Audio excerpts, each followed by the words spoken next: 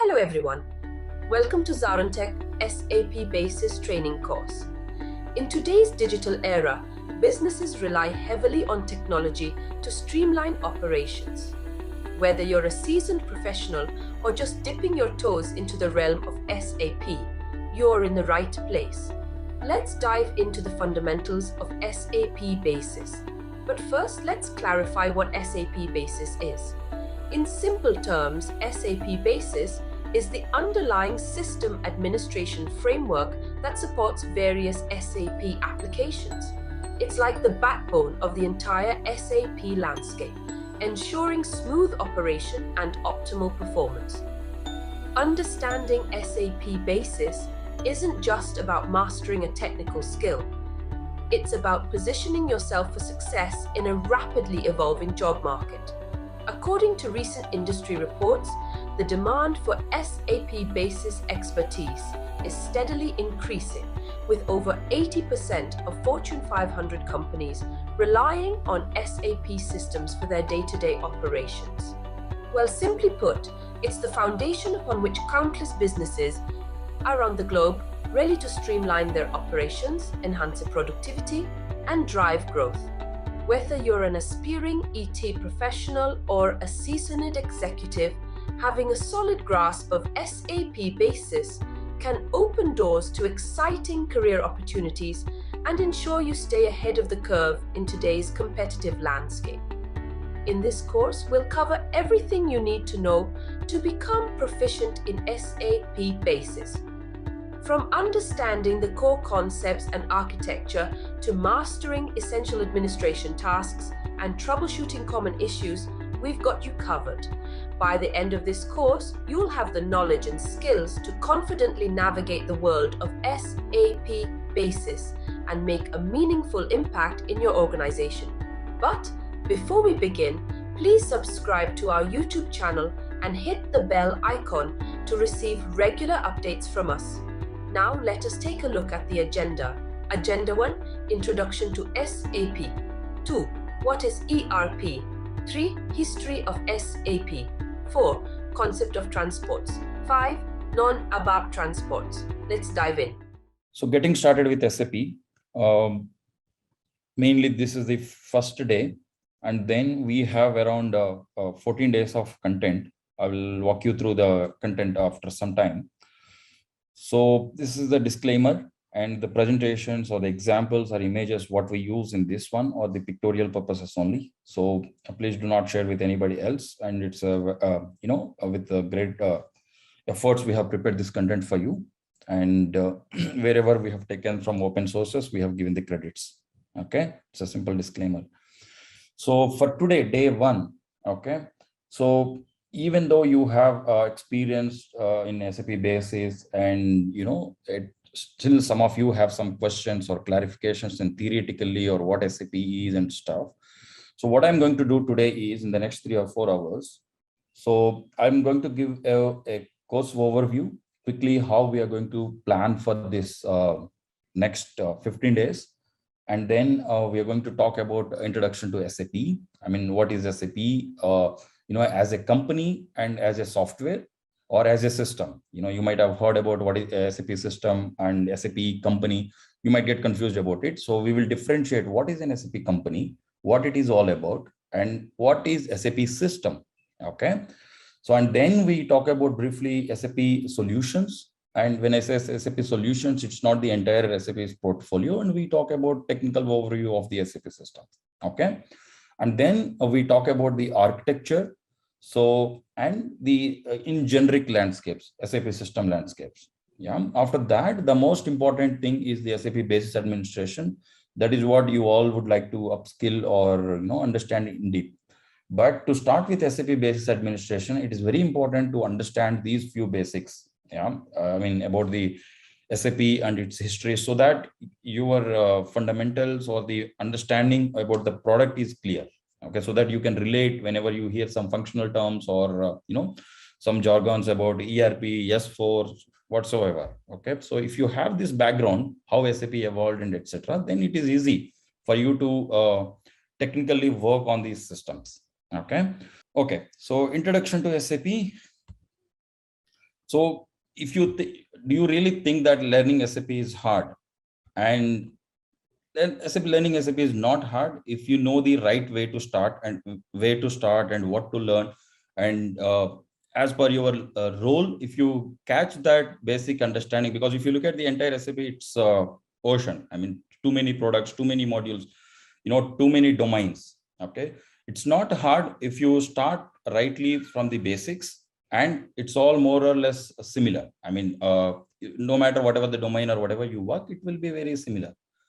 So where to click? I mean, if you really want, where to start? And these are some of the questions. I mean, whoever comes to this thing, you have some confusion about what is this SAP and what I am doing, especially if you are in a basis, right? I mean, some of you have said that you are working from last 3 months or 4 months. You might be working on day-to-day tasks, but still you have this confusion. What is exactly is? Is it a software? Is it a database? Is it, so much frustration? I mean, is it a functional? Is it coding, or is it a platform? Right? We have a lot of ABAP cloud platform, and then Java NetWeaver platform. You hear a lot of these terms. So what exactly is it, and where you start? Okay, all these frustration, if you follow this course carefully, I mean, with the structure which I have given and with the content, slowly I will take you to a level where you relate your current role, and then the SAP in general, what it is. Okay, so in this course, introduction to SAP. Okay, so in this course, we don't focus on entirely on what is SAP and its entire portfolio. Okay, the most important thing is you have to understand is SAP. Main product for SAP is the ERP. Okay, so they have started their entire business portfolio with ERP, and most of these companies use ERP. And then they have 40 to 50 another components of the solutions which they have. But ERP is the core product. Okay. Now the question comes, why we need an ERP? Okay. So how SAP evolved starting with the ERP to what it is today? And is it only an ERP solution, SAP? Is it? It's not. I will explain you why it's not an only ERP solution. Yes, they started with ERP, but it is not only the ERP solution. So yeah, let me quickly go through what we have discussed. So for day one, we're going to start with introduction to SAP, and then overview of SAP. What is SAP, and as a system and as a product or as a customer, SAP, or a vendor, service provider. Okay, and then we talk about SAP solutions, architecture, and SAP landscapes, and basis administration. Of that, if we have time, definitely we'll have some time. So we will do a basic exercise or a labs where we log into the system, and then we will see some basics. Okay, so I'll just quickly review what we discussed before we had this technical problem. So we were talking about, most of us might think learning SAP is hard. It's very confusing, and it has a lot of products, a lot of solutions. And is it a platform, or, sometimes people may think that, what are these functionalities of so many modules? Okay. So if you are, obviously you are here, if you want to learn SAP, and in that particular, you want to learn SAP Basis. Okay. So what we will do is we will going to start with the SAP as a company, complete portfolio and architecture, and then I will slowly take you to the basis administration. Okay. So yeah, again, is it a software or a database? Fine. Okay. So many of you might have these confusions or the frustrations when you start, and if you Google it or if you go to the help.sap.com, you may find it's a version of information and too much to go through. Okay, so that's always confusing, but don't worry. So we will start with the first module, introduction to SAP. Okay, so when we say SAP, the first thing which comes to our mind is ERP. Okay, what is ERP? ERP full name, Enterprise Resource Planning. Okay, so we need to understand what is ERP, why we need it, and how SAP could able to make such a big company out of it. Okay, how it was earlier, I mean, before ERP, how the companies are doing their job, and how SAP with the ERP product revolutionized the entire industry. You see, you name any industry, okay, in the market, it's automobile or finance, banking or manufacturing. You take any industry today in the world, okay, 95% of SAP financial transactions, like purchase orders, invoice, you name anything, 95%, it's a huge, okay, will touch an SAP ERP system. Okay, then you see how they have taken the entire world's industry, or how they revolutionize the software with this particular product. Okay, so it's very important. You name anything, you take banking, every transaction or the most of the transactions touch the ERP system. Okay, so SAP proudly shows it to the world that 95% of the world transactions goes through my system, or at any point they touch the ERP system. That's the criticality of this ERP, and that's how they evolved in last 40 years. It's a huge success that we will see. I mean, as when we talk about the history of SAP. Okay, so this we will discuss why we need ERP and how SAP has evolved to till today. And is it SAP only ERP? No. Okay, so ERP is their major product, and they started with ERP, but they have evolved to an multiple levels now. It's a very vast portfolio what we have now. Okay, so yeah, again, SAP solutions, which will be very confusing. If you go to the help dot, as I said, if you see the portfolio, oh God, it will be crazy. You'll see a lot of things and it's very confusing. Okay, so yep, now we will start with what is ERP. Okay, so before we get into the basis administration, right? So we need to understand what exactly the ERP do. Yes, you might be working in basis administration from last 3 months or 1 year or whatever is it, but you might not have a glimpse of functional aspect of SAP or the ERP. Yeah, we are talking about ERP now. Functional aspect, how it is going to solve the purpose for an end user. Okay, how it has changed the business. Okay, how it is improving or automating or simplifying the things what were being done by the manually earlier. Okay, so for this to understand, I mean, to get a glimpse of what ERP is, okay, we need to go through one particular example. Yeah, I'll give you one magic bookstore. Let's say we have John. Okay, he's the one guy who started a startup. It's a magic bookstore. Okay, what he's doing is he's selling the books. I mean, he's one person. He started a startup, so he deal with the authors. I mean, when we say procurement here, he talks to the authors or the book whoever written it or publishes it, and he will procure the books or from the printing or whatever is it, and then he will sell them to the particular area. Let's say Bangalore. So in Bangalore, John has a magic bookstore where he is deal with the many authors and get the books and procure, and then some of them he will put it in a warehouse. So he has a warehouse or his room or whatever is it, warehouse, go down. So where he keeps the most selling books, and based on the sales what he has every day, so he will procure them and then he will put it in a warehouse. Okay, and then okay, so his sales and then purchases, right? So he's purchasing from the authors or the printing presses, and then he will sell. So he has to manage that finance at certain point. So he is using, like we all do, right? So what we use basically Microsoft Excel. Okay, so in Excel he is maintaining his revenue details, I mean sales and then purchases details, and then he is doing a simple calculation of, okay, is he making profit or is he making losses. So that he is doing simple sum and formulas using in Excel. Okay, and the controlling, since he is the only guy who is taking care of this magic book, and yeah, some people will be there, but only for the ordering and stuff, but he is the only guy.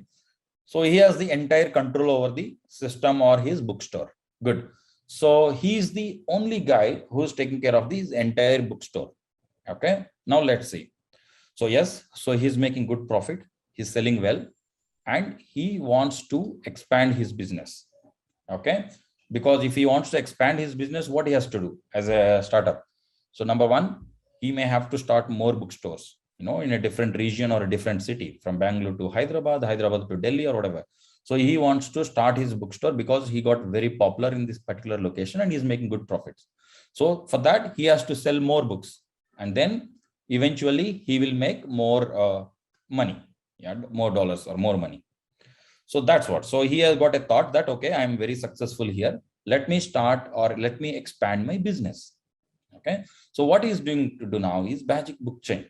So guys, it's worth spending this 5 minutes on this example to get a glimpse of ERP, so that most of the SAP products, okay, revolves around the ERP. So that's why you need to understand these terms also, finance, controlling, procurement, warehouse, sales. That's why I'm stressing on this aspect.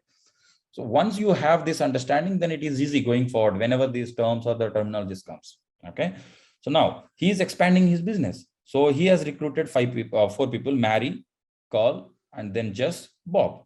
Okay. So 1 to 5 or 4 people he has recruited. I mean, so 5 locations, let's say. So he has taken, he has expanded his business to 5 cities, 1 to 5 cities. And from 1 person, so where John was controlling the everything, he has taken to the 25 people. So now 25 people working for him and 5 different cities. Okay. Now you see the problem. So each one of them, Mary, Carl, Bob, Jess, right? So even though John tells, the standards and all these things, everyone works in a different way. So Mary manages her bookstore, and her procurement, her finance, or controlling sales different. Or Carl may use Excel, or he is comfortable with the book or a ledger. He will use in a physical book. Okay. Or Jess may use something else. So each one of them for procurement or warehouse or sales, they are using their different softwares or different things, even though there are standards. But again, it's a person who is working, right? So for example, if John wants to understand in this particular week, how many sales or how many purchases we made and what is my profit and loss. So let's talk about the finance. So he has to talk to all these 5 people, 5 cities, and get a glimpse of it. And some may give proper data, some may not give. So this is a big problem for him.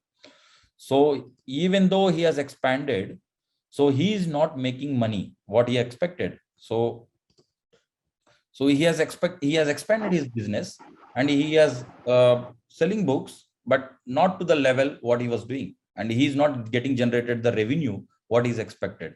Then he started analyzing what was the problem, where exactly I am losing money. You expanded and you invested more money, 5 cities and 25 people you recruited, but he lost his control. So, and if he is running like this, then it's not good for his firm.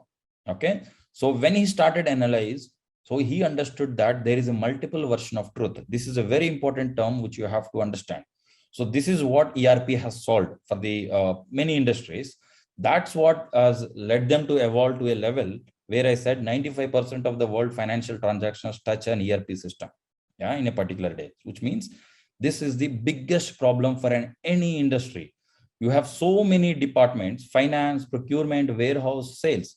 So each one of them. So this guy, Mary, looks at the system and, she documented some other way, columns or whatever is it.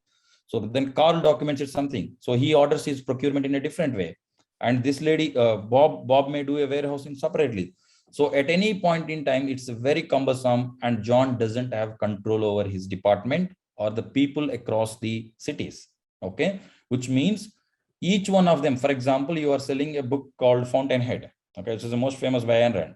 So Mary, in this city, it might not be a top selling book. She puts it somewhere else and she thinks that it is not useful, and she rate it as a least rating one. And this guy thinks that, okay, it's the best one, and he puts it. So it's a multiple versions of truth for the same product. So each one of them are organizing differently. Each one have their different opinion or different thing. So that's the problem. So then John understood the problem. So now he has done an ERP. So you see here at the beginning, he introduced the ERP system. What ERP will do? So ERP system, he implemented ERP, and he has given access to Mary, Carl, Bob, Jess. Everyone is using the same. So the biggest problem was the multiple version of the truth for the same products. Now you have one product listed in the system and the same. So you have a catalog of products, and which of them is selling across the regions. It's a tabular form and simply organized, and everybody has to use the same thing.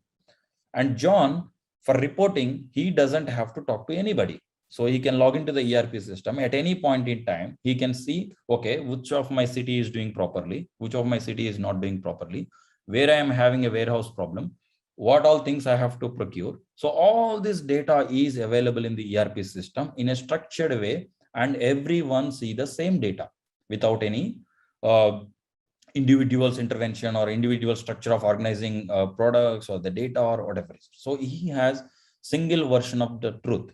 Okay, for a particular product or for a particular thing, or everybody looks into it as one system. Suppose if you look into an ERP system, anybody, whoever has the access to the ERP will see the same data. Suppose you guys working 3 to 4 months, right? You go and open one SS section and table, you get all the same purchase orders, same invoices, everything is same. So now you see such a complicated model where he has lost control of the people, products, everything, and he has bought everything under control. So what do you understand from here? ERP has solved the problem of multiple versions of truth, and it has given a very good control about his organization. Now you see, he has expanded to the 4 cities. Now he knows where exactly which of my location is not doing good. Then he can control that location and what he has to do to improve. Okay, so now the scaling up or the scale out becomes much easy.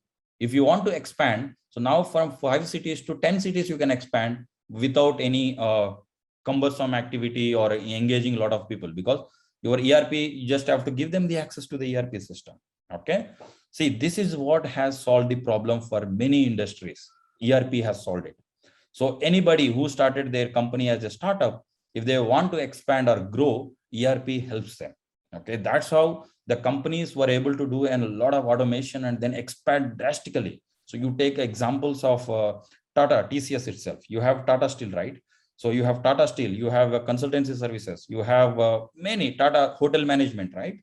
So now how Ratan Tata organize all these things, right? Ratan Tata, how does he gets it? So it's a conglomerate, right, in India. So how does he understand if his businesses are making right or not? So he implements an ERP system for each and everything. You see in TCS, you have human resource management, you have finance, you have procurement, everything, right? So those all things are tracked in this one. And you take Tata Steel again there, steel purchasing, right? Then the coal. So the manufacturing thing, everything has to be integrated. So they all connect to an ERP system. And as a CEO, you will get a glimpse of, okay, which of my business is doing fine and which is not doing properly. And then he can take some improvement actions. Okay. So now you understood the ERP, how it solved the problem for the industries. And this is what ERP is doing in the market now. Okay. So now you understand what is ERP, right? Enterprise resource planning. So this will simplify. Good. So whatever I already talked, so I have put it in the slide. Okay. What I've given example as the Tata Steel or the TCS. So it, as I said, he has the multiple businesses, rather than hotel management and all. It collects, manage, and share data. You know, it's a single version of the truth, so that you can make better decisions or the better choices. And then, as I said, if one of your business is not doing properly, and then you can control those processes. Okay, where exactly you get a glimpse with the analytics, or as soon as you have the data, you can do in the market so many business analytics tools. You have SAP Analytics Cloud is there, Microsoft Business Intelligence is, that's a trend now, data science, or so many things are available to do the analysis. Okay, so but do the analysis with those tools and then control the process where exactly you are making problem, where exactly you have the problem, identify it, and easy to control that particular. So track and measure. Again, all of your businesses, you can track in a real-time data. Okay. So earlier there was no real time. So at least, I don't know if you heard it. Even now you hear, right? Month-end reports in BW. Okay. Month-end reports, and where you don't implement any changes in the system, and you ensure that those reports are generated. But now we have this trend of real time. So that we will talk when we talk about the HANA. But yes, so you can track and measure. Earlier they used to generate weekly reports or some critical reports, daily reports, and monthly reports. Okay. And automate processes. So as I said, so once you have this picture of the integration of these departments, procurement, finance, and then sales, right? These are all integrated in ERP. So which means For example, let's take an example of the magic chain. You have sold 100 books today. Okay, one particular book. Let's take Chetan Bhagat's book. Okay, it sold a huge number of copies, and it's a very good success. So earlier you have to call and place an order, right? I mean, hey, today 100 books are sold. I need 100 book stock. But here, when they are integrated, the moment as soon as you release the purchase order, as soon as you sell those books, immediately you get you place an order for the 100 books. Okay, you know that what is your warehouse capacity. Okay, I can hold 100 top selling book as 100 books. Then immediately you place an order. So the procurement to the sales, it's been automated. So such process, I mean, you take in a steel industry as well. Okay, the moment you generate the iron and then you sell the steel, and you have to place an order for the raw materials, right? So those number of raw materials, immediately it will place an order. So then it will generate a purchase order and it sells to the vendors, whoever provides those raw materials. That's what. So you can automate this process. Okay. And then improve quality and efficiency. So now you have a single version of truth, and everybody or every business is following the same ERP system. So you can, I mean, if everybody is using the same, then there is a chance that very less mistakes, because you test it properly and everything is proven, and then it improves the quality, and it's a repetitive and automated task. The efficiency will increase better. Okay. So then at the end, run business better. So that's the slogan for SAP, right? So, I mean, if you look at the SAP, there's a tagline, run business better, or then there is a run simple. Okay. So run simple means because ERP is taking care of all these cumbersome activities where you used to have different departments. They were taking ERP takes care of such a nice and controlled way. So that's why they say run business better and run simple. That's the current tagline. They say it's a simple run. Okay, so that's about the ERP. Okay, now the question comes. Okay, why only SAP succeeded? Don't we have another ERP solutions? I mean, what were the competitors? So we have many ERP solutions, but I will put you only the main few. SAP is there, Oracle, and then Microsoft. So SAP is the leader in ERP, and nowhere these Oracle and Microsoft come closer to SAP. Okay, so in the sense, as I said, 95 to 98% of the market is captured by the SAP. That we will talk about when we come to the customers data. That you can find it in help.sap.com. It's open source information which they will provide. And same is with Oracle. So they were not able to succeed. So as SAP, Microsoft, there were different regions, but it's not. It's a business. Once we have time at the end of this 40 hours of sessions, so we can discuss those things. Why SAP only successful and why Oracle and Microsoft. It's very interesting topic. How these compete each other and how they come up. But know that in ERP, the leader is SAP only. Yes, and along with those top three players, you have Sibyl, you have JD Edwards, and so on, so things. Just know it, just for information. I mean, you should not think that ERP means SAP only, no other players. No, there are other players, but SAP is the leader. So, okay, as a part of this course, we'll talk only about SAP. So we'll not cover about any of these other solutions. Okay. So any questions before I proceed further with the history of SAP? Before that, I was just giving an introduction of the confusions, and when you want to learn SAP, you might feel confused on where to start and what to start. Is it a database or software, and how difficult it is to learn? Those things we were discussing. But have you gone through the case, ERP case, what I've explained? So now you got a glimpse of, you might not have got a glimpse of what is SAP, but at least you understood what is ERP, how it can simplify the business, right? How it can help you to scale out your business with the use case or the example what we have discussed. So now, as I said, then interesting question, how SAP was able to capture the 95% of the market. Okay. Now we need to see the history of SAP, how they started, and because this is also important, because when you are working on the particular solution, right, it's always good that how they evolved, and just worth spending some 5 minutes of time. And here also I will try to explain about the technical things so that you get this is what I don't give you the entire business, how they evolved and how they competed with everybody and how they earn more money. Fine.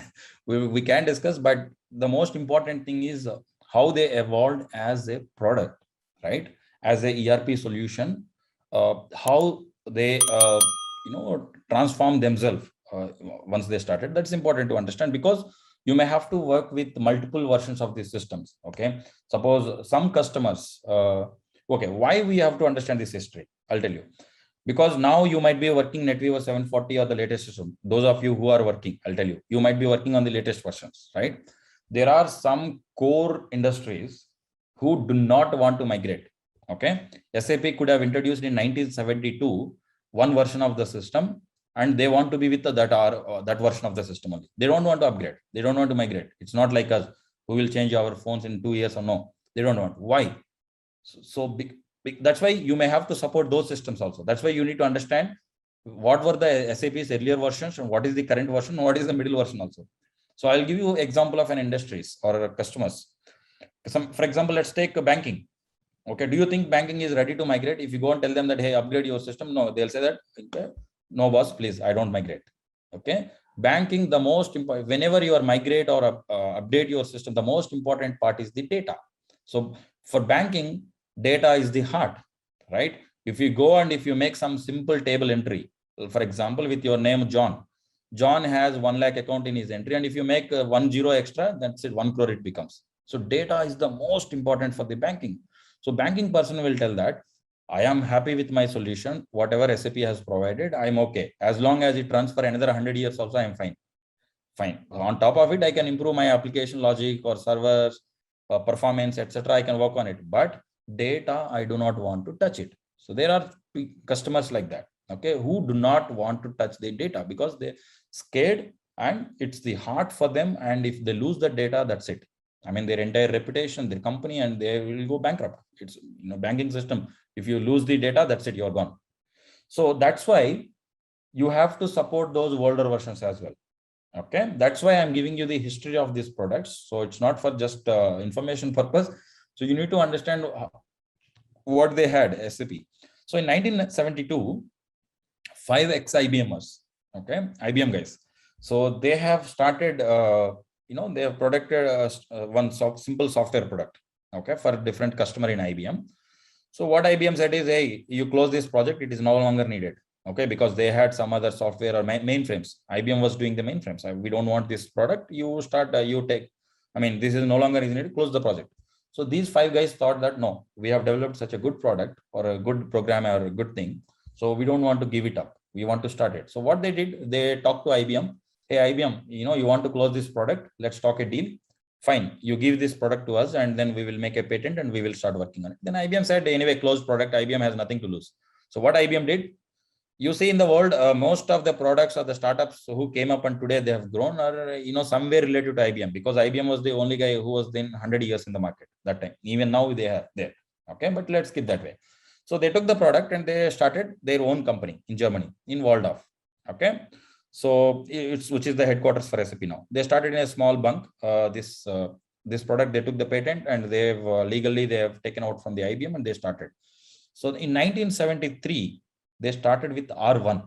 Okay, so R means, anybody knows it's R, what R stands for? Because you hear this R1, R2, R3, and then there's no R for, don't worry. So R1, R2, R3. R1 is, R stands for real time.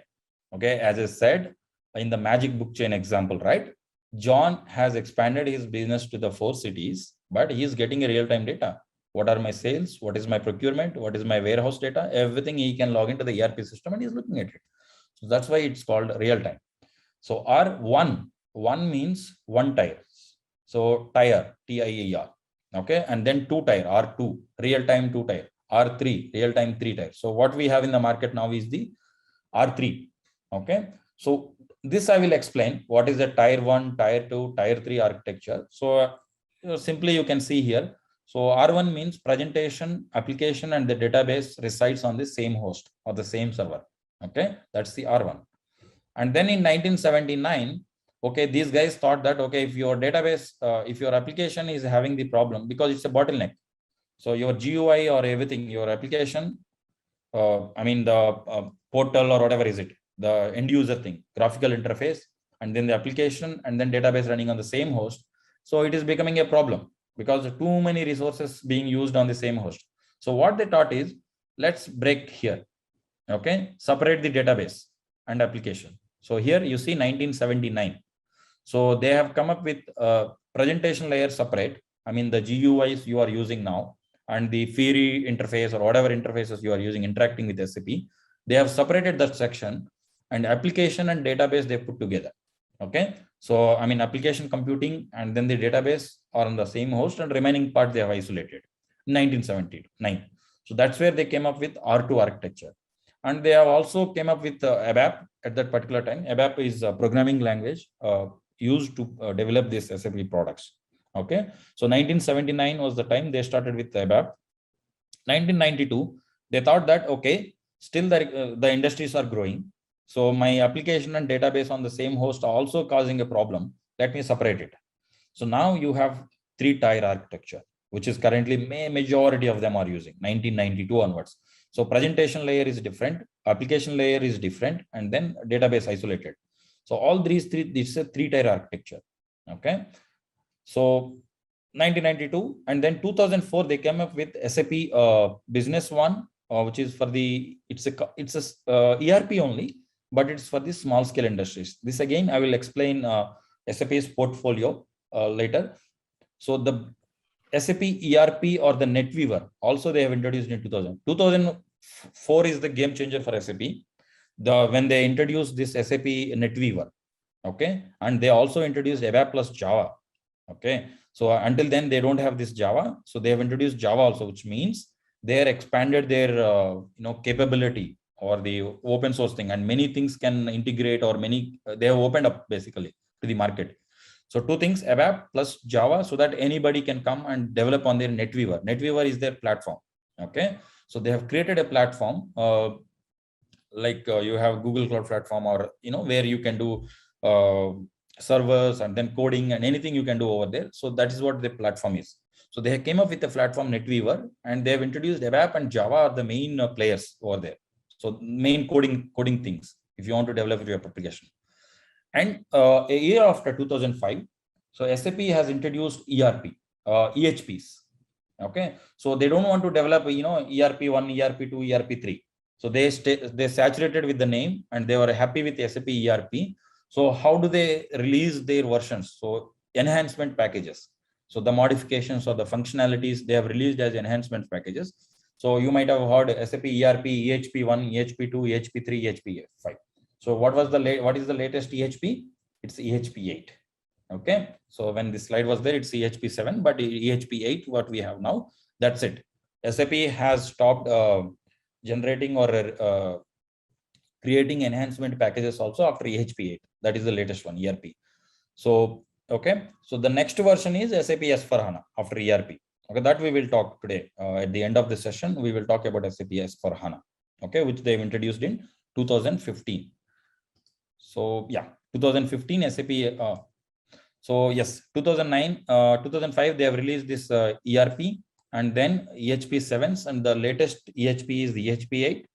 And in 2011, the most trending or the buzzword in SAP, right? SAP HANA.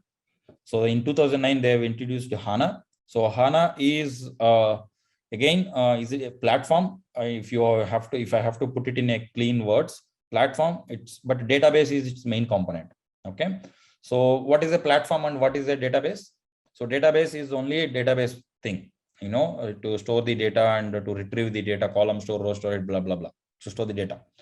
But platform has a different functionality. Yes, database can be a service in it, but platform means you can develop applications, you can code on top of it, you can integrate with it, you can third-party applications or something. So platform has much more capable features than a simple product. So that's why SAP HANA, if I have to put, it's a platform, but mainly SAP uses it as a database. Okay. In 2011, they have introduced, it's an in-memory. When we have this HANA session in detail, I will walk you through the architecture and how HANA evolved and how it is different from other database. But just know that 2011, they came up with SAP HANA. So in 2015, 2009 itself, there is a business suite. This is the most successful product of SAP thing. So don't worry, SAP business suite means something different word. So what they did is, they clubbed some 5 to 6 products together, and they called it as an SAP business suite. Okay. For example, so far what we understood, SAP ERP, SAP ERP was developed by SAP, and they have the latest one is EHP 8, Enhancement Package 8. So what they thought is, okay, my ERP is doing fine. So what about the customer relationship management? What about supplier relations? What about the product life cycle management? What about the supply chain management? Right? So those are all they have separate. Sorry, those are all they have separated systems: CRM, SRM, PLM, and ERP. They combine all those 5 components or the 5 products in one thing. They called it as SAP Business Suite. On which platform they developed this business suite? NetWeaver. Okay, when I say NetWeaver, you always relate it to as a platform, NetWeaver platform. So I will talk about this also today in architecture, NetWeaver. So on top of the NetWeaver, they have introduced business suite, which combines 5 or 6 systems. Okay, and in 2015 they came up with SAP S4HANA. We will talk in detail when this S4HANA comes. Okay, what is S4HANA and how it is different from the ERP? Yes, it says ERP is next version, but how it is different, what they have done corrections or what they did it, that we will discuss it. So now you got the glimpse of what is SAP, right? So how SAP started in 1972, and then how they have evolved in this 40 years. That's it. So if I tell you simply, there are many products, 40, 50 product portfolio, but this is the most important thing which you have to understand as a basis guy. Okay.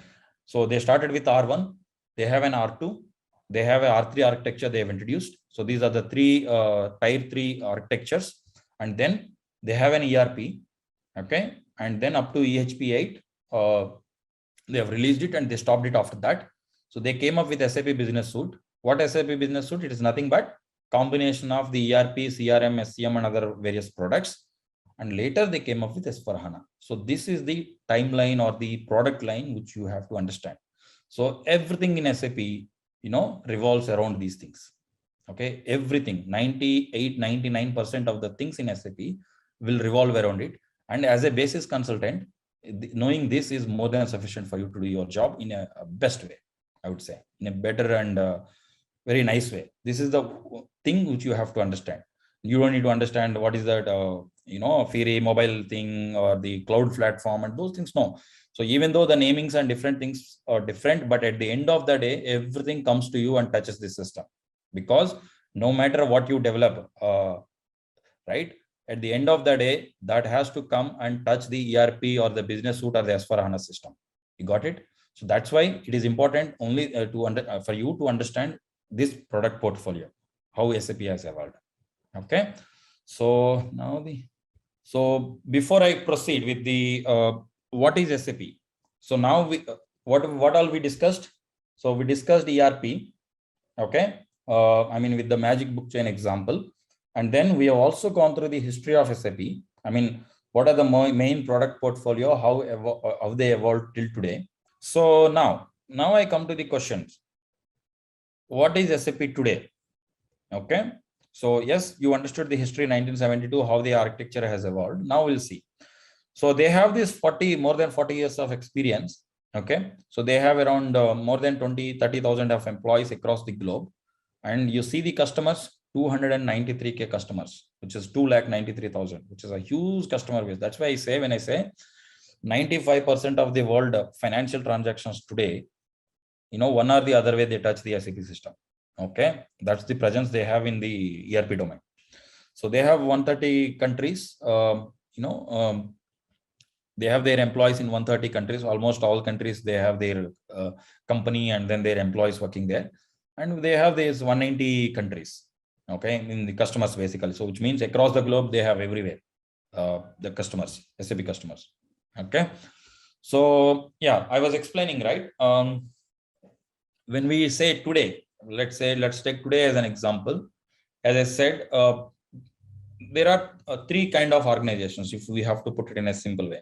Small size organizations, who just started their startup, mid-sized organizations, and large organizations, for example, like your TCS. Okay. So now SAP has to cater their solutions to all sections, right? They also started as a small 5 people to this level. They have to cater. So, I mean, if you take today, the moment people say SAP implementation means, oh God, this is so costly. So, I mean, that's the impression. It's a very big product, too many resources, too much costing, and too much of efforts to be needed, right? It's like complete project. So imagine how many TCS employees are in basis projects. Okay, how many of you work in SAP projects within SAP, right? So many thousands of employees are working on SAP. Okay, in TCS itself. Then take IBM, Accenture, and any other company who are supporting, right? So people have an impression that SAP is a very big product and it takes a lot of skill, efforts and money. Okay, that is the large, large industries. So what about the small scale industries? Because today small can become a bigger industry later point in time. So that's why SAP has segregated its products in three simple things. So small means a startup who just want to implement SAP Business One. It's a simple solution. Just implement on a small server, and then it will solve your problem. So as soon as you grow your business for this small guy, and he will become a mid-sized, then SAP will tell that. So this is an important market strategy as well. Business all in one. SAP will tell that, hey, okay, SAP Business One is successful. Okay, now you have grown and you are upscaling. Okay, now take this mid-sized SAP Business all in one. So this guy is already using an SAP product, and SAP will help him to move to the mid-size. So then he also win-win. So the client will win, and then as an SAP, they're also winning a customer, right? They have grown from small to big. That is what they did in this first 40 years. So SAP has grown along with the customers. Okay, that is their secret or the success mantra for them in this last 40 years. So they took them as a small company, they helped them to grow and give them their software, and that guy, it is easy for him to expand. Okay, and then he will become a mid-sized organization. So then the mid-sized organization will become a large organization after a couple of years. Then SAP will tell that, oh, good, very good. Let's go with business suite. Let's put the implement it. So now again, he's already using an SAP product. SAP will handhold him. Okay, and SAP will suggest them that, okay, product-wise, I can help you, but implementations, SAP support, they don't have a bandwidth to support because it's mainly a product-based company. So SAP has opened its doors to multiple partners, right? So you have TCS, you have, SAP did not hold it to themselves that, I only support it or I only do it. So they have expanded the doors. They opened the doors to, TCS, IBM, Accenture, you name any company, Infosys, Wipro, all of them support SAP projects, right? So SAP has opened their ecosystem for the partners. They made them as partners, TCS and all. So what is happening now? So now SAP has played a very good customer. You move them from the mid-size to large size, and then for this large size support, you open the doors to the other vendors. They are supporting it. So now it's like everybody winning. Everybody is making happy. Everybody is happy. Customer is happy. He has grown to a bigger thing. SAP is happy. They have implemented their solution. Partners also happy. TCS, Wipro, IBM, everybody is happy because they got the support projects. You got it? So now you see, does any of them will lose? You see, if any one of them want to develop or a product or something, it's a loss for them only, right? They can't create an ecosystem like SAP did. Now everybody wants SAP to be sustained, right? So as a partner, suppose if you are supporting SAP projects, you think that, oh, SAP has to be survived. SAP has to be in a good condition, then you provide support because you are making money out of it. And the customer, he has grown to a bigger level. So that is how SAP has grown from 5 people to today some 30,000 or 40,000 employees and 300K customers. Yeah, that is how they are surviving. It's not just SAP. Everyone in its ecosystem wants SAP to live or breathe. Okay, so customer, so partners, everybody wants SAP to live. That is the secret for them. So they have opened their doors to everybody. Everybody is making money. Everybody is winning. It's a kind of win-win-win strategy.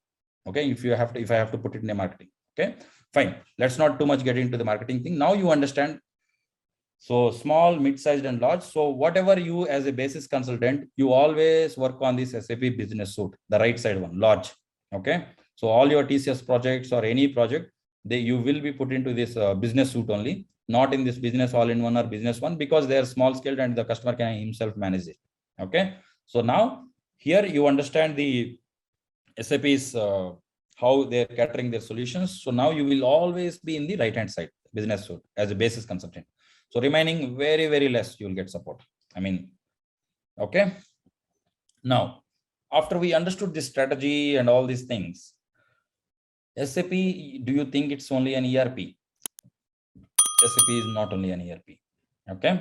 So since I've stressed it more on the ERP, yes, they started their career or the company with ERP, but it is not only an ERP solution. Okay. So SAP has analytics. So SAP Analytics Cloud. See, you have an ERP solution and you have so much of data. Where do you store the data? You need to have a BW, SAP BW system.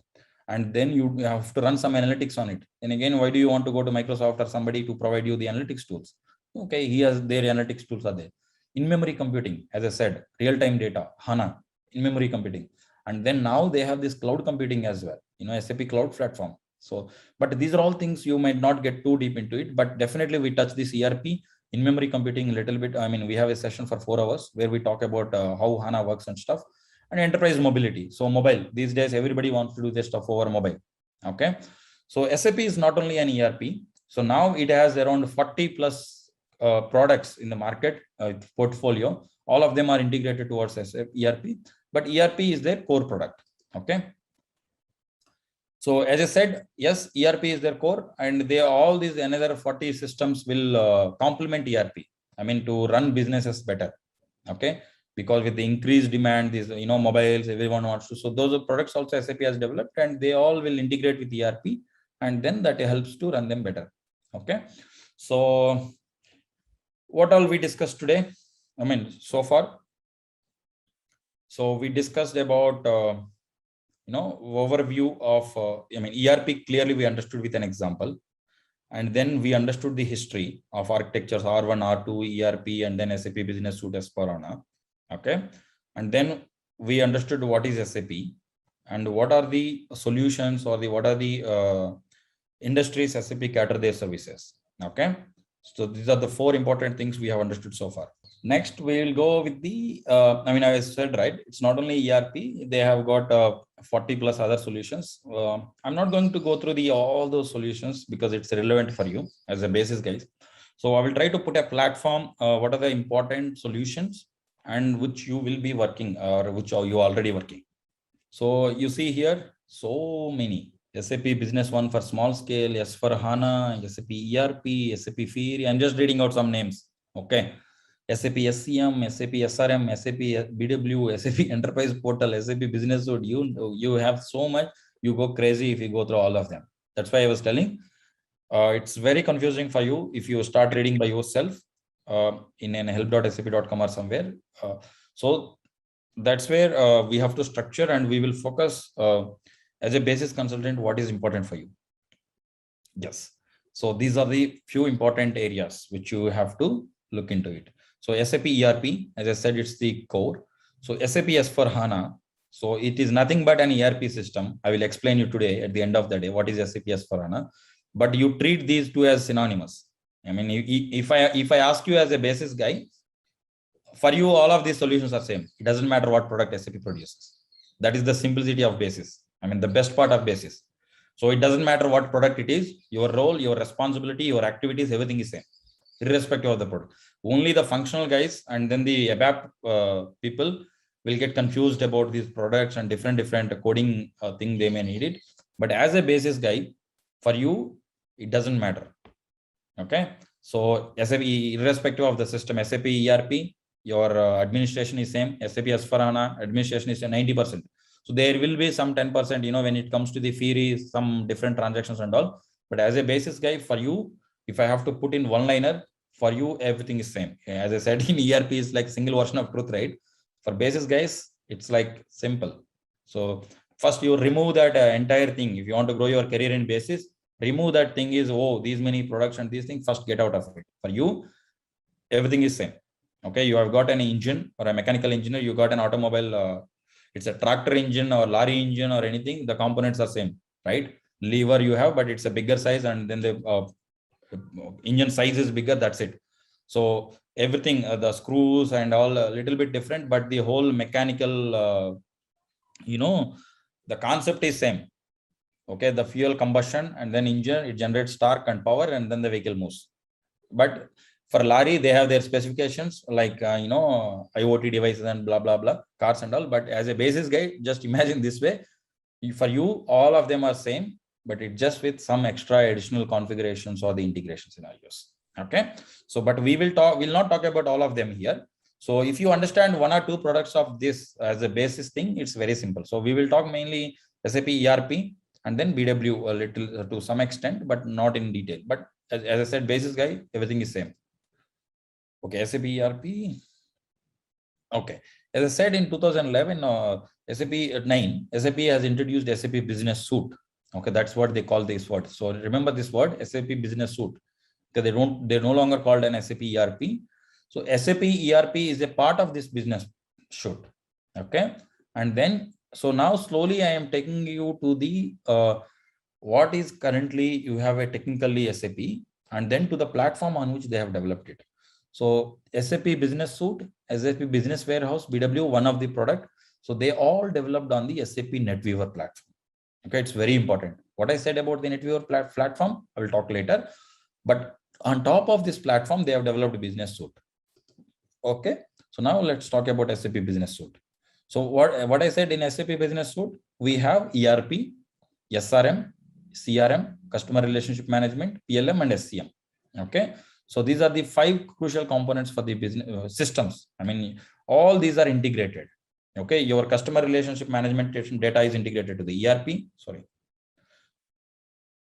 And then your SRM data is related to the ERP, SCM, supply chain management data is related.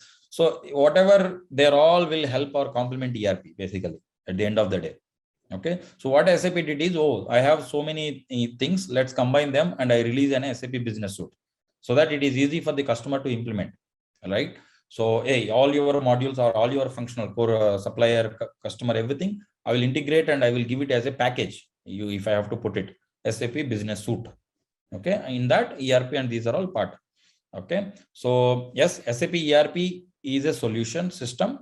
Business Suite is a combination or a bundled package. Okay, that's the differentiation.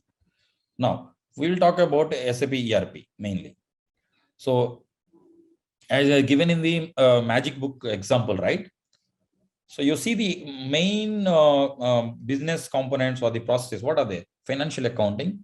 Okay, controlling I have explained. That's why I told you that example is very simple example where you understand these terms.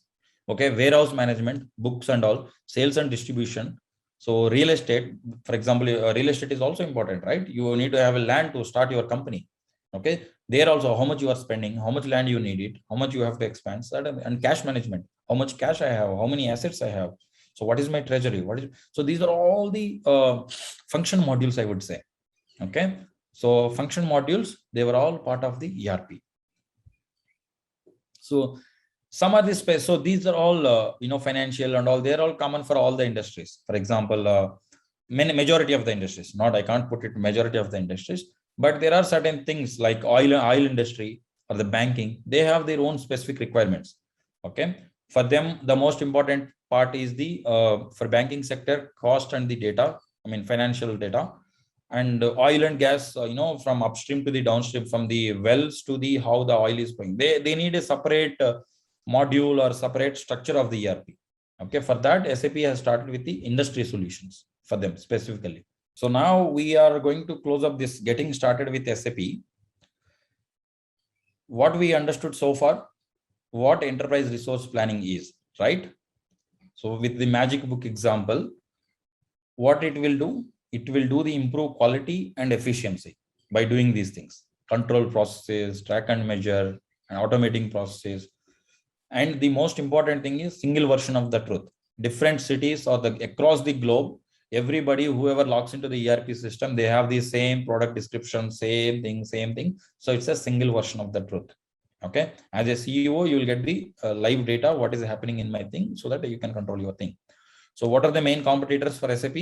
Oracle, Microsoft, but mainly SAP when it comes to the ERP.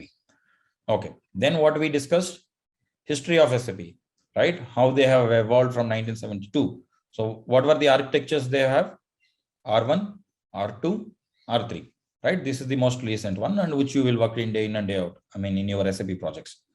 And then they came up with the SAP NetWeaver platform. This is very important, guys. NetWeaver platform means majority of the systems still today are on the NetWeaver platform. That I will in detail, I will explain you the NetWeaver architecture when go, but understand this is the most important thing.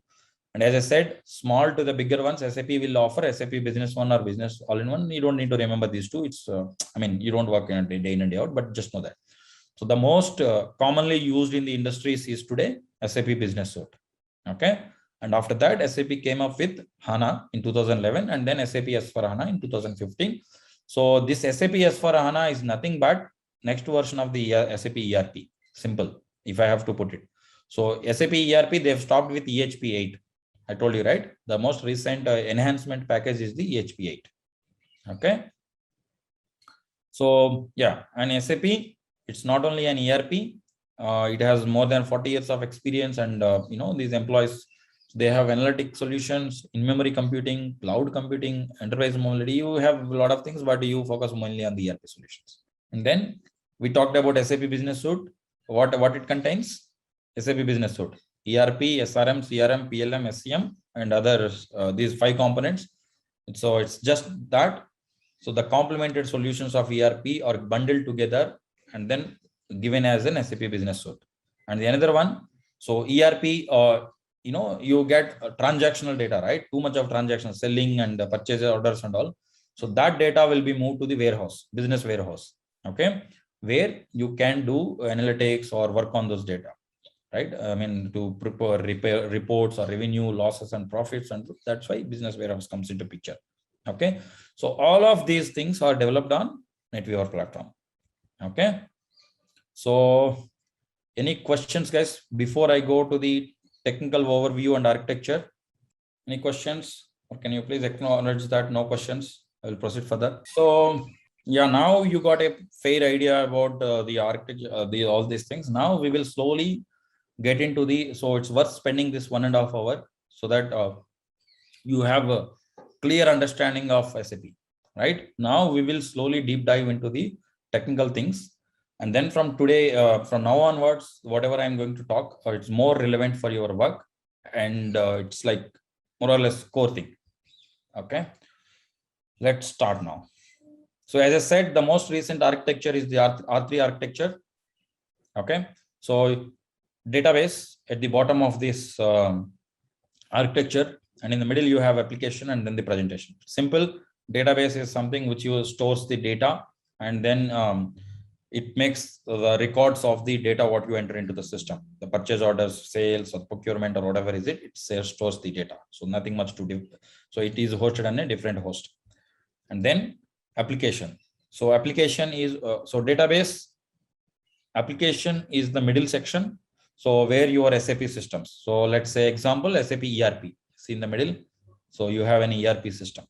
Okay, and SAP ERP system connects to a particular database. Okay, instead of hosting on the same host, they've separated, I mean, they segregated logically these sections basically. Okay, and then so system administrators, which are you or you know, whoever working in the basis, will have access to the application and database. Okay, so who are the administrators? So this is important. So what all things you have access? You people, you will be working on application and database as well, until unless you have a separate team who is taking care of the DB. But basis means we'll talk about basis roles and responsibilities after some time. It's very, very important that you understand database as well. Basis doesn't stop at this application layer, administration, I mean ERP administration, but you have to have the database. Even though you have a database team, always try to upskill yourself in the database part. Okay, because you can't separate a basis consultant without database knowledge is not good thing. Okay, so I mean it's a half-baked one. So always your focus should be application and database. You have to be thorough. Okay, whenever you are, and then the presentation. Again, system administrators have like SAP GUI, right? Or the mobile or the Fiori or the ones which you access to the system. So that is the front end, you would say, presentation layer. So here you have ABAP developers, end users, business users who will maintain that data. Everybody has access to the presentation layer, but application and database, you and presentation also you have the access. That's why basis guys will deal with all these 3 layers. And as you grow your career, please focus on the all 3 areas. Don't restrict yourself to that. Okay, I'm a basis guy and I will restrict to the application and I will do only a presentation. No, You have to have the end-to-end scenario. I mean, end-to-end understanding of how your SAP system works. That's the complexity of Basis. So it's a very complicated module.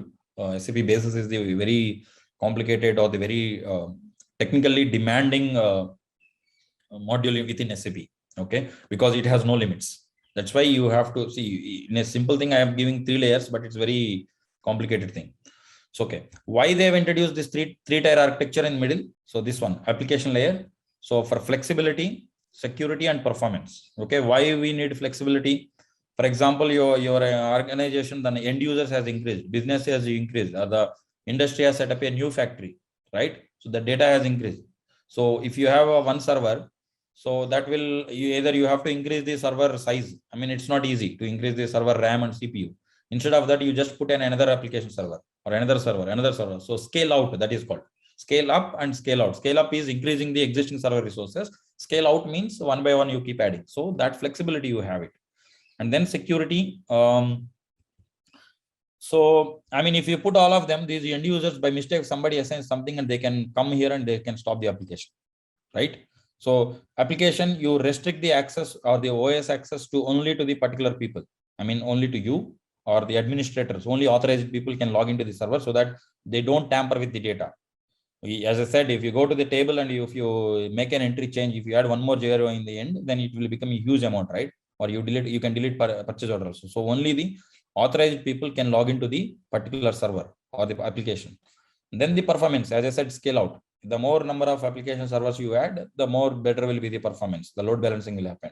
Okay, that's the reason behind introducing this three-tier architecture, and it's the most successful and most useful architecture so far in the SAP. Okay, so now you have got the overview of the three-tier architecture. So this is suppose some company or the TCS uses implemented an SAP solution. Okay, or we'll name some company. Let's put BP or HP. No, HP means oil. Reliance. Okay, Reliance has implemented this SAP, and TCS is supporting, which is you guys. Okay, you guys are supporting this SAP R3 structure. Now there is a problem. As an admin, you cannot able to open the, you cannot able to solve the issue, and you have raised a ticket to the product support. Okay, what do you mean by SAP product support? SAP. You have raised a ticket to the SAP that, hey, as an admin, I think this is a bug in the product and there is a problem in the code or the functionality of the given thing. Okay, now you raised a ticket to the SAP product support. Okay, SAP will tell you, okay, I can't understand from your this thing. I mean, from your description or whatever is this, I would like to log into the system and understand it. You got it? They would like to, SAP will ask you to log in to this system. That is when they place a request for opening the client or, log into the system, R3 connection open. Okay, now you have to assess for SAP product support guy to check, does he need only the presentation layer? I mean, does it solve the purpose? That depends on the issue. For example, it's a code bug. He just needs an web access, right? I mean, just log into the SAP GUI and you give him the required authorization. And if he still say that I'm not authorized, just run some SU50 where there's a transaction, or he will let you know what authorizations are needed. Okay, we'll talk about how authorizations are assigned to that particular user. So he logs into this and he will check it. Oh, that is the, when I say connection opening means that is the meaning. So the product support, you are opening a connection to the product support guy to log into this particular system. Did it answer my question? So opening connection not only on SAP level always, SAP GUI level. Suppose if it is a problem in the server level, they will ask you to open the connection to server as well. Okay, but in very, very rare scenarios. Okay, but sometimes it could be a problem with the database. They also ask you to open to the database. That's why you as an admin, you have to assess, with the experience and with the sense, oh, this could be a reason, this could be an application issue. Let me open to the SAP application. And if that guy will be expert, okay, the product support SAP, the moment they look into it, oh, hey guys, this is not an application issue, put it to the server manager server. Then they will ask you to open server. So then you have to open the connection to server, then database. Now we will go with the SAP system landscape. Okay, again, most important thing for the basis guys. So as important as the three-tier architecture, what I've explained. So you have, I think you might have heard it. I mean, you might have working in development, quality, and production. Okay. This is the three system landscape we call. Okay. some customers will implement 4 system landscape. Some customers will implement 5 system landscape. I will explain you what are these things. So these are the majorly used thing. 70% of the customers use this 3 system landscape only. Remaining 20% you will go for 4 system landscape. Remaining will go with the 5 system landscape. But 5 system landscape is the very expensive one. Okay. First, let's understand this thing. So you have 3 system landscape. So development, any SAP customer, for example, as I've given this magic book chain, if he is wanted to implement the SAP ERP. Okay. See, whenever I talk about this thing, you always connect to the ERP because the concepts as a basis case, the work is similar for everybody. I mean, any other component or any other product. Okay, that's why I always give an example of ERP only. So he's implemented an ERP system. Okay, so but if he has to fix something or if he has to develop something, right? Suppose if he has only one system, he will go and make the changes, and that time it has an impact for the end users, and his business is in a halt situation, right? That he don't want to do. So his business has to always up and running fine. For example, banking, always your banking is up and running. Your industry has to run. Everything has to run always. So you don't want to trouble your production system. That's why SAP has introduced 3: development, quality or the test system, production. And for example, I'm doing the training, or you have got the access to the test system, right? So even though you have access to your customer systems, right? Why we are not asking you to go and do these exercises over there? Because they are the production systems. If something you do, that will cause a business impact, right? So the end user will suffer, or there is a revenue loss if your SAP system is not running. So that is why we don't want you to do your testing and you don't want to do your trainings in the production or the live systems. Live system, that is also again one live is a term once it goes live. Okay, production system. That's why SAP has developed a 3 system always proposes to the customer minimum this landscape. So development system. So if you want to do a customizing, if you want to do some tweaking of a table, tweaking of certain thing, so that customizing you develop in the development system. Don't touch the production. So once you do the development, you move it to the test system. Okay. So in test system, you test the functionality. So this test system is almost a replica of the production system, most of the cases. So test system do have the functional data of the production. Okay. Because that's why I'm not sure if you guys heard of it, a system refresh.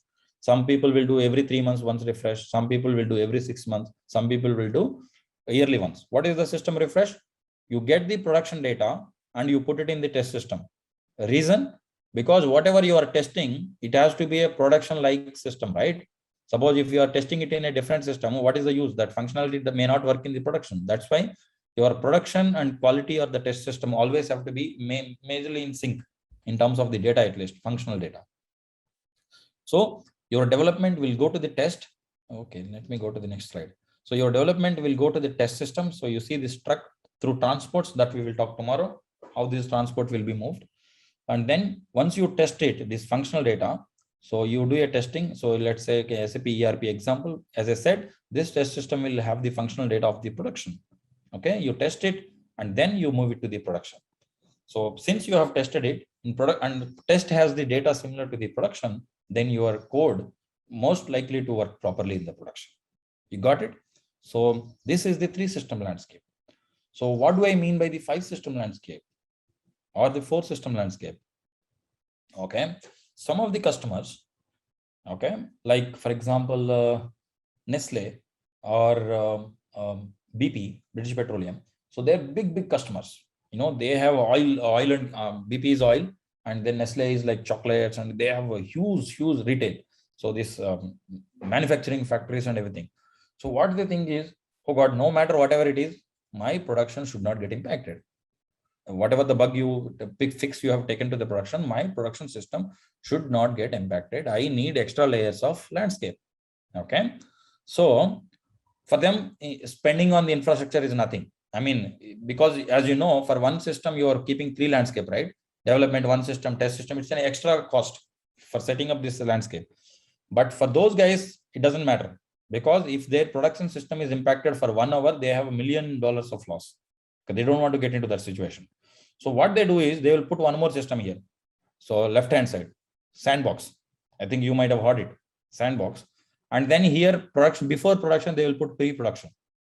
Okay, that is a 5-system landscape. So whatever you want to try, first you try in the sandbox. That's like a playground.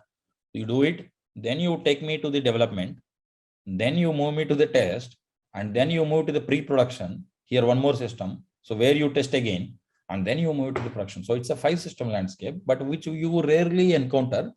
But 3-system landscape is the SAP minimum recommends to anybody. So 99% of the customers will have this 3-system landscape.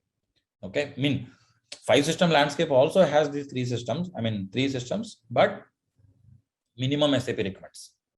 So good. So this is the 3-system landscape. So 3-tier client server architecture. So this is how it looks. So database, application, presentation, and then you have yeah, it's there. So why do you need this minimum application layer? Flexibility, security, and performance. And then you have presentation layer, SAP GUI. So now you understood the development, quality, production, and why do you need a 3-system landscape. And apart from 3 systems, some customers implement 5 systems. That's it depends on their budget. Okay. So standard or customizing or the web thing, whatever you have developed will move to the test, and then it goes to the production. Okay. So all these systems, you administrators have the access. That's why that is the whole purpose of this slide. Okay. So development, you have to work, quality, you have to work, production, you have to work. So for others like business users and end users, there might be a limitation, but for you guys, as I said, any system, your work is same. I mean, irrespective. So that is the simplicity of the basis, but it is also very complicated technically. So simplicity is you have access everywhere. I mean, you development, for example, developers, ABAP developers, they only have access to development. Okay, because they can't touch the test system, and the quality guys will be there, functional testing guys. And then production, no expected to be no issues. Even though there is an issue, basis guy has to import here. And then if there is an issue, again, he has to import to the development guys only. Hey guys, this transport is causing a problem, or this change is causing a problem. And then that guy has to fix in development only. So which means he's not, first of all, developers are not supposed to change anything in the production. So that's why you have access to everything, and you are the guy who has to intimate to the respective people. Okay, so you have access everywhere. I mean, you will be responsible for administering all those things. But architecture and all, you know, wherever is most relevant for the basis, right? So I will automatically stress it over there. Okay, for example, in business suite, where I've stressed it. So wherever it is of more relevant and needs a special this thing, I will always stress it. Okay, now after discussing about the what is SAP, what is ERP, history of SAP, and what are the SAP solutions, and what is their landscape, now it is important for us to understand the SAP architecture and some of the slides which I've already explained in this one.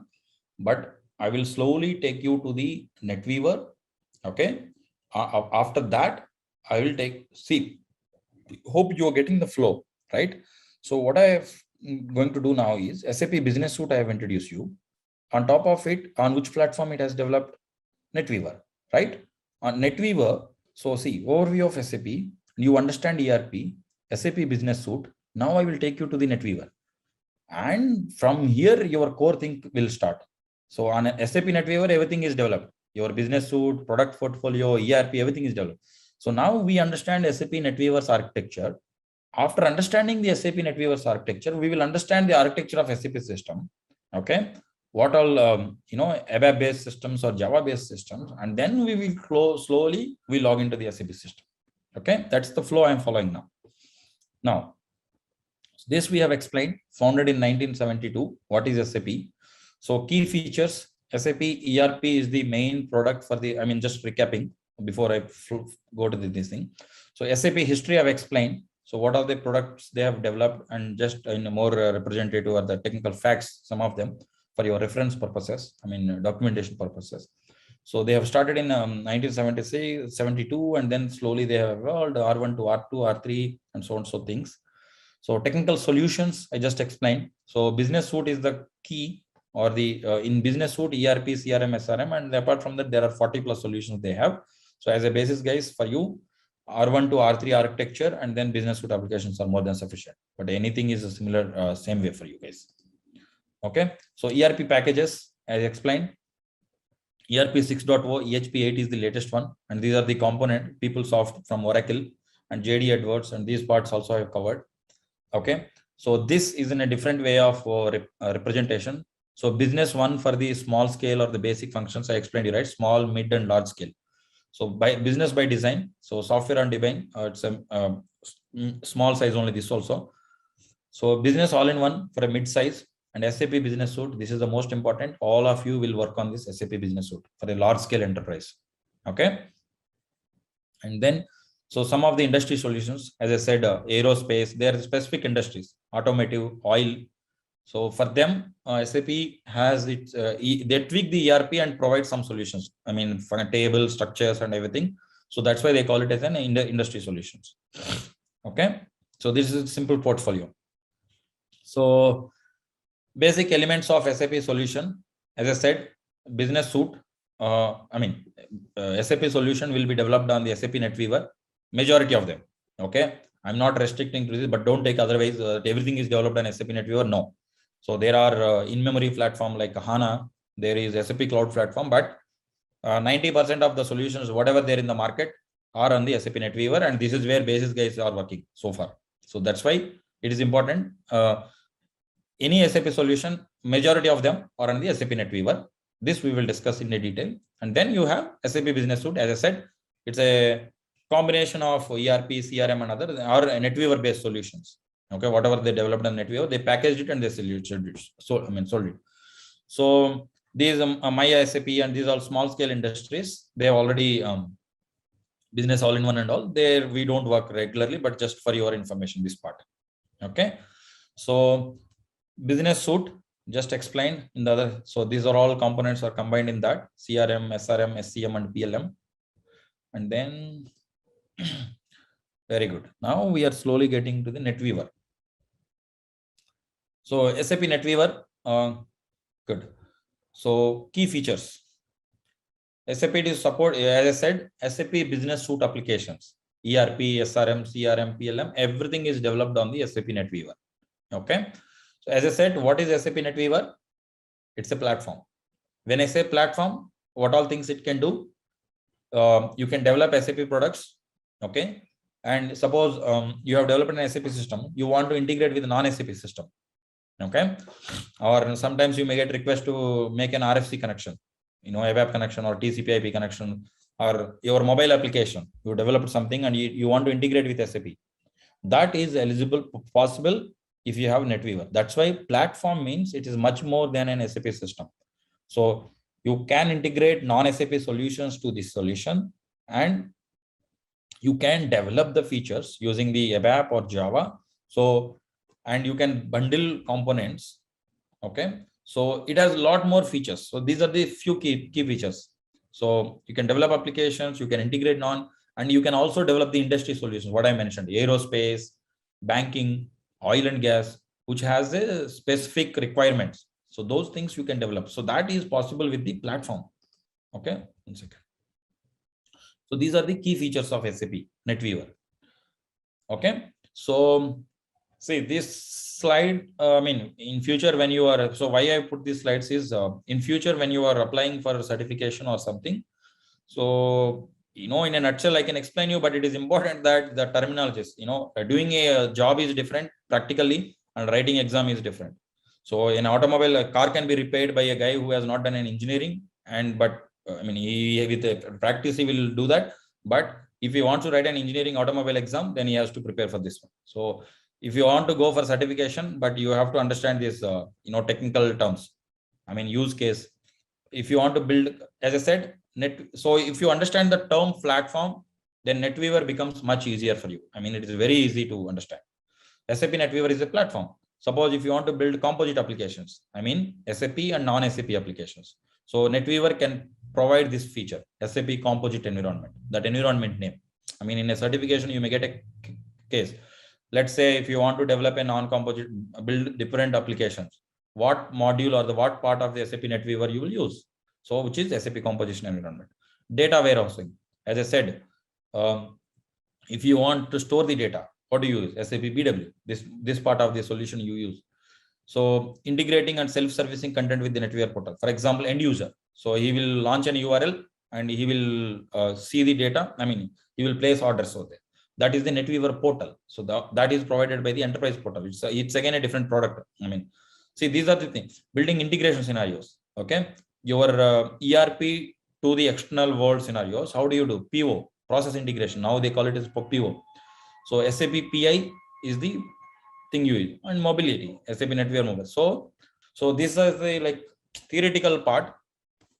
What corresponding capability of SAP NetWeaver can provide this particular use case? This is the part.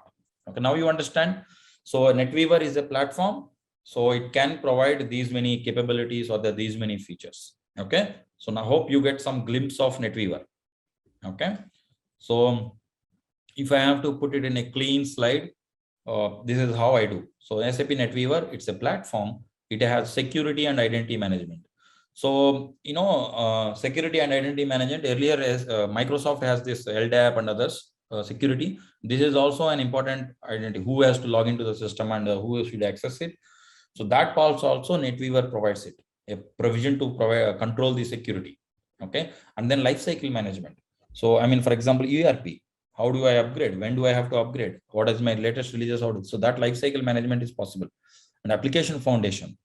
So if you are developing some particular application, where do you start? How do you do that? So that part is covered in this one. And then integration, processes, people, so composition, as I explained, these key features. So these are all in a pictorial way I have put. Okay, good. Now you understood the NetWeaver. Now the most important part. Okay, so SAP NetWeaver application server. Okay, this is where the basis guys comes into picture, right? So you might have heard dialog instance, application instance, right? Or central instance. Have you heard of these terms? Okay, it's an ABAP system. It's a Java system. So these terms you might be confused. So now I will try to slowly, I will get into that level. Okay, good. SAP NetWeaver. Now we are slowly getting into the application server. Okay, so you have a presentation layer, SAP GUI browser. This is the least bothered about it. Leave it. So this component we are least bothered going forward. I mean, it's just an interface, how you log into the system. What part is important? Application level. So NetWeaver, as I said, it can provide, you can provide an ABAP system. I mean, ERP on ABAP, or there is no ERP on Java. Some of them Java system, enterprise portal. It's a Java-based system. In process integration, PI, right? PI, you have this ABAP plus Java systems. Okay. So the earlier they used to call the dual stack systems. I mean, ABAP plus Java, BW also ABAP plus Java. But SAP no longer recommends these dual stack systems. Okay. So there's no point in learning it now. 5 years back, they discontinued it. So don't worry about the dual. Some customers may have it, but if you understand Java and ABAP independently, that should be more than sufficient for you to troubleshoot the dual stack system problems. You got it? So there are two levels of SAP systems developed in application: SAP ABAP system, SAP Java system. Okay, on Java-based systems. Database, it doesn't matter whether it is a Java system or a ABAP system. They all connect to the database. So for a database, just understand that it has nothing. I mean, it will store the data from anybody. Okay. So now SAP NetWeaver, as I said, it's a platform, right? On the platform, you have to develop something, right? How do you develop? You need a coding language, right? So there are two coding languages, ABAP. So ABAP is an SAP's coding language that we all know, right? So it's their code. ERP is developed on ABAP, SCM, ARM, anybody thing is developed in ABAP. But when you say SAP NetWeaver is a platform, so that anybody non-SAP applications also should be integrated. How do you do that? So what is the other coding language? Majority of the applications use Java. So that's why on a platform only these runtime environments comes into picture, guys. That's, you try to understand. Whenever somebody says it's a platform, so there should be a runtime environment to run. I mean, code has to run, Python or whatever is it. So in this case, NetWeaver platform has two runtime environments, ABAP and Java. When you say SAP system, ABAP system, so it's an ABAP based coding. So when you say SAP Java system, it's a Java based coding. So these two things can enable the integrations to non-ABAP. Non-ABAP means majority of them are in Java. So that will facilitate these integration scenarios. So We are not talking about the other things as well. NetWeaver has those capabilities, but 95% of the things comes into these two categories, ABAP and Java runtime environment. Okay. So now ABAP runtime environment. So, that just for your theory understanding thing, ABAP is a programming language developed by SAP that we all know. So many business applications in the SAP system, they are written in the ABAP. Okay. So ABAP has been optimized in such a way, high scalable business applications. If you want to scale out or and customers can also use their ABAP workbench. They can develop their customize or develop their applications, modify the standard applications as well. Okay, there's a lot of facilities. So this about the basics of ABAP runtime environment. Now let's come to the Java. So Java also is another mostly used enterprise edition, Java. So currently Java is taken by Oracle. Okay. So earlier, okay. First understand the Java, then I'll give you the background. Java is a simple object-oriented platform independent. I mean, irrespective of the platform, NetWeaver or cloud or anything, whatever platform, you can use the Java over there. It's a independent platform, independent programming language. Okay, so it enables you to write the browsers, web pages, and these are all development related things. So you don't have to worry about it. But know that Java is this, and on top of it also people will develop their applications, browsers or whatever it is. So NetWeaver facilitate both Java and ABAP. Okay, so future, if you ask me the future of SAP, so slowly the Java will phase out. SAP will would like to kick out Java. You know why? Okay, I'll give you just 1 minute take time. I will tell you why, because so that you remember this, that in future, okay, I don't have to support these Java systems or they get rid of, SAP get rid of them. Okay, I'll give you a simple example. Why? See, earlier Java is open source. Okay, I mean anybody can use, like Linux. It's open source. Anybody can go to Google, and so nobody owns it. You develop your product, you work on it. That's it. Java was a open source. Then SAP thought, okay, it's open source. Anybody can use it. Fine. Let me, my NetWeaver also, people also develop there.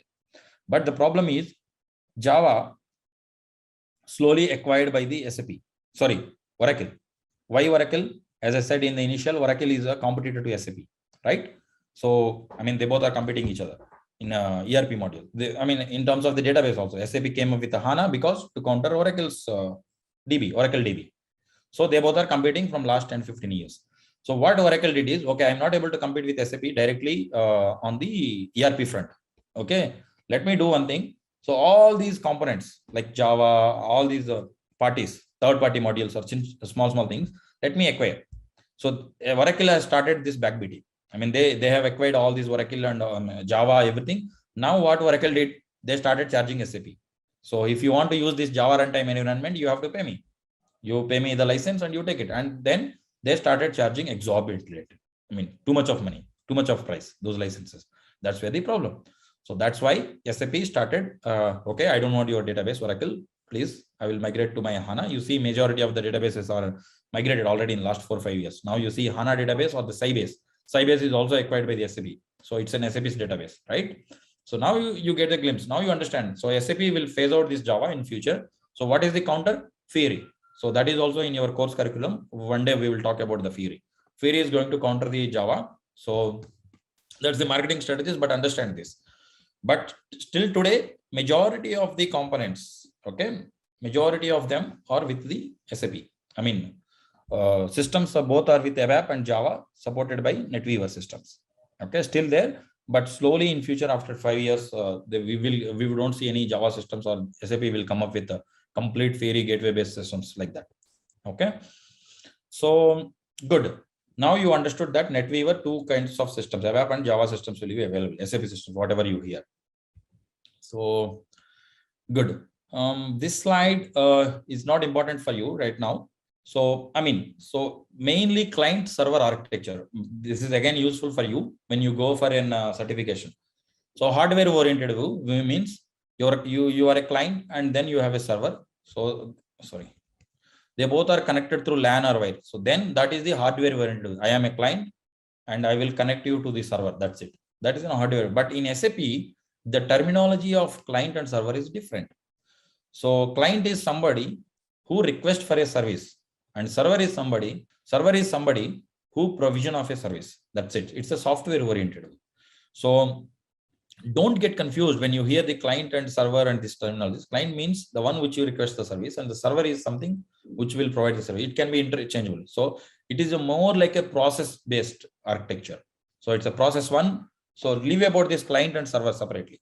So process one will request for the service. So that time you will call it as a client, and process two will provide the service. That time you will call it server. So okay, so that is the software-oriented view. So it's a process-based architecture. Just remember this term. In certifications, sometimes they will use this one.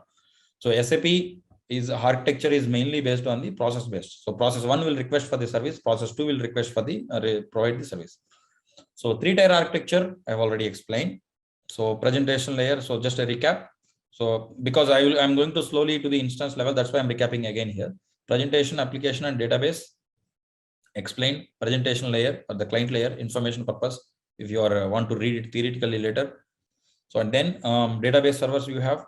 Good. So three-tier architecture is done. Now, what is an SAP instance? What is an SAP instance? So you heard the term, right? SAP system. Okay. What is SAP? You understood as a company or as a product level. Okay. Leave about it. Keep it aside.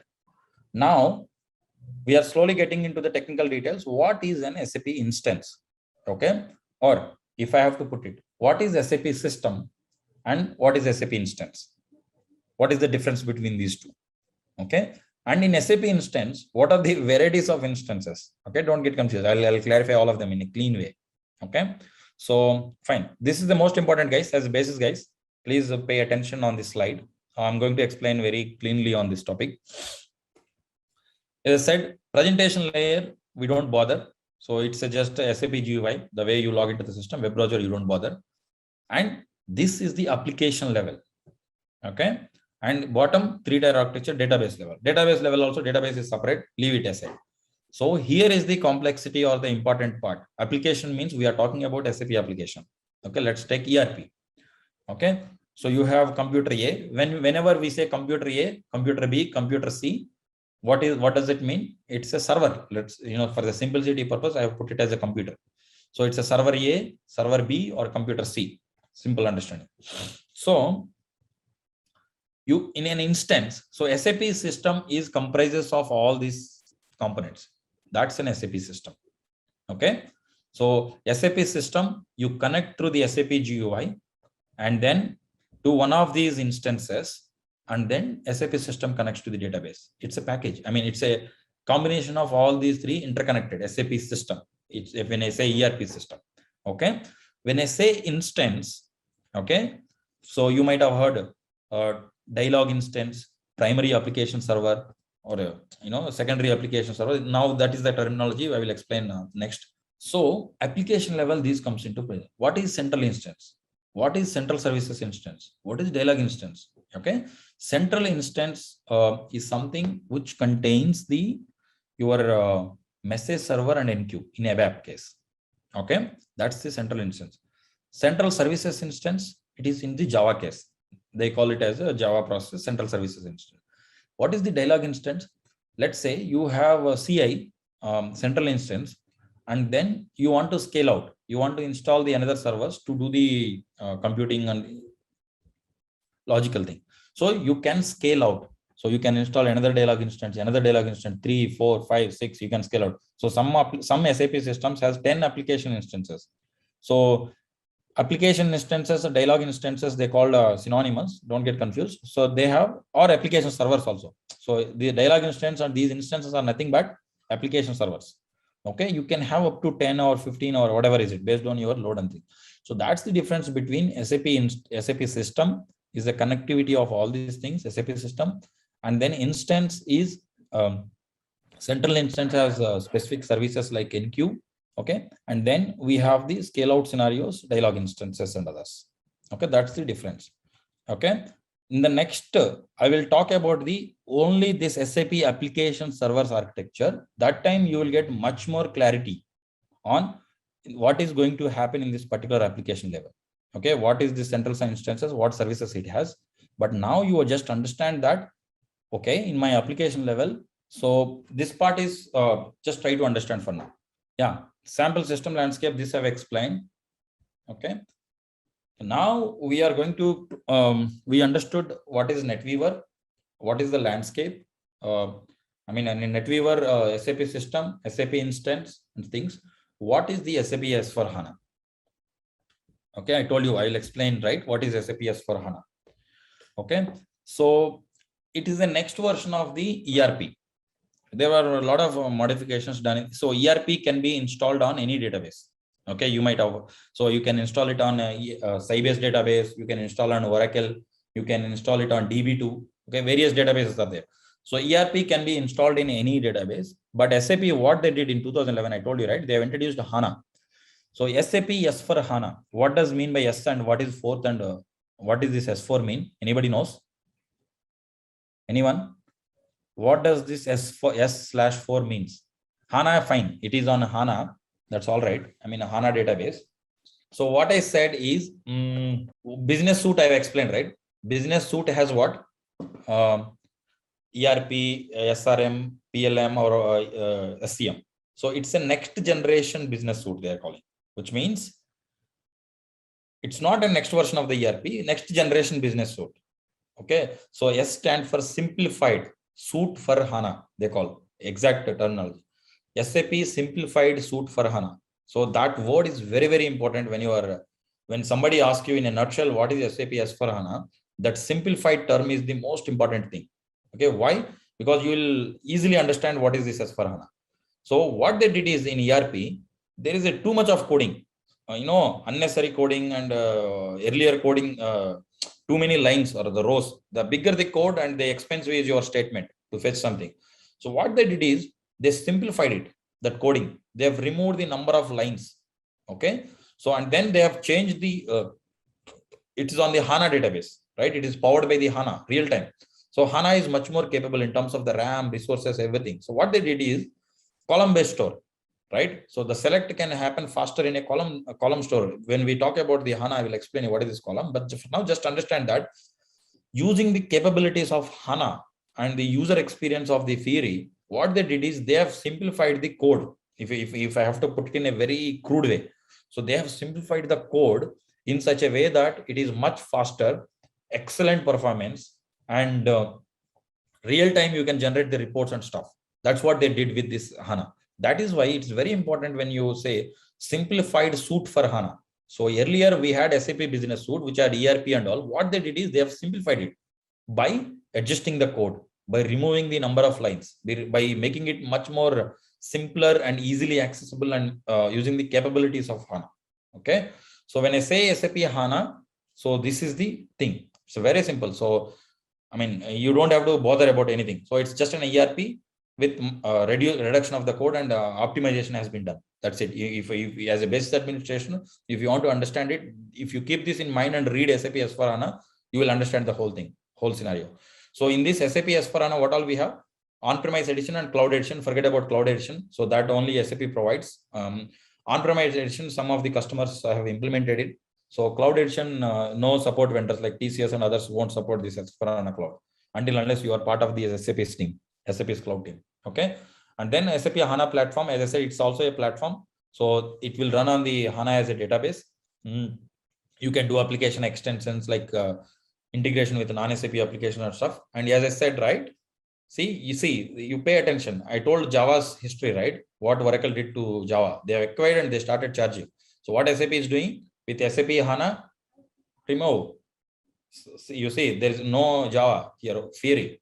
So Fiori is an HTML based and it's open source.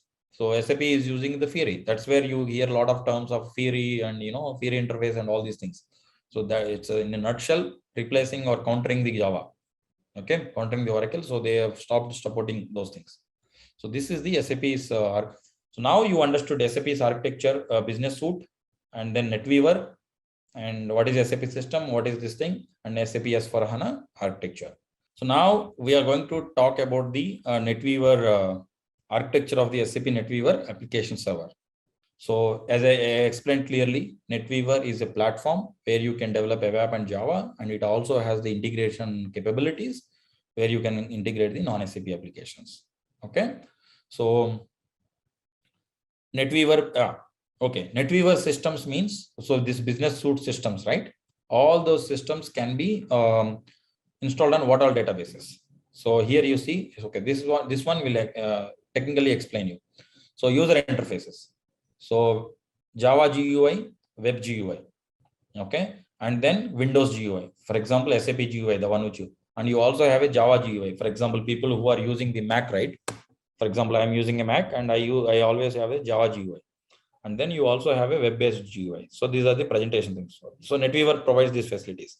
Languages, ABAP, Java, you see the screen, mouse pointer, Java. And relational databases. So, okay, what all databases these NetWeaver systems support? So NetWeaver systems means ERP, SCM, CRM, this thing. So they can be installed on Oracle, SQL Server, which is a Microsoft SQL-based thing. But Microsoft is one of the SQL Server providers, but others also. MongoDB and other DBs also. Whoever is on SQL Server based concept, they can use. So and then DB2, which is IBM based database. So you still find some systems with the DB2. Some of the customers are still using. For example, banking. As I said, they don't want to migrate. So they don't want to touch their data. That's why they still continue and they will live with it for another 20, 30 years also. Okay, but still SAP has to support DB2. So the latest version of the DB2 is the DB6. Okay, and then MaxDB. MaxDB is the SAP's database. So Sybase has not listed here. Sybase is also one of the SAP's database. And the important thing, operating system. So that's why Basis is very complicated. So you have to work on in any of these database based on the customer of what database he has installed. And operating system, again, different permutations and combinations. So Oracle and AEX, Oracle HPUX, you see. So you always get 30 to 40 flavors of combinations. As a basis guy, you have to work. So operating systems, AIX, it's an IBM, HPUX, HP based Linux, but anything with Unix flavor, right? Those are all similar. I mean, Solaris, OS 400, ZOS, Windows is the only one. So SAP has stopped Windows also. I mean, they will stop it slowly. The most important thing is you always try to excel in the Linux or the Unix operating system. Both are same. Okay. If you know AIX or HPUX or Solaris or Linux, anything, SUSE. SUSE is the most favorite one, SAP's. So all upcoming S4HANA, all the systems, or if you really want to learn Linux, you focus on the SUSE Linux, SUSE Linux. That is most important. And the hardware platforms, okay, these servers. So Fujitsu, HP, IBM, Sun, Dell. And in addition to that, now we have the cloud providers, right? Infrastructure providers like Azure, Microsoft, Google. So there also that we have a 1 2 hour session at the end. Okay, we will talk about these cloud platforms also. So these are the hardware providers.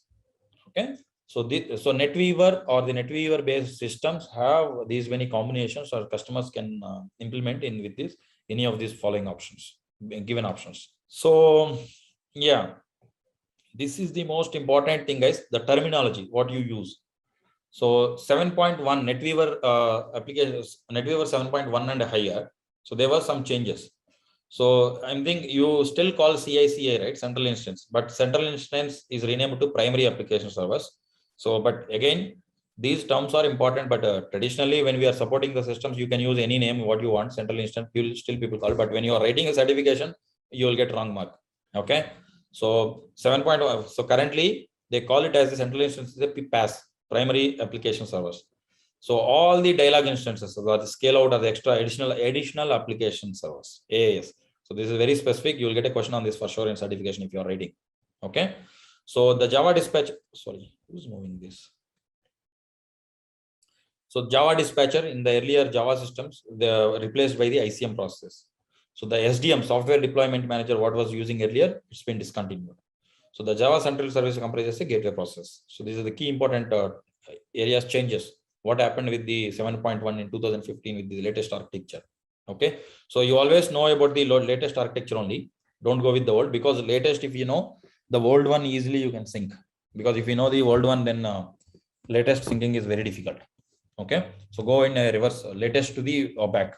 Because the concepts are same, only thing is a naming convention they might have changed. So when we say in a web application, so I'm going to see, I've explained the flow. I keep reminding you this.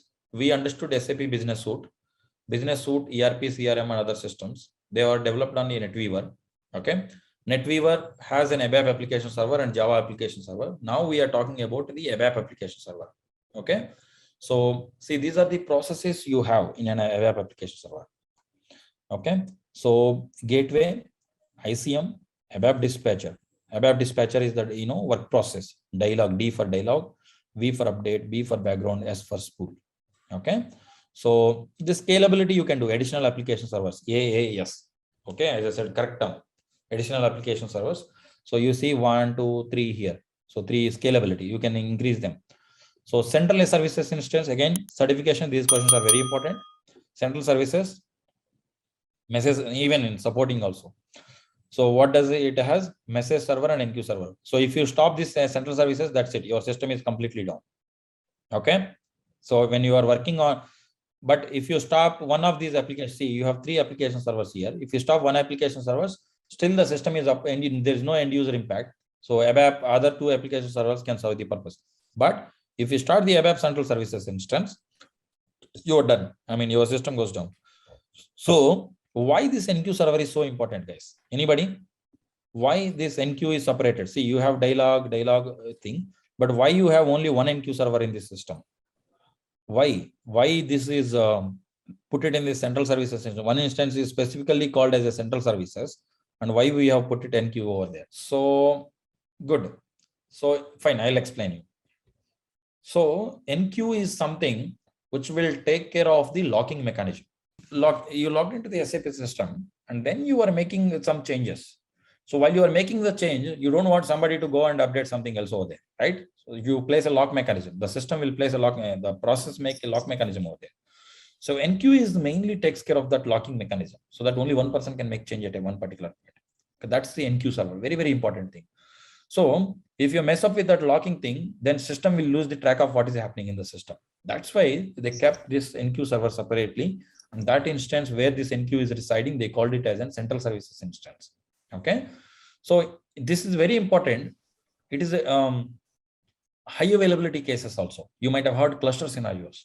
So where you have an ERS server, NQ replication server. Okay. So why do you need only for NQ replication server? Because remember the term single point of failure. Why do you need one? For what systems you need? See here, sorry, somebody is talking. So application servers, they are not single point of failures. Here you see. So even though if your one application server goes down, you have 2 more application servers, as I said. But if your central instance goes down, your entire system is down. So if somebody asks you to put a cluster or a high availability, what do? You mainly pick this central service instance, because your message server is one server in the system and NQ is also one. So you need a high availability for that. Single point of failures. Okay. Now you got this concept, right? So NQ is single process in the system, and then message server. Message server, what it will do? So when you do log into the SAP GUI, it will do the load balancing. So which of my application servers are free? Which of my application servers has some processes free? Okay. And waiting for the work. Okay. For that, this will do the central instance will do the load balancing. Okay. So once the message server decides, okay, where my request has to go, and it has passed to the ABAP AS. Let's say take this one. You take this one. For example, the first one here in this one. So 3 layer, right? First service. So my message server passes the request to the dispatcher.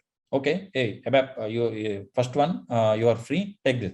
Then it will assign the dialog and update and background and the spool, whatever based on the request. If it is just a user transaction dialog, and if it is a database update process and background process, and spool means printing. Okay. So this is the first point. So SAP GUI, the moment you log in, the request goes to the message server. Message server will look for which application is free, and then it will pass your request over there, and then your dispatcher will take care of based on the activity. You understand now? Okay. Now you have some descriptions here. Message server, what it will do. See, communication between the distributions. This is a technical definition, but simplified things I have understood. Message server will do the load balancing. Dialog work process will do the requests. I mean, based on the user transactions or simple updates or checks or things. So it will do the dialog. And then NQ, as I said, it's a locking mechanism. And then gateway service between SAP systems. I mean, one system to system A to system B communication, this gateway. So ICM mainly takes care of the in Java. So web-based request comes to the system, right? So the ICM Internet Communication Manager. So it checks those things and then it will assign for that particular task Java process. Okay. So these are the definitions of these processes, but just try to understand this basic architecture. So as I explained, components of the SAP NetWeaver, ABAP dispatcher. Once you receives the request from the message server, dispatcher will pass it to the based on the work to the dialog, spool, or update or enqueue. Okay, these are the main components of the NetWeaver application server. So this is the Java architecture. Okay. So you have in Java, as I said, there is no dialog, update, spool, and things. It's a simple server 1, server 2, server 0 like that. So, you see, yes, like this. So it's a simple, I would say, but you may not have too many Java systems. I don't know based on your product or the customer, but just know that. So Java primary application server, Java central services, as I said here also same concept. So central services instance have the Java message server and Java enqueue server. So wherever there is a message server and enqueue server, you just call it as an central services instance. So all other instances are the primary application or the secondary application. So ICM, as I said, right? What will ICM do? All the web-based requests, whatever comes to the system, ICM will receive those requests and it will assign the task to the Java server nodes. Okay. So ICM is more or less equivalent to the what? Dispatcher. If you want to compare with ABAP. ABAP dispatcher will assign to the dialog, update and others, but ICM here will assign to the Java server node. Okay. So Java based systems, yeah, this is fine. So this is same thing. Java environment, Java dispatcher. So Java server process just explained here. So you have an ICM that this is the old description, but here is this is the latest. So you have a host, Java primary application server, ICM, and then server nodes. It's a very simple Java architecture. These are the information purposes. So, if you want to go through whatever I have explained so far, to refresh it, ABAP runtime system, it provides ABAP application servers for an internal and external communications. So message server, what it will do, communication between the distributed dispatches in the ABAP stack, load balancing, if I have to put it. So as soon as you log into the SAP GUI, request goes to the message server. Message server will communicate. It's a theoretical explanation here. So same thing happens. Communication between distributed dispatchers means you have application server 1, 2, 3, 4, right? 4 applications. So each one has their own dispatcher and it will communicate to those dispatchers. So which of you are free so that I can pass my request to you. That's what. So gateway communicate between the different SAP systems. So system A to system B to system C, like that. Okay. So and this is again a theoretical explanation. So about what have I explained so far, what is the central instance and how do you distinguish between central instance to this? Simple, message server and enqueue. Wherever there is a message server and enqueue, it's a central services instance. Even in the Java also, wherever there is a Java message server and Java enqueue, it's a central service, and rest all are like additional application server. The correct term is additional application servers. So it's a Java basics. So Sun Microsystems in 1995, they have developed it. In case if you're interested in the Java. So basic Java applications and applets. So it's not important for you. So same thing. So 3-tier architecture here also, presentation layer, application layer, and the database layer. So Java application layer, whatever I've explained, Java architecture, you have an CI, a central instance, and then additional application servers, and then DB is fine. Java and ABAP, anybody can go to these are all the theoretical guys. So this is not so important. I have explained already. So central server communication synchronized Java cluster. So central services instance have the what it has. So message server. So message server, as I said, again, communication. So here instance dispatcher, it will communicate to the Java cluster. So this part I will explain here. So exactly. So this slide will explain what does all the theory is. So you have a request web. So Java systems, all the request comes from the web only, guys. There's no SAP GUI over there. Web request. So portal is the one example. So web request. So it comes to the Java dispatcher. So for simplicity purpose, Java dispatcher. Now what it is Java dispatcher? To compare with ABAP. So here it is now ICM. So in old system, they used to call it as Java dispatcher ICM. So ICM will pass it to the Java cluster node, server 0, server 1, server 2, like that. So in Java, server nodes will be there. So passes to the request. So central services instance is simply, I said, wherever there is an enqueue and message server, that's a central service, both in ABAP and Java. Okay. So same thing, whatever I was explaining you theoretically in that architecture in a more graphical or pictorial way. So yeah, in case if you are interested in the dual stack systems which no longer available, okay, this is how the dual stack system looks. Okay, so the SAP GUI and then the Java here. Okay, so traffic comes in two flows, two ways. SAP GUI for the ABAP system. See here, you see an ABAP system and then Java system, and then web-based traffic comes to the ICM first. ICM will pass to the Java. But in SAP GUI, it's a straightforward. But dual stack system, we no longer have it. I mean, very rarely, because SAP already requested the customer to split them. So whenever you look into these systems, you look into as a two independent systems. One is ABAP runtime environment, ABAP system, or Java system. So you don't have any dual stack systems. Okay. So okay, now what all combinations of the systems which we have? So SAP Web Application Server, ABAP system, ABAP based, I explained, and then two Java system you can have, and ABAP plus Java. We used to have it, but now we removed it. So these are all like just for your in case you are working with any old customer or the old one who are using, this is helpful, or else you just understand 1 and 2. That is more than sufficient, and you can easily relate to the other systems. So ABAP and Java. So here in GUI, okay, you have these options. Okay, so theme settings. So I always prefer this SAP signature theme. I mean, even the old versions or everybody can use this one, or you can go with the default quad theme or anything. I mean, I'm just showing you if I mean there is an option to change fonts and the brands, color settings, and all these things. So most important one is the theme settings. So if the based on the theme settings, that's how your SAP screen will appear. Okay, so let's say apply. So I have applied it. Okay, and the another thing is adding the system properties. So this is already added. Okay, so major do you know how do you connect to the SAP system? So here I have explained you the 3-tier architecture. So we are talking about the lab 1 guys, but in this one we are going to talk about presentation layer, how we are logging in. So now you just understood how do you change the theme, font, and everything from the SAP GUI. 770 is the latest version, this SAP logon.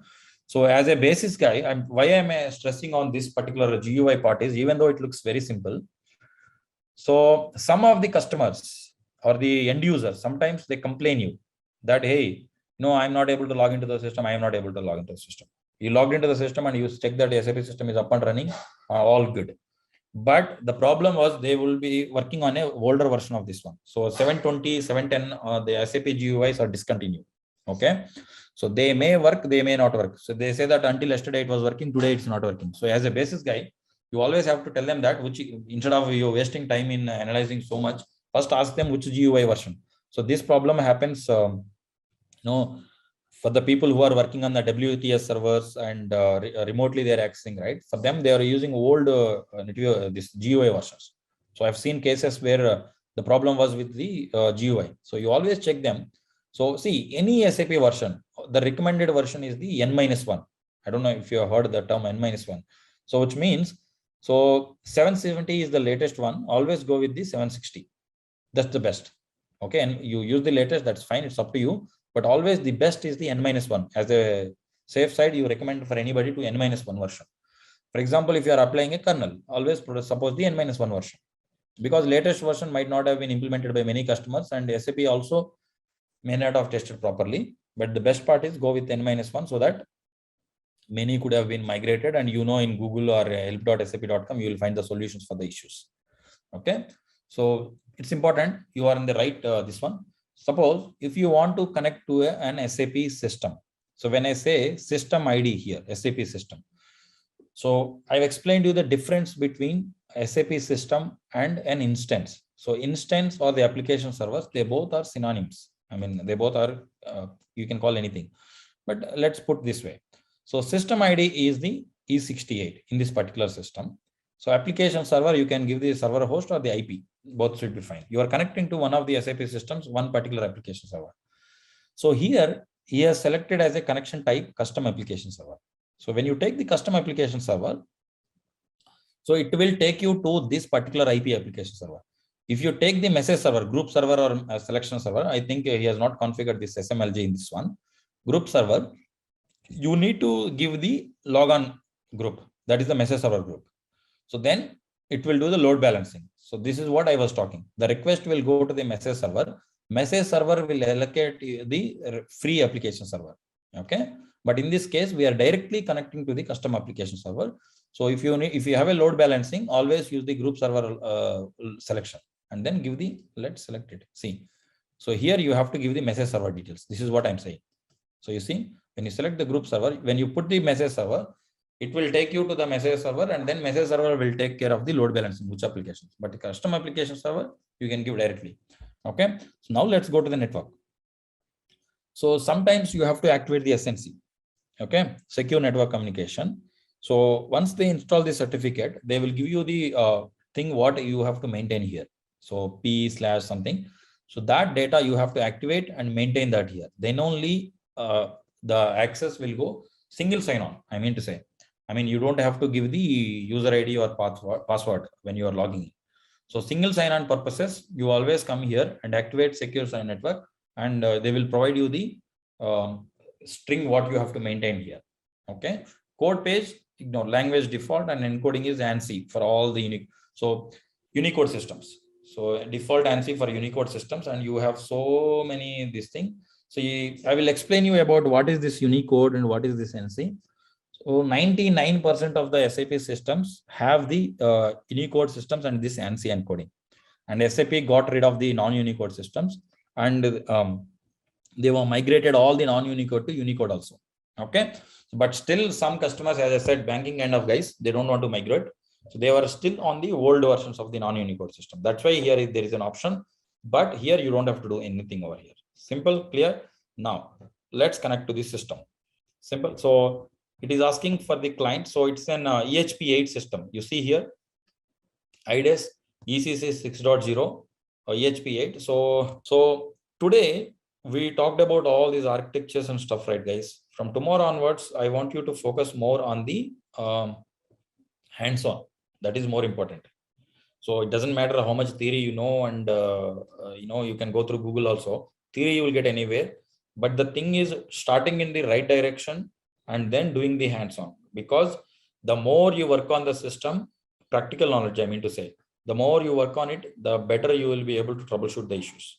Okay. So focus on the hands-on, and moreover, during this session also, whenever I'm spending time 1 hour, 1.5 hours for hands-on for tomorrow onwards.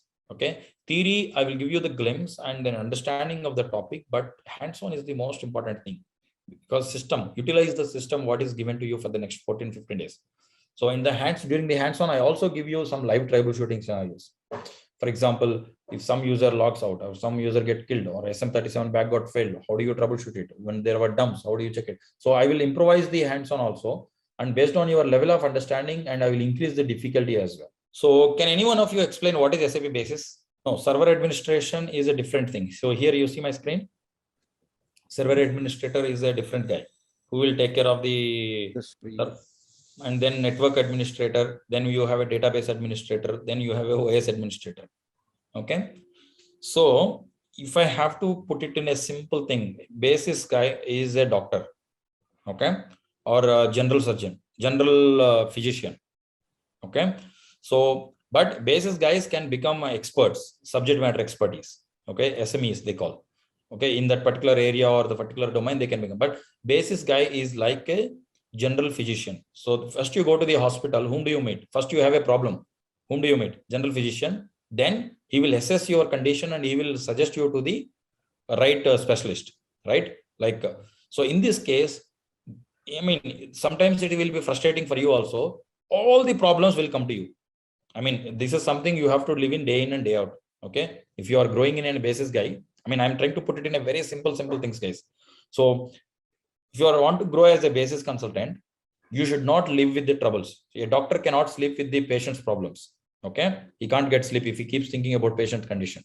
I mean, his aim is to improve it, but he can't worry or he can't think of it, and then it will cause a. So basis guys life is like this. So I have spent 10 years of experience in basis. I'm an SME now. Still, you can't live or you can't sleep on a problem. Okay, that you have to understand very cleanly. I mean, as a person, I'm telling you.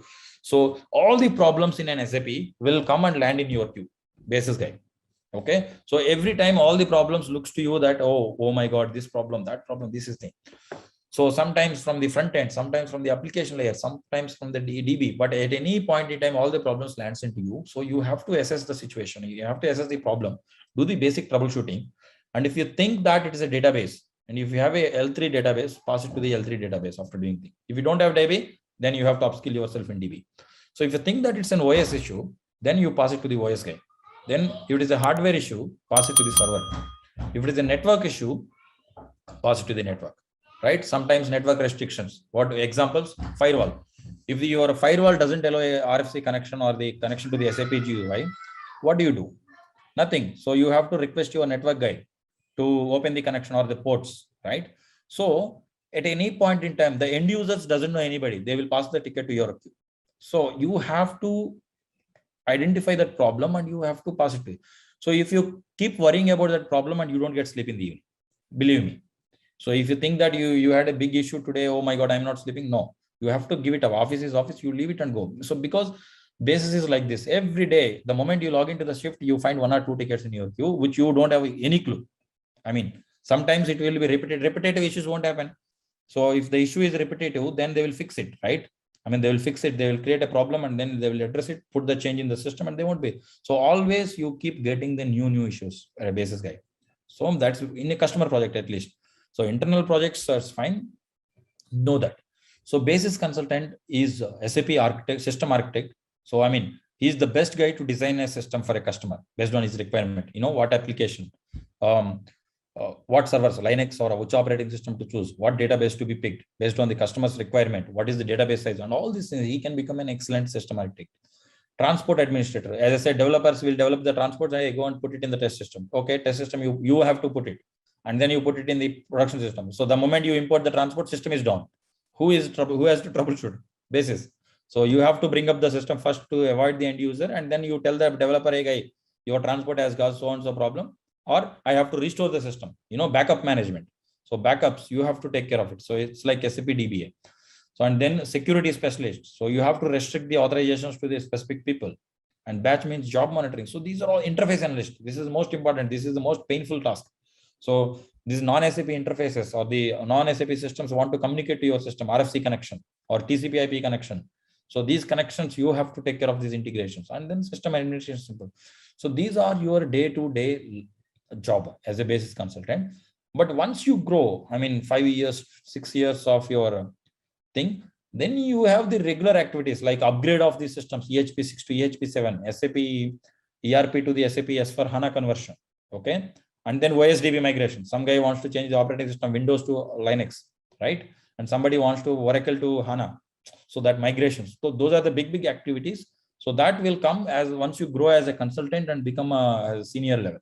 But as a day-to-day life, this will be your life. I mean, problems are always with you. You know, a doctor will never be free. It's like this. General physician, you will be sitting in a hospital like or monitoring the queue. You will be dumped with the issues, you know, functional issues, this issue, that issue. But you should get the understanding or the glimpse of what was the problems. Okay. So this is the simple this thing. So what is the system architect will do? What is the transport admin will do? Batch admin, what you will do? Create, manage, and job things. So the most important sizing of SAP system, designing of the SAP landscape, system architect. I mean, in your future, when you grow, you will grow as an, you know, if you like this basis thing, you go as grow as an SAP architect. Okay, that's the point. So, you know, layers. So first you work as an admin, and then you will be like a consultant who will execute the things. And then you have SME, subject matter expertise. So in this also you can pick these specializations. So installation specialization, migration specialization, or the some things. So you will be called as an SAP basis SME for that particular area. You know, ERP SME or Java SME, ABAP SME. You can pick that specific topics, so which means you'll deep dive into those topics. But as an admin consultant, you have to have a basic understanding of all these things. Okay.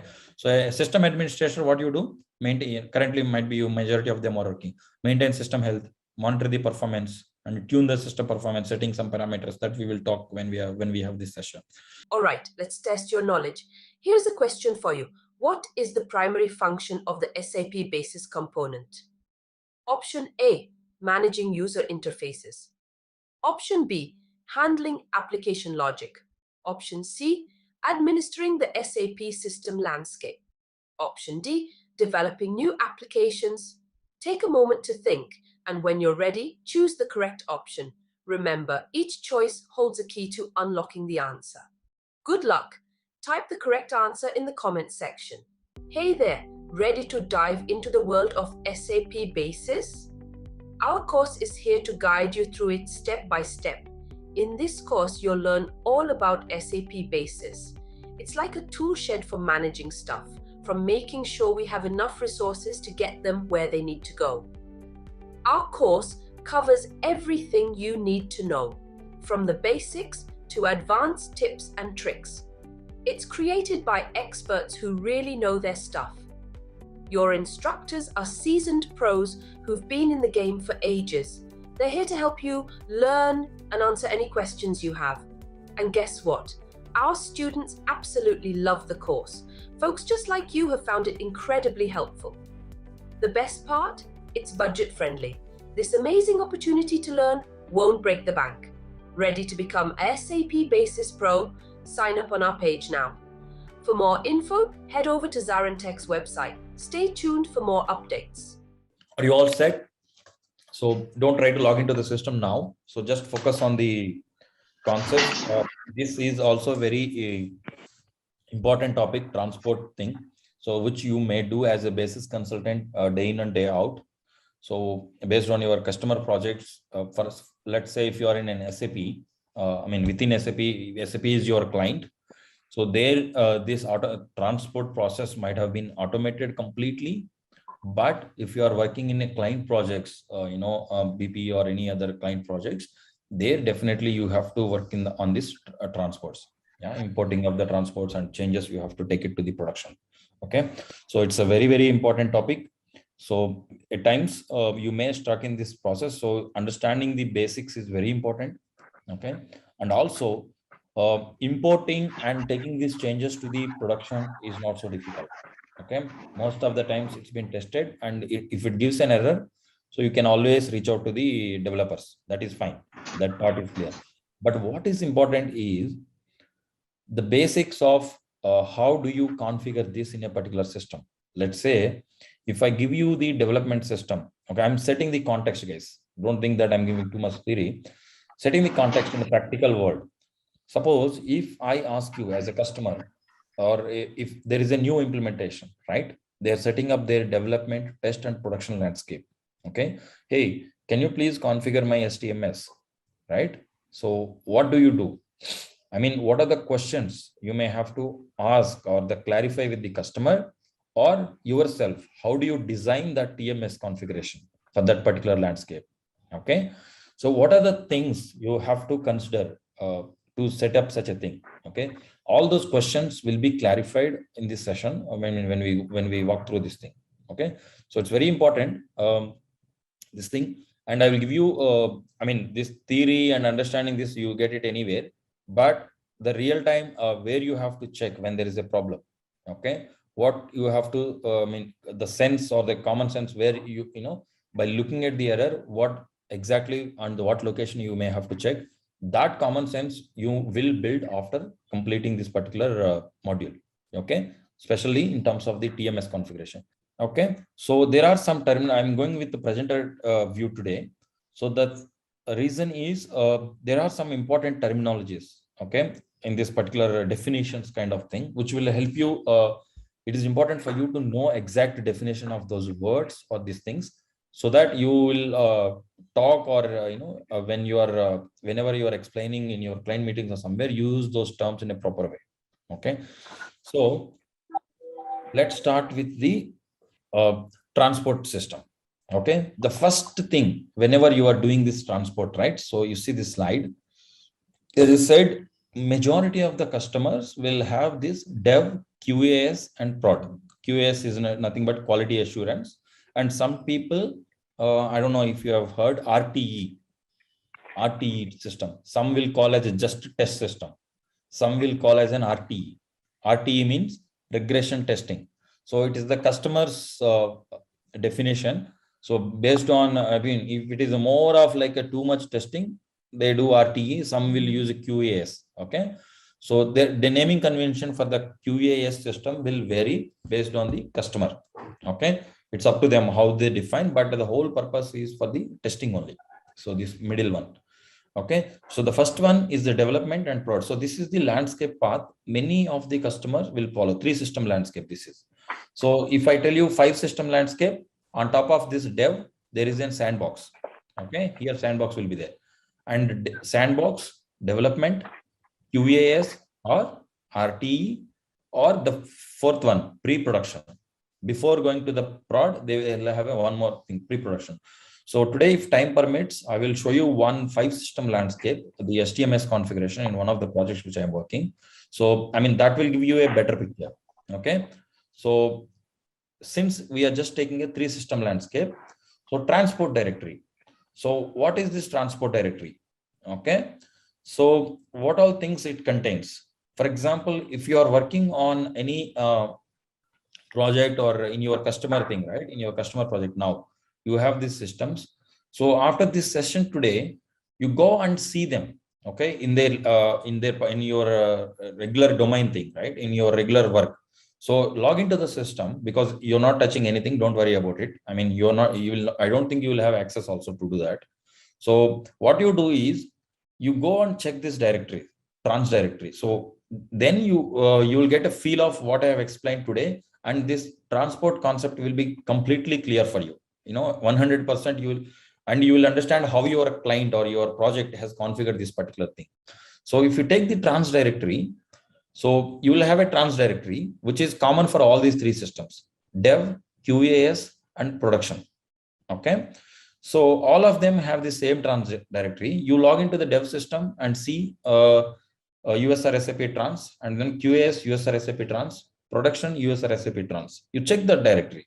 So all of the 3 they have common directory, and in most of the cases it is a common mount. Okay. So NFS or the export of the block device or whatever is it, that directory will be common for all these 3 systems. Okay. So that you can make a note of these things, guys, what to be checked. I mean, so one thing in this sandbox system, what I'm going to provide, you can check there, but anyway, it's a single system one. But it is also important for you to understand the projects where you are working. What is the configuration they have done over there? Okay, just check it out. So when I said this trans directory is common, right? So as a basis consultant, if somebody asks you to configure this TMS configuration in a particular landscape, so your first thing should be what? Network consideration, right? What is the network consideration? So do all 3 systems are in the same network? So then only you will be able to mount the directory, I mean the common mount or NFS. So that part has to be clear for you. So you have to place a request for this network team or server management team to configure a common trans directory, but the requirement has to go from you. Okay, clear? So, and how do you define the sizing of this trans directory? How do you define what size do I have to do? That thing will be depends on, you have to check with the customer. Hey, how frequently the transports you generate the transport? Is it monthly? Is it quarterly? Or some customers will do weekly basis also. Okay, how many transports? And what will be the expected size? This analysis you have to do with the functional consultants, functional or the ABAPers. So if you generally take a 3-system landscape, 50 to 100 GB is more than sufficient. Again, if this trans also full, then it also leads to a system hung situation, or it won't lead to any further imports to happen. So you don't want to get into that situation, right? So discuss with them. They say that, hey, every week I do 10 transports and each of them of size of 10 MB or 20 MB, then you calculate accordingly. And most of the customers, so the best suggestion which you, as a basis consultant, you can give is ask them to use the NFS. Okay, I mean network file system. So which means that can be extended whenever you need. Okay, easily. Suppose 50 GB and you already exceeded 40 GB, and then you add the 10 GB extra for that. Okay, so that way you have to first check with the trans, and then you put them in the mount it on all the 3 systems, dev, QAS, and prod system, and ensure that you have the right amount of space defined for that. And you also keep increasing it as and when it is required. That is your regular task. Okay. So how do you know that where is my trans directory path? Okay, so I'm just telling you that USR SAP trans, in most of the cases you use it, but some customers may use differently. So there is a profile parameter which we will check it today, which is called dir underscore trans. So if you go to the default profile, profile directory that we will see, so just check for the parameter dir underscore trans. That will have the default path, which is this USR trans, and Windows ignore it. So very less number of systems these days on Windows, and it's waste of time you focusing on this Windows. So whenever you have working on in Windows, just you concepts are same. It's just that the way you operate is different. I mean, instead of this Linux, this thing, but the concepts are same. So there it is like a SAP MNT trans, but irrespective of your operating system and stuff, always check for the dir underscore trans. So that you can also check in your landscapes. Just go to the RJ11 or RJ12. So just check for this parameter in the display mode, dir underscore trans, what has been defined. Then you will understand what is the trans directory has been defined over there. Okay. So now what does this trans directory contains? So now we will focus more on this this one. Highlighted ones. So remaining things also important, but I will give a brief thing about them. So what is this bin directory? What is this buffer? What is this data? What is this co-files? So at least you need to understand data and co-files part very clearly. And then bin, it's a simple. Bin is nothing but in any way, in server management or anywhere. Bin is kind of more like configuration related or buffer. Sorry. The configuration or the executables or the runtime related things or the envs related stuff will be in the bin directory. So just remember like this, each TP, like we have a default profile and then the instance profiles, right? I mean, for AIS1 or AIS2 additional application servers, each application server has its own instance profile. Okay, like that transport also has a profile. Okay, so that PFL that we will see in the system, TP, that naming convention is TP underscore domain name dot PFL. Okay, so this profile will exist on the particular thing. So in this profile, what you can see, like any other instance profile, you see the parameters. Okay, here also you see certain things like timeouts or import related parameters. What is my transport route? What is my this thing? So that configuration PFL will contain those details. So we can open one PFL file and we will see today. Okay. So then buffer. So what is this buffer? So here you see this buffer directory. So buffer is for each system. So it contains the, suppose there are transports which lies in the queue, which are ready to be imported. Okay, which you have not imported, but you have just added them in the queue and then which are ready to be imported. So those transports will be available in the buffer. So the name itself says buffer, which is like the transports which contains the ready to be imported. So data files. Okay, so data. So this is the important thing. Sometimes, okay, let me explain the definition and then we will get into when it is important to data and co-files thing. Data part of the exported transport requests. Okay, for example, you have done some change in the development system. Okay, so those changes will be where they have been tracked. Obviously the changes will go and sit in the database of the development system, right? So when you export that as a transport, okay, so those database changes will be calculated or created in a particular data file. Okay, so you can go and check in your landscape also in the data directory. You find a lot of files with R. It starts with R. Okay, that's the naming convention for all the data files. It's a standard naming convention. So at the end of this PPT, we have one slide where I'm going to show you this R and data files and co-files, how they look. So R stands for the data file. It's very important. R files, all of them. So the data file contains the actual change or the functionality which you have introduced in that particular, or the customizing which you have done in the development system. Okay. And then co-files. So what is this co-files? So this contains the transport request information. What kind of transport type it is. What are the object classes? What are the required import steps? What it has to do? What are the exit codes it has to generate once the import? It's more like an information, or what we call like a structure kind of thing. Okay, this is my transport and these are the object classes it's a definition of that particular thing, a catalog or whatever is it. You call it as a catalog kind of thing, definition of those things. Okay, so that it's just a definition, and these co-files starts with the word letter K, capital K. Okay, you can check that. So co-files are very small size. I mean, it's in KBs, but the data files sometimes they are of size 5 MB to I have seen the biggest transport is 1 GB size. That's a huge transport.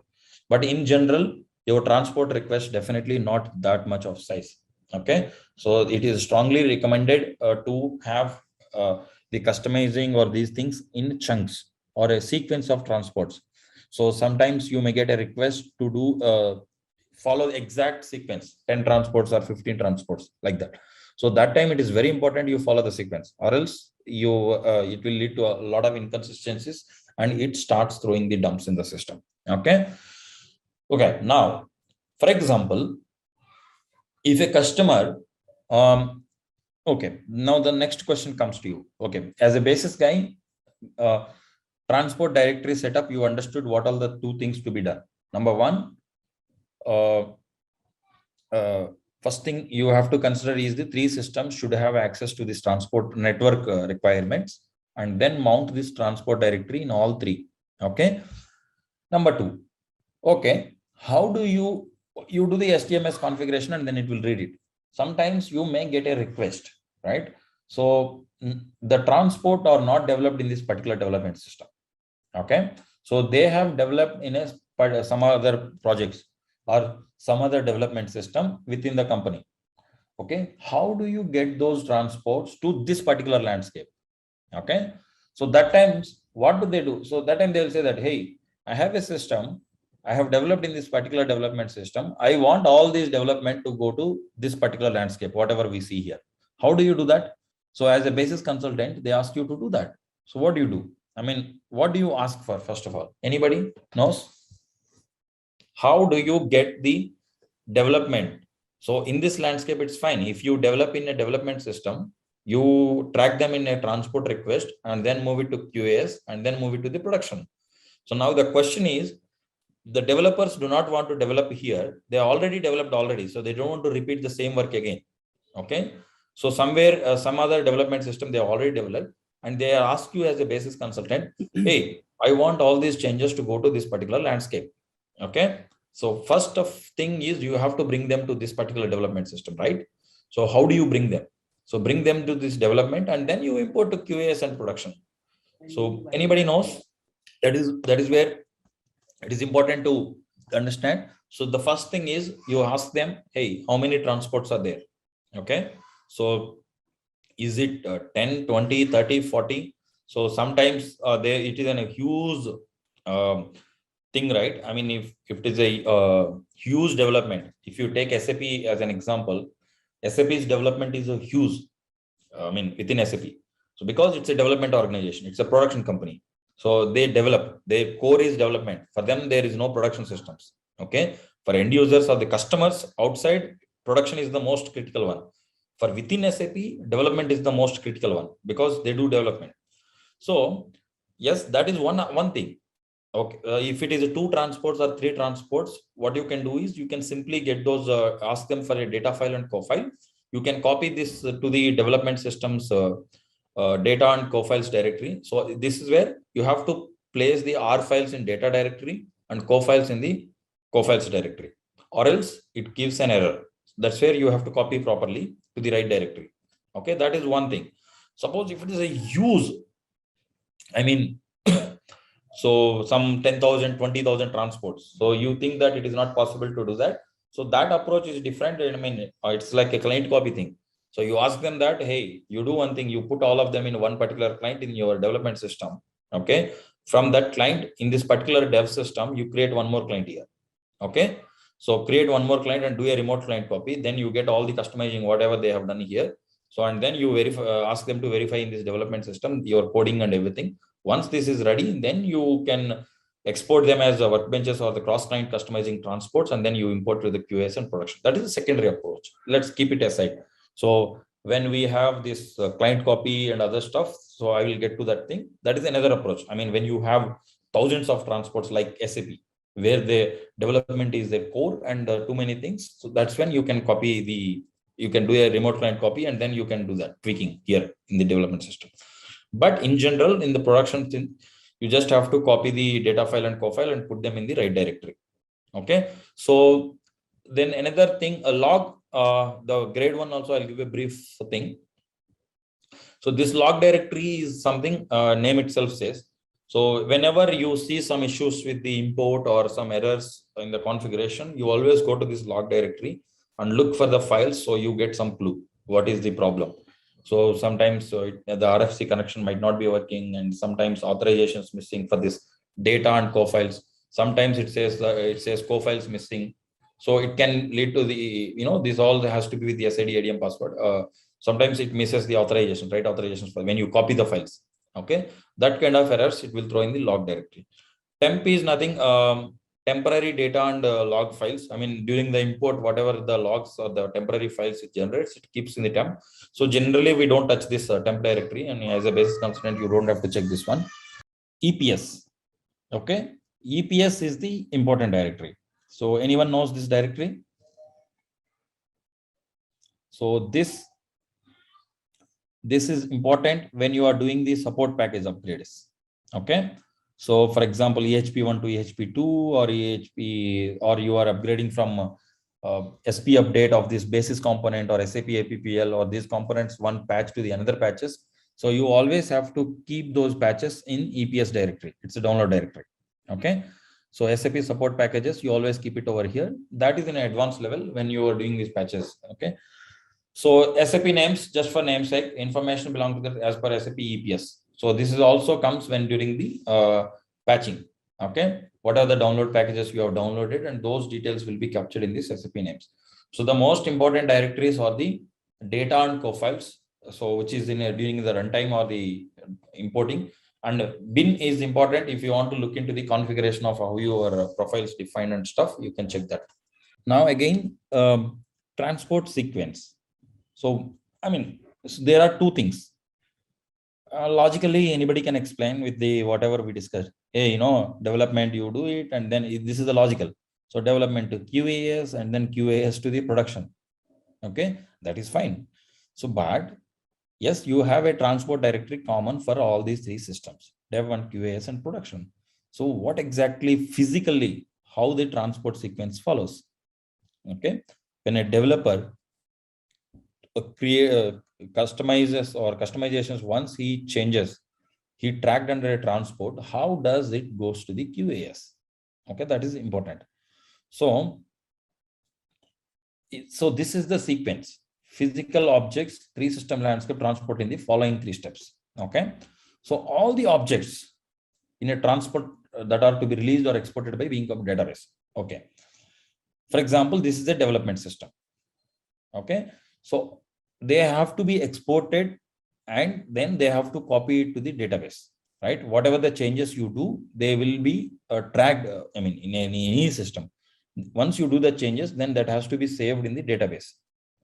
Okay, so whenever you release the transport in a dev system, release, okay, or when exactly the transport creates the data file and co-files.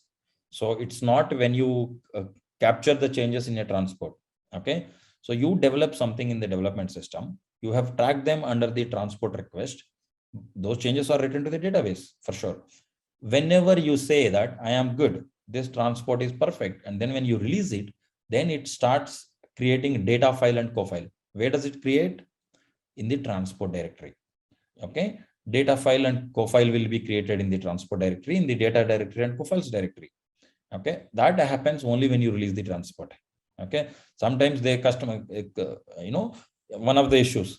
So the developers will say that, hey, please go and import this transport in the test system. Okay, But you don't see the moment you try to import it, you don't find the transport at all. The reason is it doesn't have the data file and co-file in the transport reception. What could be the reason? That guy has not released the transport. Simple. So then you have to tell him that, boss, first you release the transport.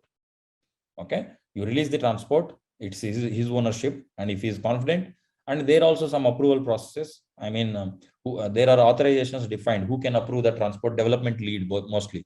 So the development project has a developer architect or a chief developer. So who will approve the transport, verifying the changes, whatever they has done, because if anybody releases the transport, then that causes problem, right? So that guy has to review whether that particular developer has followed these development guidelines or the SAP's recommendations, and they have tools also to do that.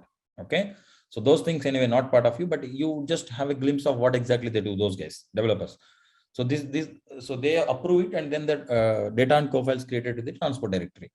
So now if you want to import to the QAS, yes, it's just shared directory. You can add that transport in the QAS system, I mean in STMS, and add it to the queue.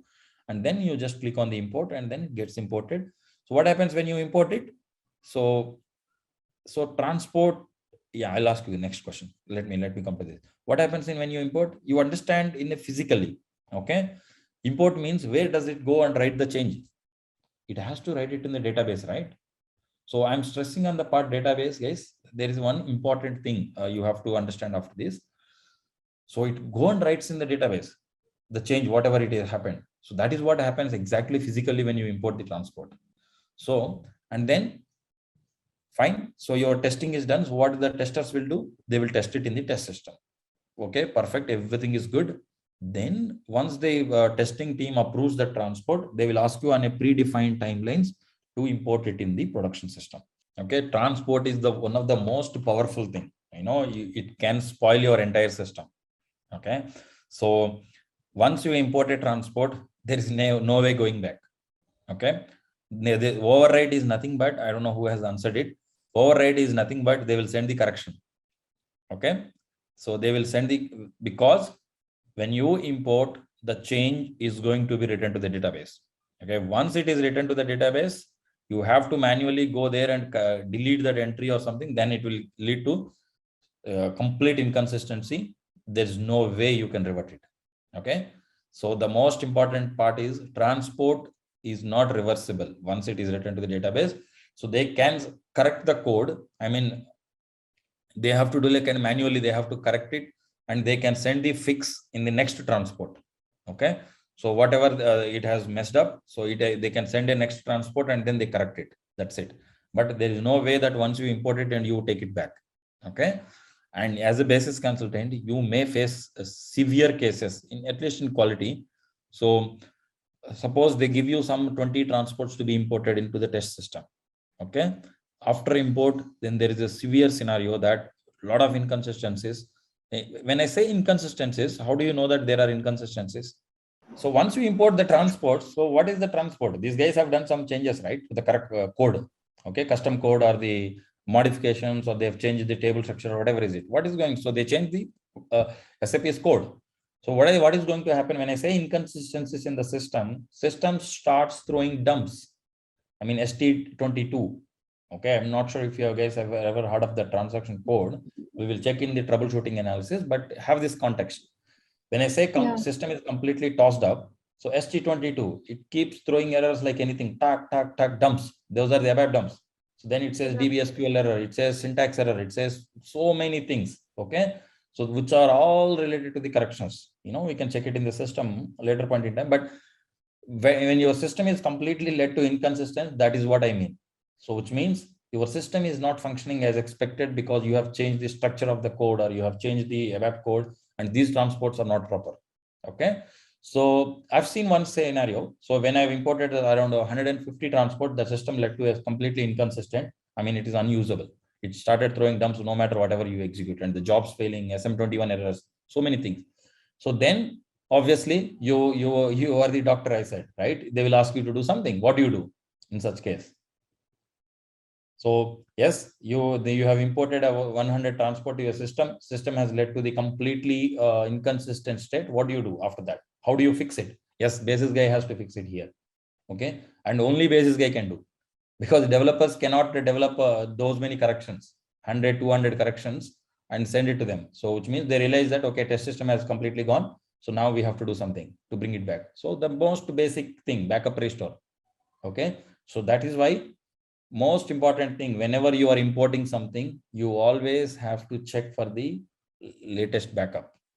Okay. So these are all the practical scenarios, guys. So they look too much theoretical, but you try to understand these scenarios. They're very, very important. Theory, I can explain you so much, but these cases, how do you approach with common sense is the most important thing. So whenever somebody asks you to import some transport, right? So the first thing as a basis consultant, what you have to do is, you know that once you import this change is going to hit the database, and you know that it will spoil the database.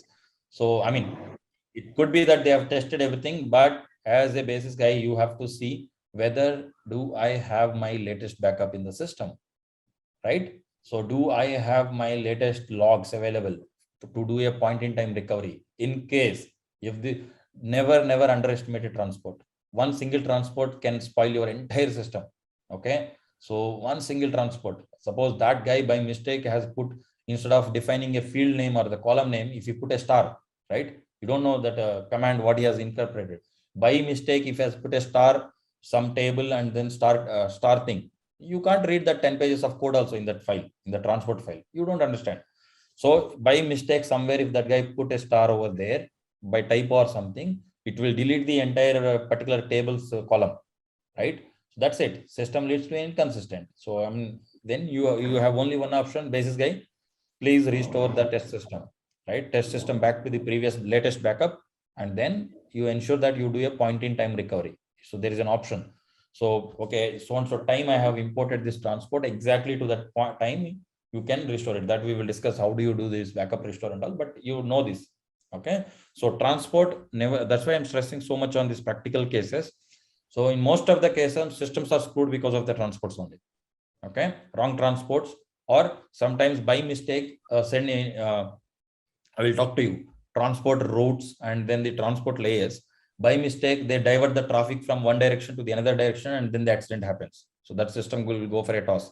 Then they have to do a restore and recovery. Okay. So just try to understand. So here, this is the transport sequence. So physical, dev, QAS, and then production is the logical sequence. What exactly happens is, when every time when you export in development system, what happens? It will copy the changes from your development database to the data file and co-file, and it creates them in the transport directory. When you import in QAS, it will pick the data file and co-file from the QAS transport directory, because it is common, and then it imports. When I said import, actually what it is doing, it is writing it to the database. So same thing happens in the production. Okay, this is important to understand, guys. So what exactly happened when you import it or export it? Okay, good. So that's the sequence for many, because transports you don't do regularly, right? So DB02, so there are various reasons. Okay. So DB02 backups, you check the backups, right? Daily monitoring. Okay. Whether there is a latest backup is there or not every day. But again, that is a frequency also defined by the customer based on the thing. If it is a development system, they say, you know, alternative days also fine for backup, or weekly ones also fine, because it's cost saving. Because backup, again, the unit is space and thing. If it is a quality system, weekly twice or daily, some people will define daily also. For production, daily for sure, there should be a daily backup, successful backup for production. Okay. So this is one of the reason, because you don't import the transport in a day in and day out, but you will import weekly once or twice to the quality. So this backup can be used in multiple scenarios. For example, somebody went to the database and deleted something as a basis guy who has the DB access. That time also there is only one option. If you delete a table, you have to restore the system, right? For example, if there is a hardware failure, okay, so then database doesn't know the status of it, and it has led to an inconsistent state. Okay, that time also you may have to restore and recover. Okay, and this changes also. For example, in development also they recommend to have your daily backup, because suppose if that guy developer is working today on a development and he knows that, okay, something is went bad, then he has to revert it to the previous day backup. So that is why backups are mainly for the restoring the system back to the normal state, whatever is the possible scenario. What I'm trying to say is, but for the transport, when you are doing, it is important for you to check if there is a backup. So sometimes what happens is backups won't run because of network issues or because of the backup configuration or so on. So reasons there are, we do see, right? Sometimes we don't see backups are not running for 2 days or 3 days. So, but when you're doing the transport, ensure that there is a backup for sure. I mean, backups, forget about whether they are configuring it and for what purpose. For multiple purposes, backups are defined to restore and recover the systems. But when you are doing a transport, please ensure that there is a backup. So if you don't have a backup, you better wait. Okay. You tell the developers that, hey guys, I don't have a backup and there is a problem and I am working with so-and-so backup team and I have raised a ticket. It is the same case during the upgrades also. Okay. And another use case is, why do you need a backup, successful backup? During upgrades, right? When you are doing an SP patching. So when you are doing a support package or node implementation also, it is very important. Yeah, node implementation can be reverted. There is an option to de-implement, but transport, there is no option. But whenever you are doing such activities, it is always recommended to have a latest backup. Okay, as a basis guy, that is your core this thing. What is your task is to bring back this system to the state where, I mean, anybody can spoil the system, functional guy or the developer or tester or whoever it is. But as a basis guy, you always have to, this is one of the roles and responsibility, your roles and responsibility as an admin or as a consultant or as an architect when you grow, right, or an SME. So what is your role? Troubleshooting is fine, one aspect, and safeguarding the system is your most important task as well. Safeguarding the system is in this kind of unexpected things. So you always have to ensure, no matter what these guys do, what these guys do in the system, you always design the landscape in such a way that you can bring back to this particular moment. For example, if that guy say that my system has gone into a toss after so and so time, so please, you have to restore or recover it. So as a basis guy, you have to, you should have already defined an architecture that there is a possibility that you could restore to that particular point in time. Okay, that will be like a backup and restore configurations. We will talk in an advanced thing. Okay, how do you configure that? What are the scenarios? How do you define such an architecture? But it is your roles and responsibility.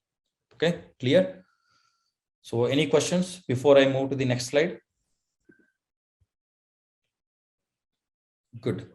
So next, transport system. So there are a few terminologies which you will come across when you are working on this TMS or the transport configuration.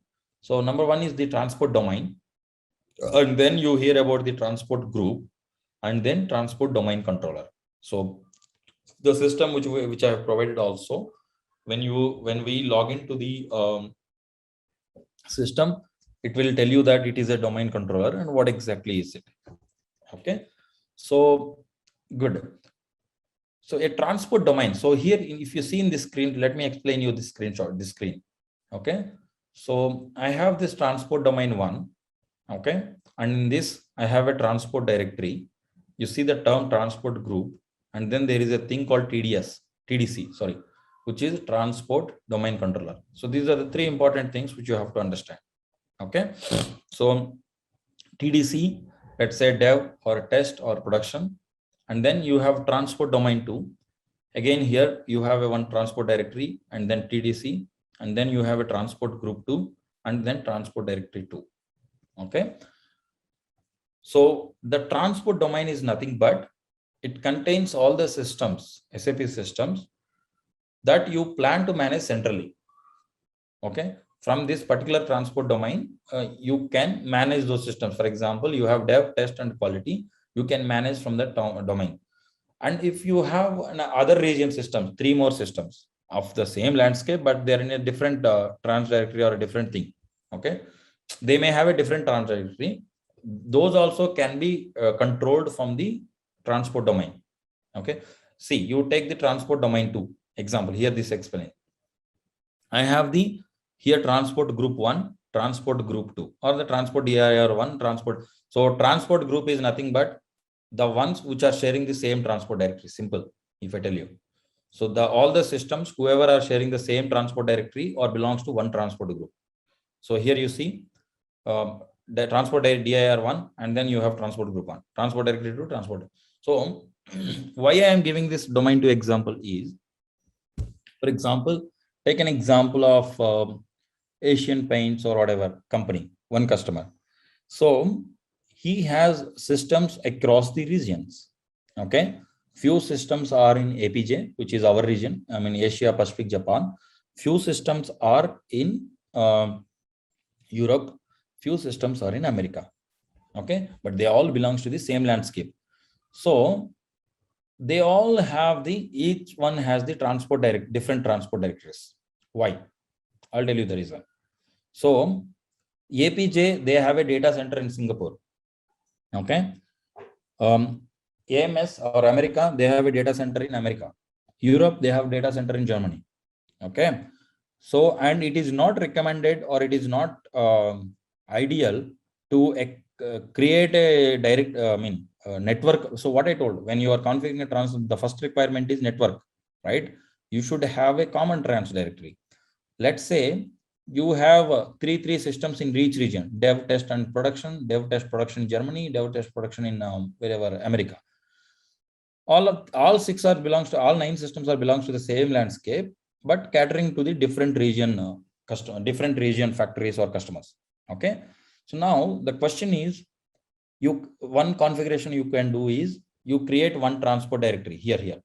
So the first one, the transport directory, and then you define all of them 9 systems you connect to this transport directory. Okay. But what would be the prerequisite? You need to have a common trans directory network allow. So this trans NFS or whatever is it to allow in between this. Say one data center in Singapore and one in Europe and one in is, so your latency will be screwed. I mean, your latency, very bad latency, latency in the sense, response times will be higher to copy or to do that thing. And moreover, it is not recommendable. It's a security breach. Okay. From one data center to the another data center, it is not recommended to open connections. I mean, share the files or this thing. That is bad. And moreover, if your trans directory, that NFS file has gone, then your entire 9 systems are gone for a toss, right? So to avoid that, so that is when this transport group configuration comes into picture, or the transport directory is different transport directories comes into picture. So what they will do is simply, okay, I have 3 systems in my APJ. You define a trans directory over here, dir1. So, okay, APJ, trans APJ, you define one. And then Europe, trans Europe, you define. Trans AMS, all 6 are fine. So each development system, you ensure that there is a path for these transports to move over there. Via application or RFC connection, whatever it is, you can define such things. So you get them here and then you sync all these 3 development systems, and then you do the transports from those respective trans directories. Okay, that is the best thing. So that is why you have this transport group or the transport directory, this thing, to cater such big landscapes where you have regional wise data centers and where you have regional wise landscapes which are catering to their respective regions. Okay, so that is where you have to understand this thing, but it is very rare. I mean, only I've seen such things in an Nestle, which is a huge thing. They have this regional wise thing, and then I've seen it in Unilever. So such kind of complicated transport things. Okay, but in general, this 3 system landscape and then the trans directory is the mostly you see it in your landscapes. Okay, any questions here before I move to the next slide? So initialization of the TMS. Okay, so how do, what will be the, okay, so you see this triangle, you create a transport domain with the transport domain controller, define systems of the transport domain. So these are the 3 things when you start with the TMS. Okay, STMS, the moment, if suppose initially, for example, you built a development system and first time you executed the transport STMS configuration, it asks, so what it will do first? So it will create the transport domain. Okay, what is the domain which I have to do? And then it creates the domain controller. It will ask you, okay, is this system is a domain controller? You will define it as a domain controller. So what are the systems? What is my development system? What is your test system? What is your production system? That you have to define here. And then it will define the transport routes. Okay, what is my delivery route? What is my consolidation route? I will tell you what is the consolidation route and delivery route. And then QA procedure configuration, which means who has to approve. Okay, I told you, right? So not all people will have authorization to approve. So only the validated functional. So quality assurance approval means, see, developer releasing the transport, development architects has the authorization. They are the guys who are experts and they will validate for their entire team's development and release it. But in QA also, you have a functional lead who will validate the testing lead, who will validate all the changes implemented in the system, and then he will approve it for the production. Okay. So these are the three main important things when you are configuring the TMS configuration. Okay. So good.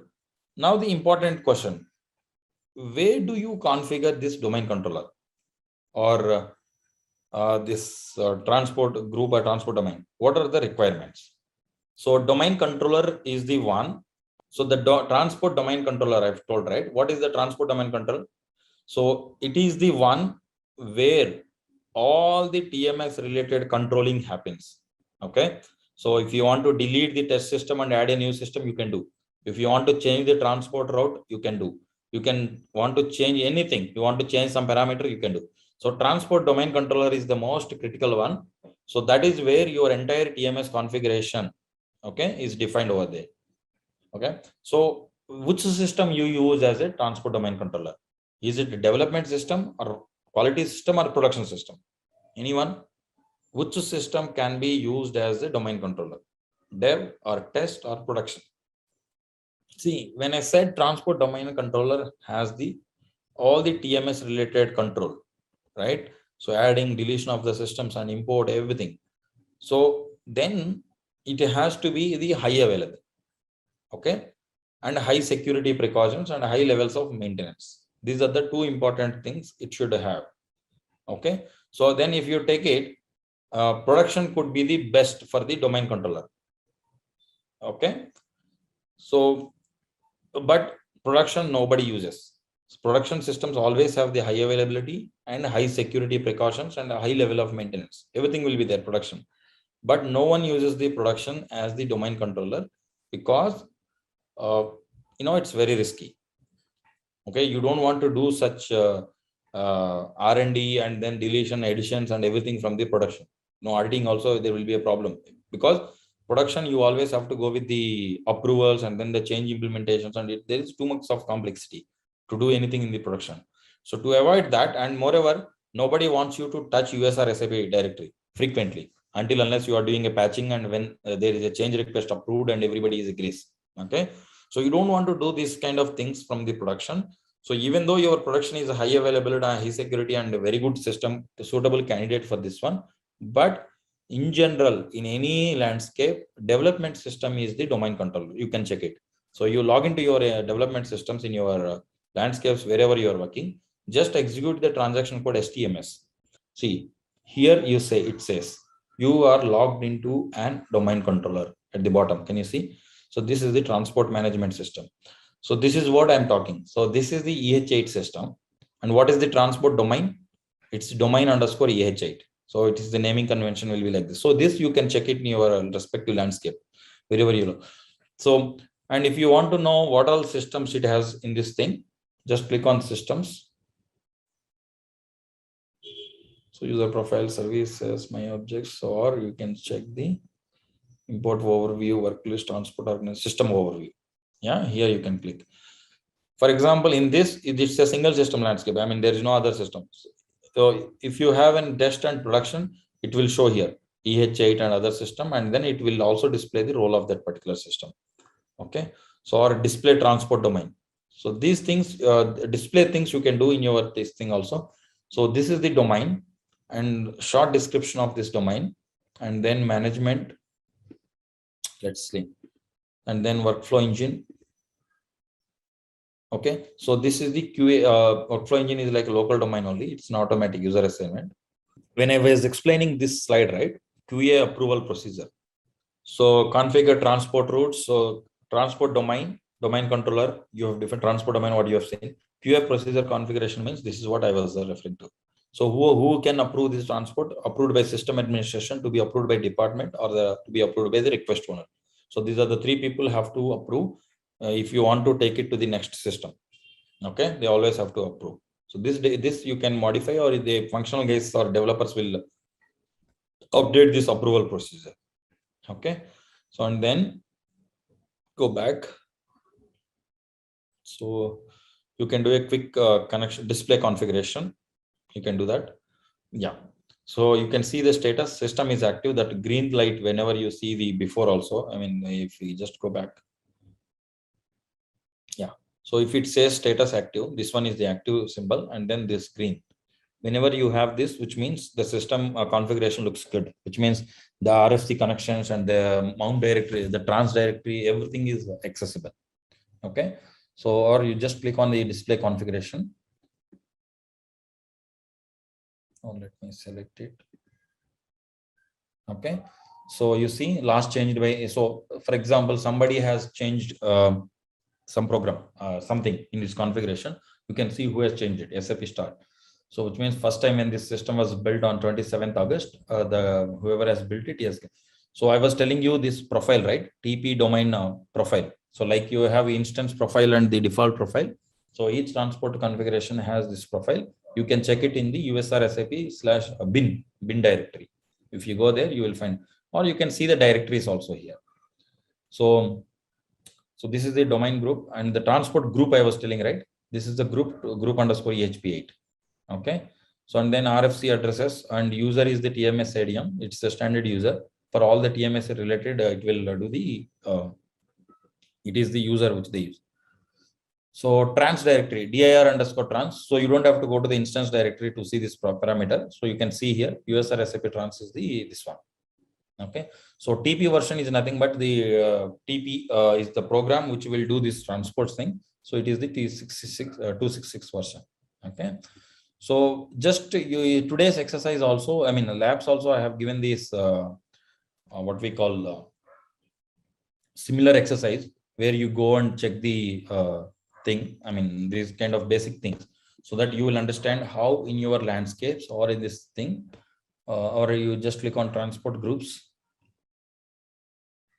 Yeah. So you have domain underscore EHP, and within that you have a group EH8.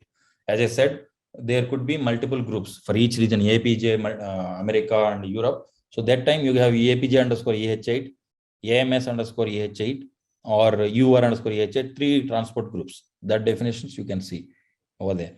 And then go back. Good. So yeah, you sometimes if you add or delete the system, you can update configuration, but don't do this anywhere. So you can simply do the connection test. If you want, you can do that. See at the bottom, it says connection to the system EH8 is okay, which means this is able to communicate to this system. For example, you have a test system and then production system. There also you can just simply check it and do a connection test. If that connection is not working, then there is a problem. I mean, you have to do something. So what RFC connection? So it basically, so you may ask, how does it communicate to the other dev or test system, right? How does it communicate?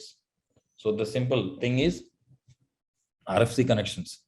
Whenever you initialize the TMS configuration for the first time, it creates an RFC connection to the dev test system and then the production system, and that you can see in the SM59. So there, that will take care. The TMS configuration will take care of it. You see my screen, right? So these are the TMS ADM EH8 using the domain EH8. So this kind of TMS RFC connections will be defined to those particular target systems, test systems or production system. So this also could be a reason. Sometimes this RFCs doesn't work and there's a problem. Then you have to click here. So it says, yeah. So log on is 51 milliseconds and this is perfectly working fine. Okay. So, okay. In real time, do you modify this TMS ADM, this RFC connections? Suppose if it is not working, what do you do?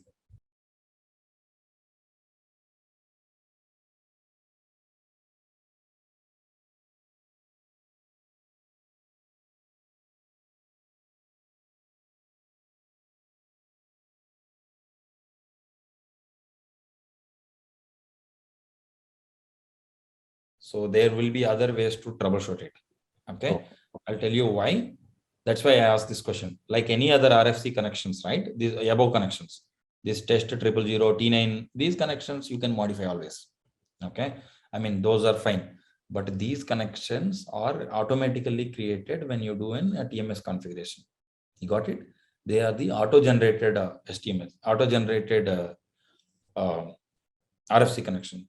So the best would be, yeah, you can try modifying it if it works fine, but the best would be you always delete the existing transport domain transport configuration and redo the configuration. You got it?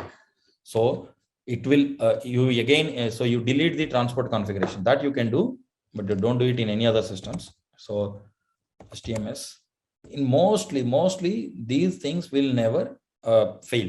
I mean, these RFCs, most of the cases, that issue you may not get it. So most of the times you get issues like data file and co-files do not have authorization, or they are not with SID ADM, and they are corrupted sometimes, because when you copy from another landscape to here, right, they're corrupted. So those things happens, but we generally do not do this. I mean, touch these RFC connections. So never ever try to do something over there. That's why I'm saying. So other RFC connections, fine, you can change something and then you can revert it. But these RFC connections are auto-generated. That's why you have to be a little cautious whenever you're touching this TMS related stuff. Okay. So anything in this TMS is critical, guys. So this transport routes, if you change it, that's it, gone. I mean, one instead of one system, the transports will go to the other landscape and hit the other landscape. Okay, so that is the risk we have when we are working with the transports. I mean, this part TMS, but the display part you can check it in your landscapes also and try to understand what exactly how it is configured in your respective landscape. So sometimes you may get this kind of errors. That is when you have to check the RFC communication. But I don't think you this error will be very misleading. That's why I ask this question. Whenever this RFC you get such an error, what do you do? So yeah, exactly, you check your SMICM and stuff, whether the other target systems, test system and the production system, are they accessible? Okay, so if they're accessible, then you have to come and check this RFC if the connection test is fine or not, or if there is any restriction at the port level or something, or you can see do a telnet quickly to the port of the target system or a ping to the target systems. Okay, if there is any network breakage, that you have to do. But this is a very generic error. So I mean, never ever think that okay, because of this RFC connection this is failing. Sometimes if you don't have the authorization also, it will give you the same error. Okay, that is why you have to check multiple things when such a thing when it happens, whether it has the right authorization, these data files and co-files structure has been defined properly. There is a program RDD IMPDP or RSTP INST test. Okay, that we will do. That we can do testing thing. So that will verify the configuration. I mean, whether your TMS configuration is. I'll tell you after this. That program RSTP test. That program.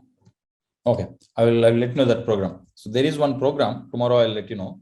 So that program will tell you that the TMS configuration is completely fine. Yeah, tomorrow while doing the recap, I will execute that and I will show you that. So, I mean, you can't go to the each section and do this, right? Whether my TMS configuration is perfectly or not.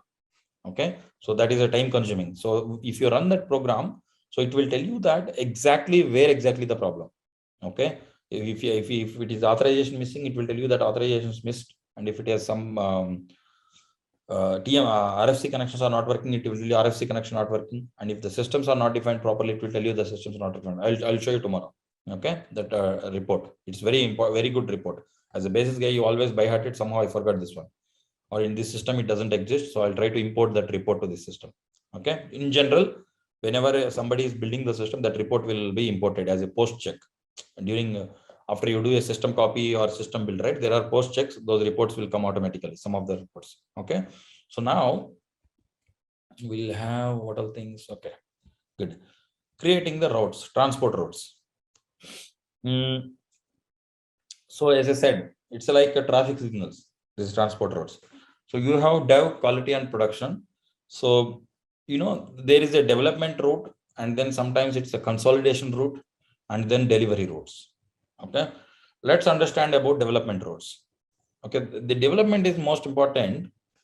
As I told you one example, right? SAP kind of company whose main landscapes are the development landscape. I mean, they have this consolidation and test, but for them, the most critical is the development because they do a lot of changes and product development. So in one system they develop and they want to take it to the other development systems. Okay, then they will develop the this particular development route.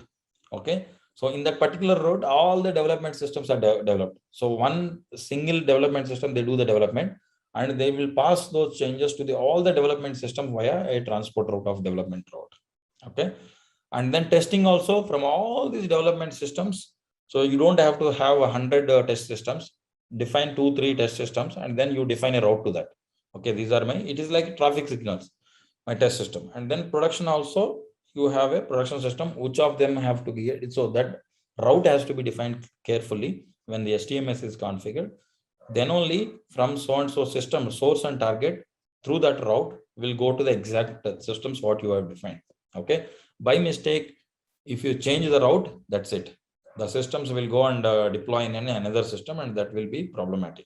Okay, so that is very important. And these routes you can modify, but never ever do that in any landscape. So it's very critical. Okay, that will spoil the, I mean, wrong transports will go and they will import in a wrong system. Okay, then again you have to restore and revert it. I mean, revert the system. So can you assume in SAP? Okay, let me do one thing. So this STMS or the import of the transport, can we automate, or is it okay, you have defined the routes, you have development to other developments defined delivery route, and then you have a quality route, and then production delivery route. So can you automate the import of these transports, or you have to do always manually? Yeah, because these concepts are very important, guys. Try to understand. So you may work on automated also. I have, you see, SAP, right? SAP has thousands of development systems. Okay, so thousands of development system. Assume daily in those development system how many transport they create daily. So they will generate minimum 10,000 to 50,000 transport in a particular day. So there will be around 30,000 developers working on those development systems. 30,000 developers. Assume one guy creates one transport also, so which means 30,000 transports for a day. Okay, can you do these things manually? You got it? What I'm trying to ask. So these transport routes are the very important, and nobody should mess up with them. So it is like, if you see, I mean, if you are working on an SAP project, I mean, TCS, I think TCS is vendor for many SAP projects. So you might have SAP system, development systems access. So you go to a development system and do an STMS, you go crazy. Okay, there will be so many routes defined. You know, that yellow line, green line, red line, blue line, you name any line. So that STMS screen itself is like, you go crazy. So those routes are like veins, like blood supply, right? What we have from the heart. So there will be a central development system where the developers develop, and these all transports will have to go to the multiple development landscapes. Okay, so 30 to 40,000 transports in a day.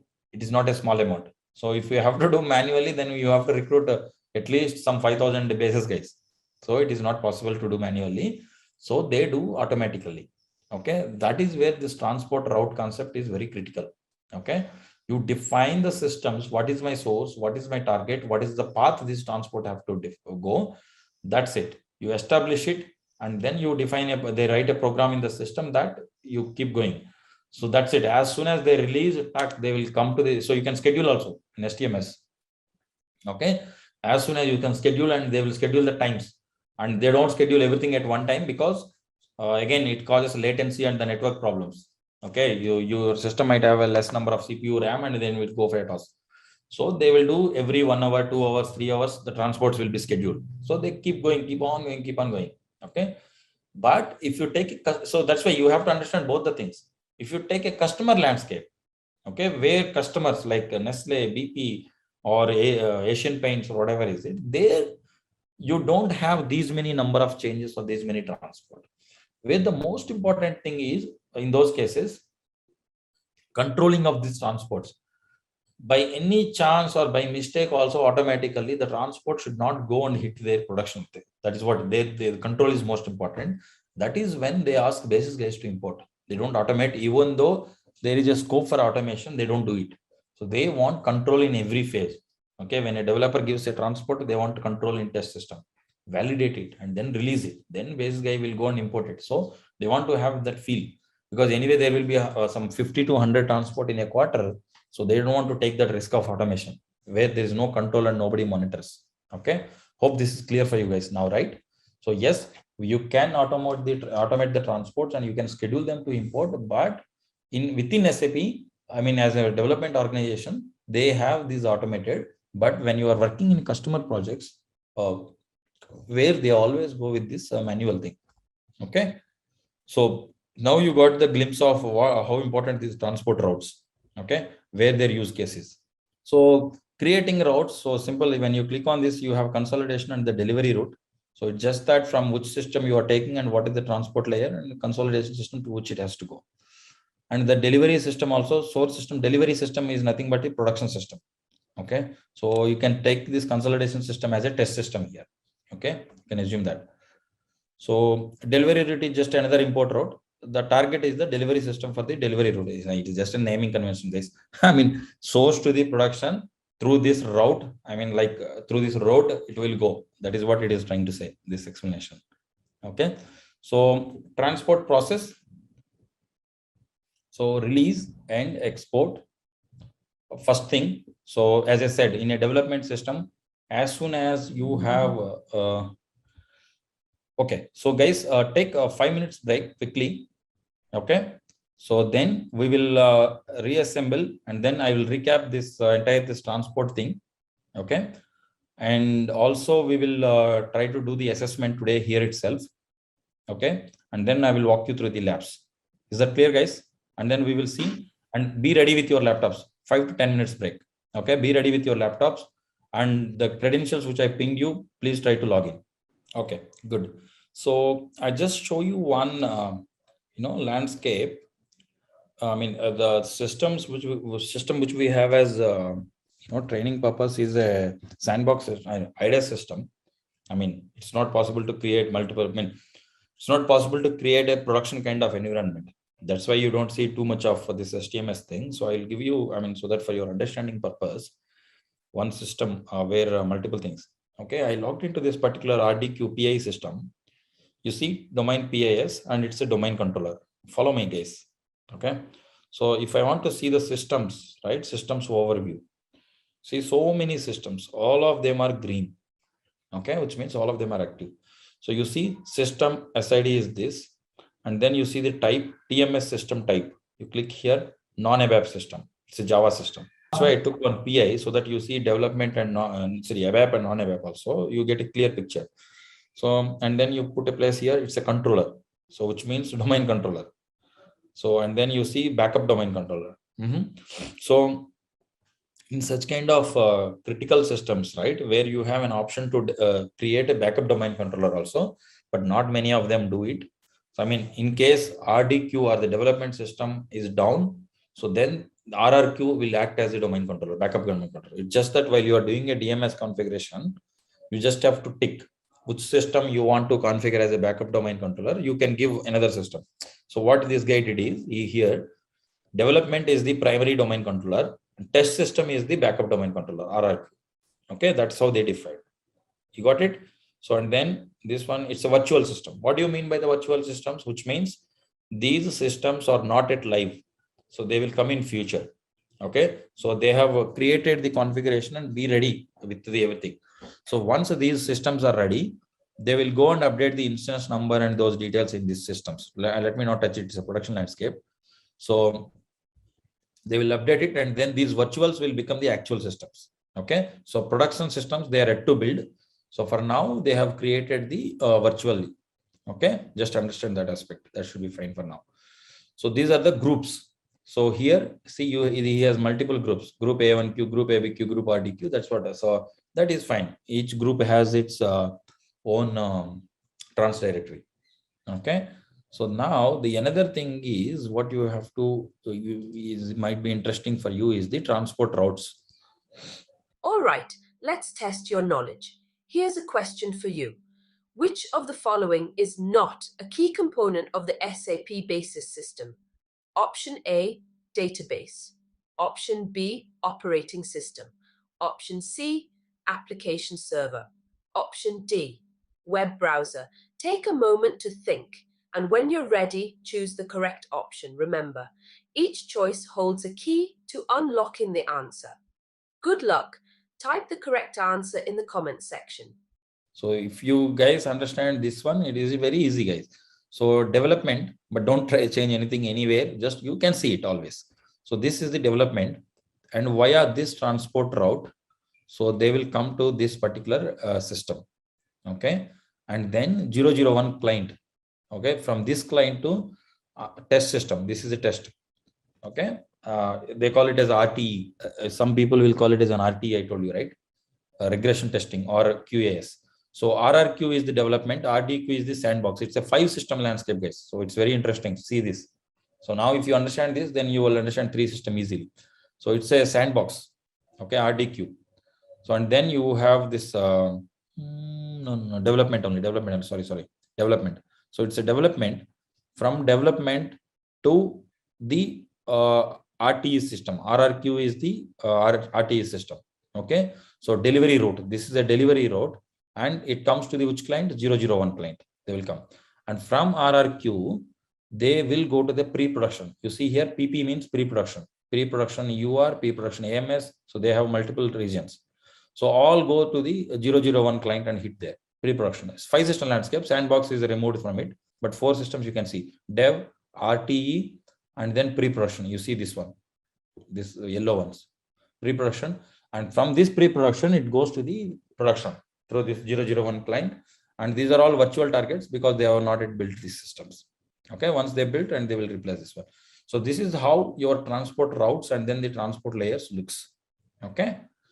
And then the other report I was talking, right, where you can check the, if you go to the SC38, so how do you assess that first thing you have to do whenever there is a TMS related issue, run this report, RSTP test. So this report I executed correctly only. In that system, this report doesn't exist over there, but in most of the things it will execute. So you see here, it will check TP interface. Everything is tick, tick, tick, tick. So it will tell you where exactly the problem is. This is very important. By heart it, or you note it down somewhere. RSTP test is the program, SC38. So it will tell you the transport directory is this, logging, everything looks good. And then it will also check the transport profile. So the path of this is this, profile is this, version is this, everything is green. Okay. And then RFC destination. So see this thing, if you want to check it manually, you assume that at least it takes 2 hours and you may or may not check properly. Okay. Always run this report whenever there is an STMS or TMS related issues. Okay. Please, very, very important report for troubleshooting. Destination, all good. TP path good. Executables path good. Ping everything good. TP calls all good. So TP test, TP connect, whatever you are saying that I'm going to check this HTTP, SMICM, all these things. So these destinations and connections works fine, right? So which means everything is fine. You don't have to check anything manually. So this report is very good, and it always has to be green, guys. Okay. So good. So now I have shown you this. Let me disconnect it from it. So transport process. So it is the first thing in dev system. Developers have to release, and then they export. Whenever they export it, the data file and co-files release. Whenever they release, the data file and co-files creates in the transport directory, and those data files and co-files will be available for all 3 systems via the trans directory. Okay, and then import into the quality assurance, which you can do manually, basis guide. And then quality assurance, the functional leads or the quality people will validate the change, whether it is proper or not. Then they will define into the production. Okay. So one important thing, guys. So I'm not sure if you guys are aware. Can you make these changes to the production as and when you wish? What will be the process? So in your projects, what process you follow whenever you want to import a transport to the production? Sometimes these developers and these test people, right, they will push you. Hey, please go and improve. My lead has approved. My manager has approved. Please go import it into production. You know, that pressure will be there. But as a basis consultant, you know the consequences, right? Any wrong TR goes to the system, you have to restore and recover. It's a very bad thing. So in most of the customer projects, guys, there is a change management process. Okay. It is important for you to know this also. Change management process, which means irrespective of whoever approves, manager or not, those approvals are invalid. Okay. I don't know in your project, this change management process is there. It will be there. So this change management process means, so these developers or the testers, developers mainly, they will explain about these changes, so and so changes, and these are the implications, and we have tested in the test system. Okay. And then they will give the justification to the change management team. They will approve it. There is an approval team. Okay. CR, change request. So most of the transports, whenever you are importing to the systems, right, there should be a change request. Okay. Have you guys heard of this incident, service request and change request at least? So for a patch upgrades or patch things and all, you need a change request, right? For an installation or something. So this transport comes into the change category. So never ever do the import of the transport with just an incident or service request. Okay. Please validate the process with your whoever has defined these processes, right, in your projects. So it's better to understand and import rather than in a hurry just import and cause a problem for this. Okay. Because these are very, very important. Most of the times these transports goes to the system via change management process. Okay. Ensure that you always have an approved change. I mean, by the authorized people. Then you validate it and then you import it, so that after that you are just an executor and you will tell that, hey, I have gone through this change management process and then I have imported it as per this so and so approvals. So you are always safe. If you don't follow that and then you just import it and then later people will ask whether have you followed the process or not. So that is very important. So whenever you are importing into the production, you always follow the change management process. Okay. Especially for the transports, you have to be a little bit careful. Import and export history. Yeah, in your landscapes, you can simply check it. It's straightforward. So follow the screen. STMS overview and imports. Go to history and export history. I mean, what were the transports imported or exported? This data you can check it in the system. Just for your understanding purpose, these screens have been created. And exploring export in SE01. If you just give the transport number, then it will give you the details of the transport. So it's in a similar way. So who is the who is the person who has imported it and whatever the details of that change. Okay. And then exported operating system. Okay, this is important. I told you, right, data file always start with the R. Co-file always starts with the K. So either you by heart it or whatever is it, you know this thing. So the moment you see it, you have to identify, okay, it's a co-file. So co-K, just remember like that. I do that. Co-K. So it starts with K, data file is remaining one is R, so that you don't get confused. So in data directory, these files will be there. In co-file directory, these files will be there. Okay. And then, yeah, it's an STMS tool.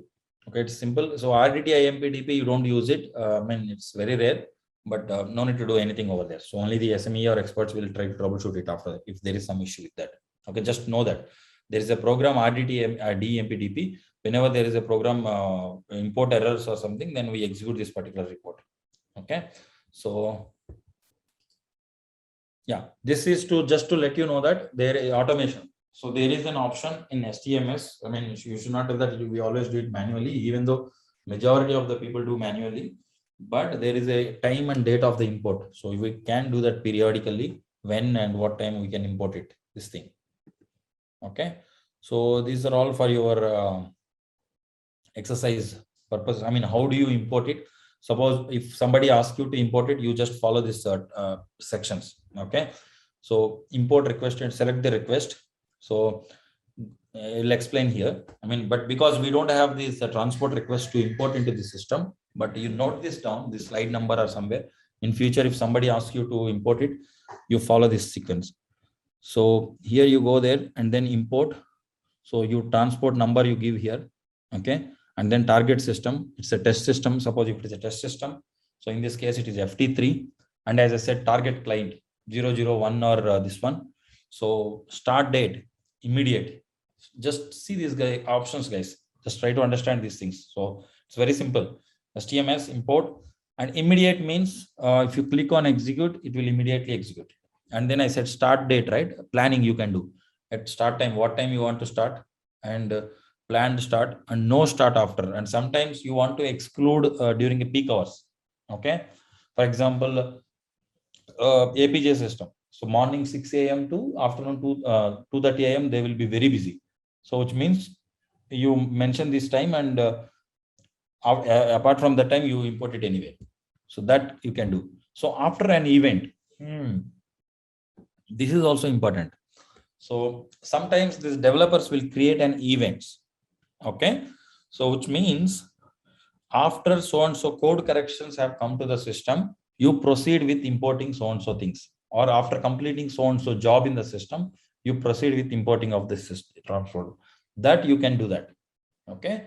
So I mean, maybe in certification these questions may come. So what are the options where you transports can be imported? Immediately you can import at start time, planned start time, and then after an event. So after an event, many people do not know. So just know this as well. But very rarely we use it. Planned start with SAP landscape, they use it, but immediate is the when you are doing it manually. Okay. So screenshots of the import process. Yes. So here, when we do this, right, so it will give you these statuses. Okay. So right hand side, this legend I'm talking. So green status means request awaiting to be imported, which means you have to click on the import. I mean, these are the statuses you find. Suppose, okay. So let me put a left hand screen, this one. Is there any zoom option? So you see here, green. Green means this is ready to be imported. Tick mark means, so this screen I am talking, guys. So tick mark means it is successfully imported, successfully imported, successfully imported, this transport. So what is this truck button? Whenever there is a truck button, which means the transport is running. Okay. Whenever something is running, don't bother it. So you always wait for it to complete. Okay. As I told you, these will go and write in the database, and it's very problematic. Okay. So, and then what we have, so there are other statuses here. Request must be still approved. Request was rejected. So this kind of symbols. So, and there is a red button here, third button, request will not be imported. So if you see that thing, which means that it cannot be imported, then you have to inform to this report. I mean, inform to the developer. So queue controlled mass transports. So this is what something SAP follows. I mean, when they have 10,000, 3,000 transports, 30,000 transports to be go, and then single transports, and one by one we do. Workflow control is set by defaultly set by our STMS. These are the strategies what people will follow. This one, TP program, RSTP test. Okay. Or in the discussion, I will do RSTP test. In your landscapes, you can execute this RSTP test. This is the program SC38. Go there and then execute that particular program. So okay. So I have showed you, right, in the existing landscape. So it will check many things. So your transport directory and your R3 trans is working fine or not. So your RFC connections working fine or not. And then a web communication. So you don't have to, and your profiles are defined correctly or not. And operating system level, if you have the right permissions or not. So this is a TP program. So what we are doing is RSTP. TP is the program, transport control program. And then we are testing. That is the report. Okay. So that will take care of your entire TMS configurations check. So it's very important. So you will definitely have questions on NetWeaver certification. If you go for it, they will ask you, what is the program you use to check for the entire TMS configuration? RSTP test. Okay. Or TP program. You have to transport control program is the program which you use. Okay. And it checks for buffer also. Then release and export calls TP. Good. Why change and transport system? I mean, let's try to make the sessions from today and tomorrow onwards more interactive, guys. So try to isolate yourself, and then have your phones or whatever is it, unmute and ask. And there's no point, there's no good question or bad question. So you please free to ask any question. So in terms of the basis, it could be technical or non-technical, then I'll try to solve it, because it's very important in this 40 hours after this, you should feel confident about approaching SAP. Okay. Or you read or go through it in a right direction, so that you frame your career in basis domain, and then you will become an SME or architect. Okay. So that you don't want to go in the version of these SAP projects and then you will get lost. Okay. So far what we discussed, before I move to the non-ABAP transports. Anybody? So all of you are comfortable with these terms at least. I mean, where to check, what to check and stuff. So you can build on top of it. Overview, and then now you got a glimpse of it, then you read anything, you will understand. You go to Google or help.sap.com or anywhere, then you will connect it. And you go to your systems in your own landscapes, in your projects, open development system. It's not risky also. I mean, you're not logging in production. Go to your development system and see what is your TMS configuration, how it is defined. Can you see those directories, what I've said in OS level? If you have OS level access, okay, open the TP profile, just do some 1 hour of exercise, so that next time when there is an issue with the TMS, then you will be the pakka, you will solve it. I'm damn sure of it.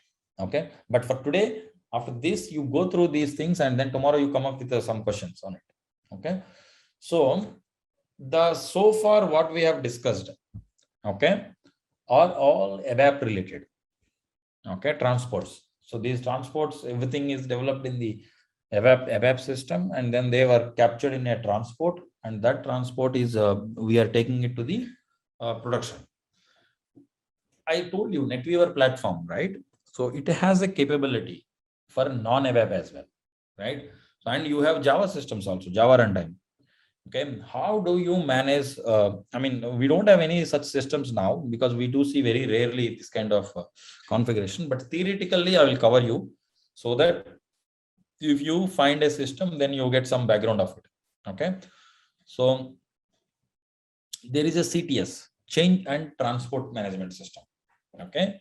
So SAP has enhanced the existing transport system for the non-ABAP objects. Okay. So non-ABAP objects can be attached to your transport orders. So in portal use case deployment takes place using no. Good. So what happens is these non-ABAP transports in a particular order, they will arrange it and then they will give us the files to deploy. Okay. There is a specific deployment option in NWA. So you have to log into the NWA and then we have an option to import those, transport those XI objects or J2E developments. Okay. Or sometimes they will give the deployment files. Okay. So either you use this CTS plus, or we will also do a telnet, the customizations or that is deployment files. Okay. I don't know if you heard of telnet. So with that also we can do that. So this change and transport system is CTS is enhanced version of the transport thing, which can enable or which has the capability to import ABAP or non-ABAP J2E development or the XI object transports. This is the tricky part. So here you need a Java stack and an ABAP stack if you want. And then here also most of the concepts are similar. You have a domain controller, you have if I find any Java system where this CTS is configured, so if I show you that, then you will understand it. All right, let's test your knowledge. Here's a question for you. Which of the following is a key task of an SAP Basis administrator? Option A, developing new ABAP programs. Option B, designing user interfaces. Option C, managing system backups and restores. Option D, implementing business logic. Take a moment to think, and when you're ready, choose the correct option. Remember, each choice holds a key to unlocking the answer. Good luck!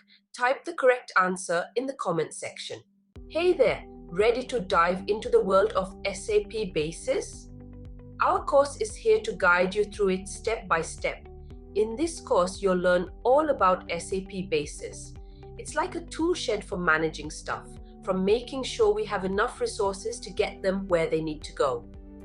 Our course covers everything you need to know, from the basics to advanced tips and tricks. It's created by experts who really know their stuff. Your instructors are seasoned pros who've been in the game for ages. They're here to help you learn and answer any questions you have. And guess what? Our students absolutely love the course. Folks just like you have found it incredibly helpful. The best part? It's budget friendly. This amazing opportunity to learn won't break the bank. Ready to become SAP Basis Pro? Sign up on our page now. For more info, head over to ZaranTech's website. Stay tuned for more updates. This is also an important topic. Users, user groups, authorizations, roles, profiles, many things. So it's a very important topic. Even though you may feel it's like a security topic, but still it's very relevant for the basis guys. Okay. So nowadays, if you see SAP, they are no longer separating security and basis separately. So earlier, we used to have a security team, separate team who takes care of these users, authorizations and stuff, and basis separate. Okay. But if you see last 3 or 4 years onwards, there is no separation of basis and security, and they both club together, and they expect everybody to comfortable with this kind of authorization concept. And moreover, it's very important for you. Some of the users, for the background jobs or the admin users and something, you need to understand what it is actually. So that's why this is also very theoretically and practically, in both ways, this is very important. We do some hands-on today, creation of these users. I know you may feel very comfortable and you may feel easy, but still I would encourage or request you to do that exercise, because it is very important to have you a clear understanding of these concepts. Okay. And the definitions which I've put it over here are also from the SAP book. The purpose is, at least if you go through this entire content of 40 hours, which I've prepared, so you may be, it is easy for you to prepare for the certification. Yeah, at least I can assure you 50%. Okay. Remaining things, as I said, it's a 3,700 page each book contains. Okay.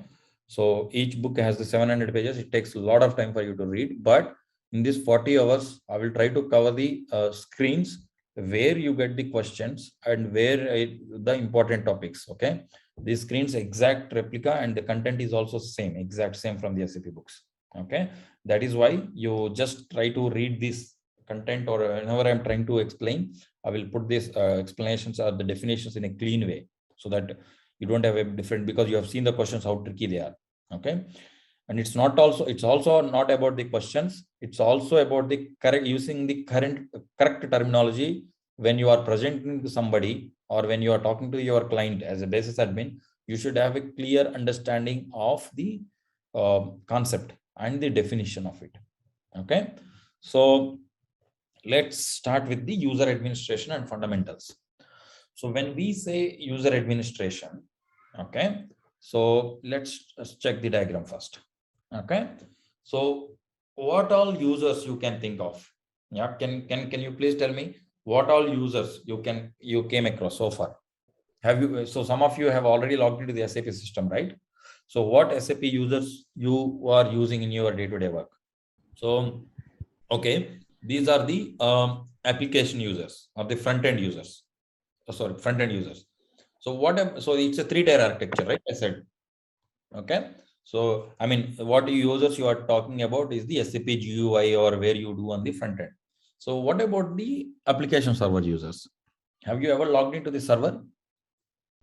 So in the login, so which user you mostly use on the server to do any admin activities on the server? That is one user. Obviously, that's the most powerful user. So where you do the entire, so root is there. It's very powerful. You can create an SID ADM user. So all the application administration happens with SID ADM. Okay. So good. So on the server level and the database, have you heard of the database users?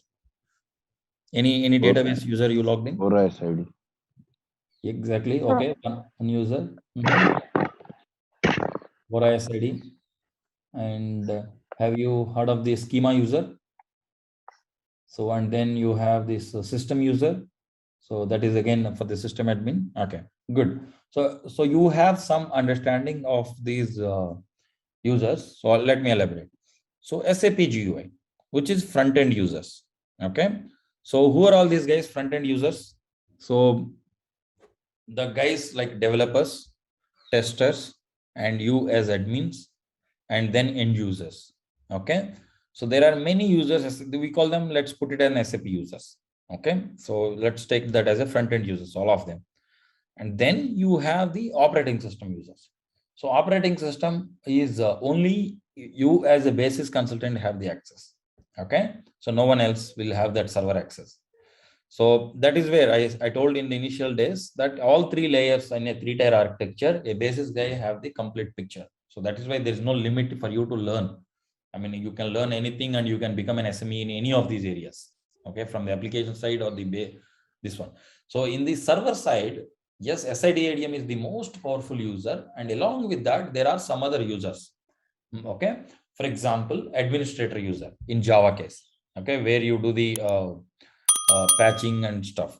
And then the other user is like DAA agent, DAA user. I mean, or the Solman related. Okay. So if you want to do the fetching of the server, DAA ADM, they call. Okay. But currently they call DAA ADM. Earlier we used to call them as SMD ADM. Okay. So that has been gone. Now we call DAA ADM.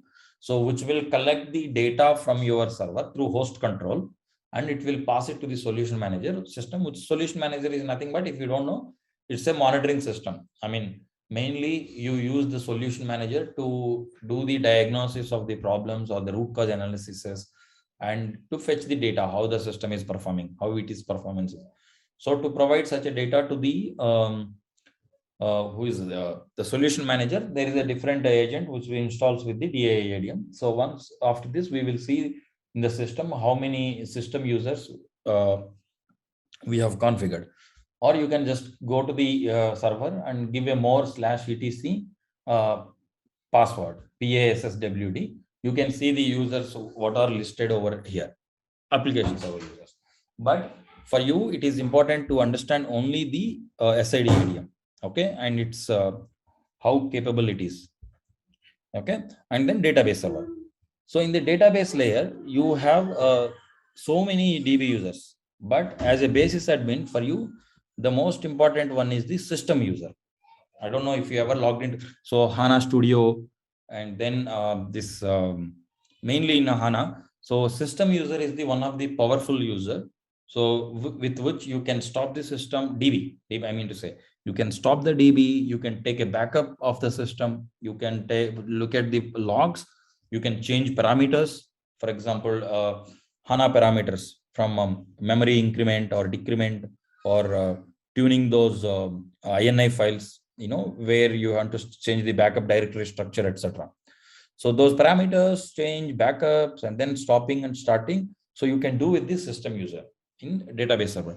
So along with the system user, there are so many other users as well. For example, schema user is the most powerful user in database. So don't try to log in with that. I mean, if you have a system access, use system user, but avoid schema. So schema is the more powerful than system. Okay, so you can completely wipe out the entire database using the schema. Okay, schema user is something which will write the data or the to the tables. Okay, so you may say that I have 100 users. Okay, I mean front end. Okay, and then those requests comes to the application server, and application server basically process those requests.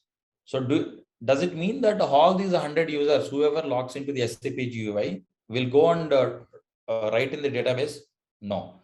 So all these processes, I mean, all these users request will be handled by the work processes, dialog, background, update, and so on. So only one user will write it to the database, that is schema.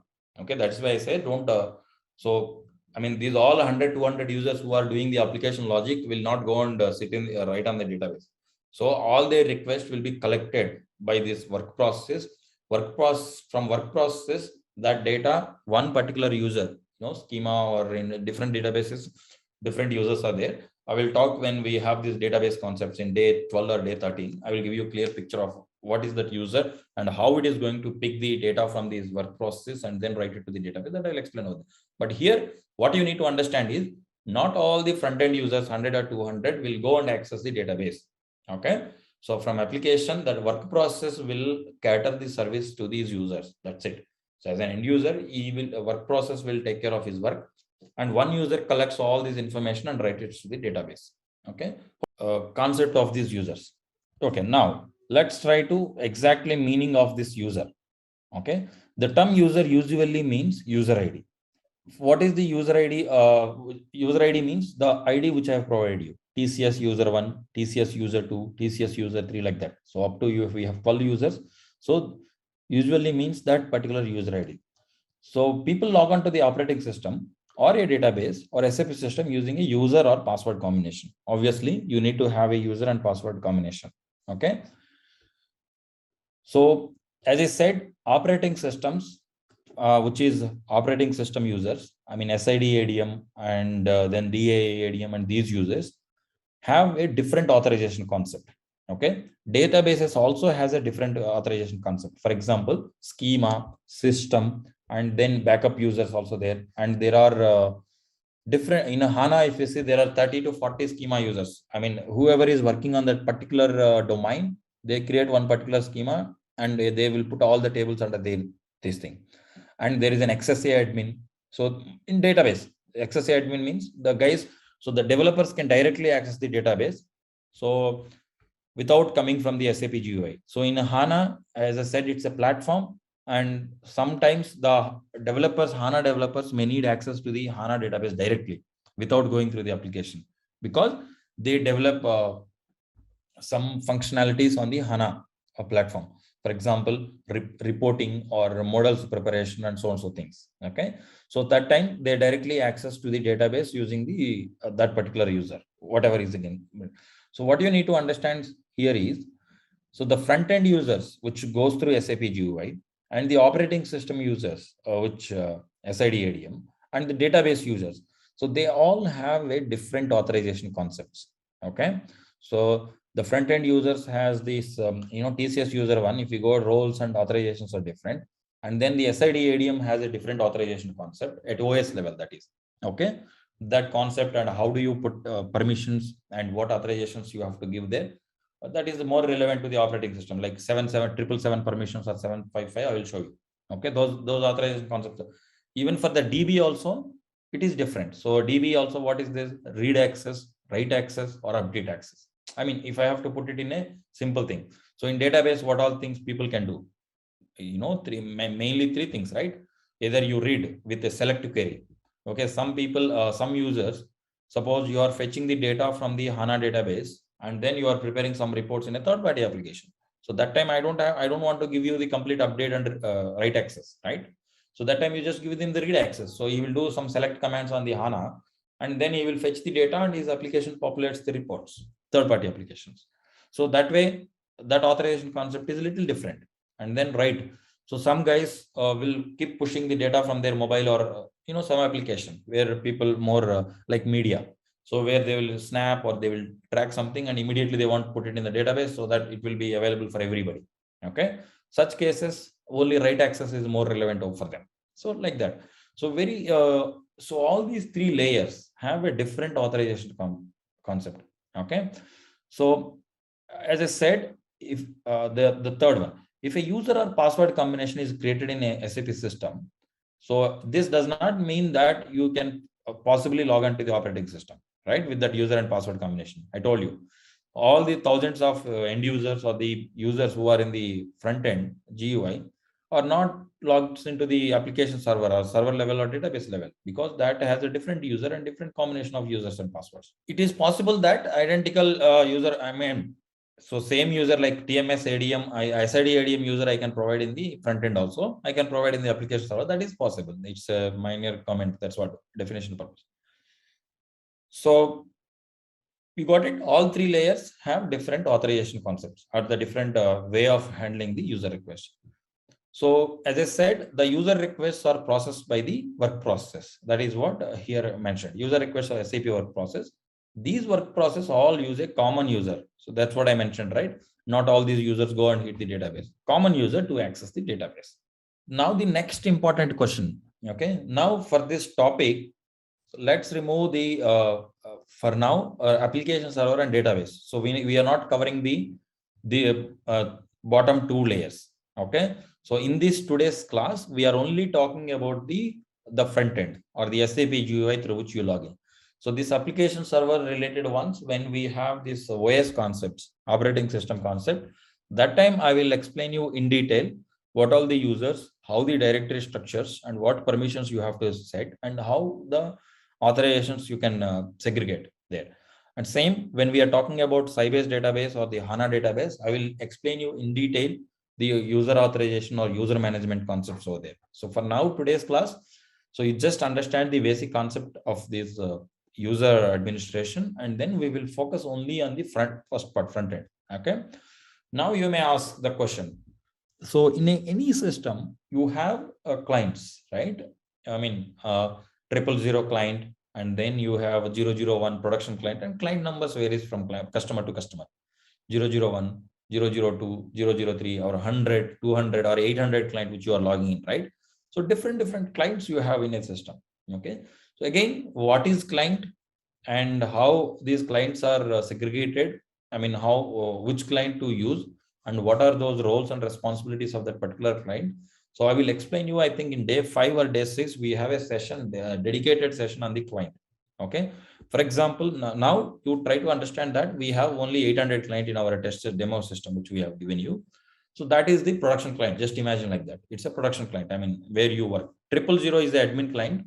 So just know that. So only the admin related works you can do from the 000. For example, license installations, and then yesterday TMS configuration, which we did, right? So those things you always do from the 000. Okay, you don't do it from the. So client dependent means, so the users what you create, I mean TCS user 1, TCS user 2, TCS user 3, you can try. So I create, you try to log into the 000. You see if it works or not. Has anybody tried? See, I am logging into the client. So I created all your users, TCS user 1 or TCS user 2 in the 800 client. Let's suppose I change it to 000. And then I use my user EST user 1. I mean, this is the one. So if I try to log in, it doesn't work. Client name or password wrong. So what I'm trying to say here is, so all these users, what you create in the front end, are client dependent. Okay. So if you create them in 000, they work in 000 only. If you create them in 100, they work in 100 only. Okay. So that is very important thing. I mean, for your practical purpose and this one. So the entire front end user concepts, okay, they're all client dependent. Okay. So in one client, you created the users and you created the authorization concept, roles, profile, etc. And you cannot expect them to work in the other client. Okay. I mean, the 800 client in 000 or something. Okay. So, but you may ask a question. So, hey, I have a 3 clients. Okay. You have a three clients in a system. For example, in this system, we only have 800. Let's suppose you have one more client, 900 client. So you have done an excellent work. I mean, the clients, roles, every roles or users, everything you created in this particular client, and you want to take them to the other client, 900. So do you have to redo the whole thing? I mean, in 900, or how do you take this thing?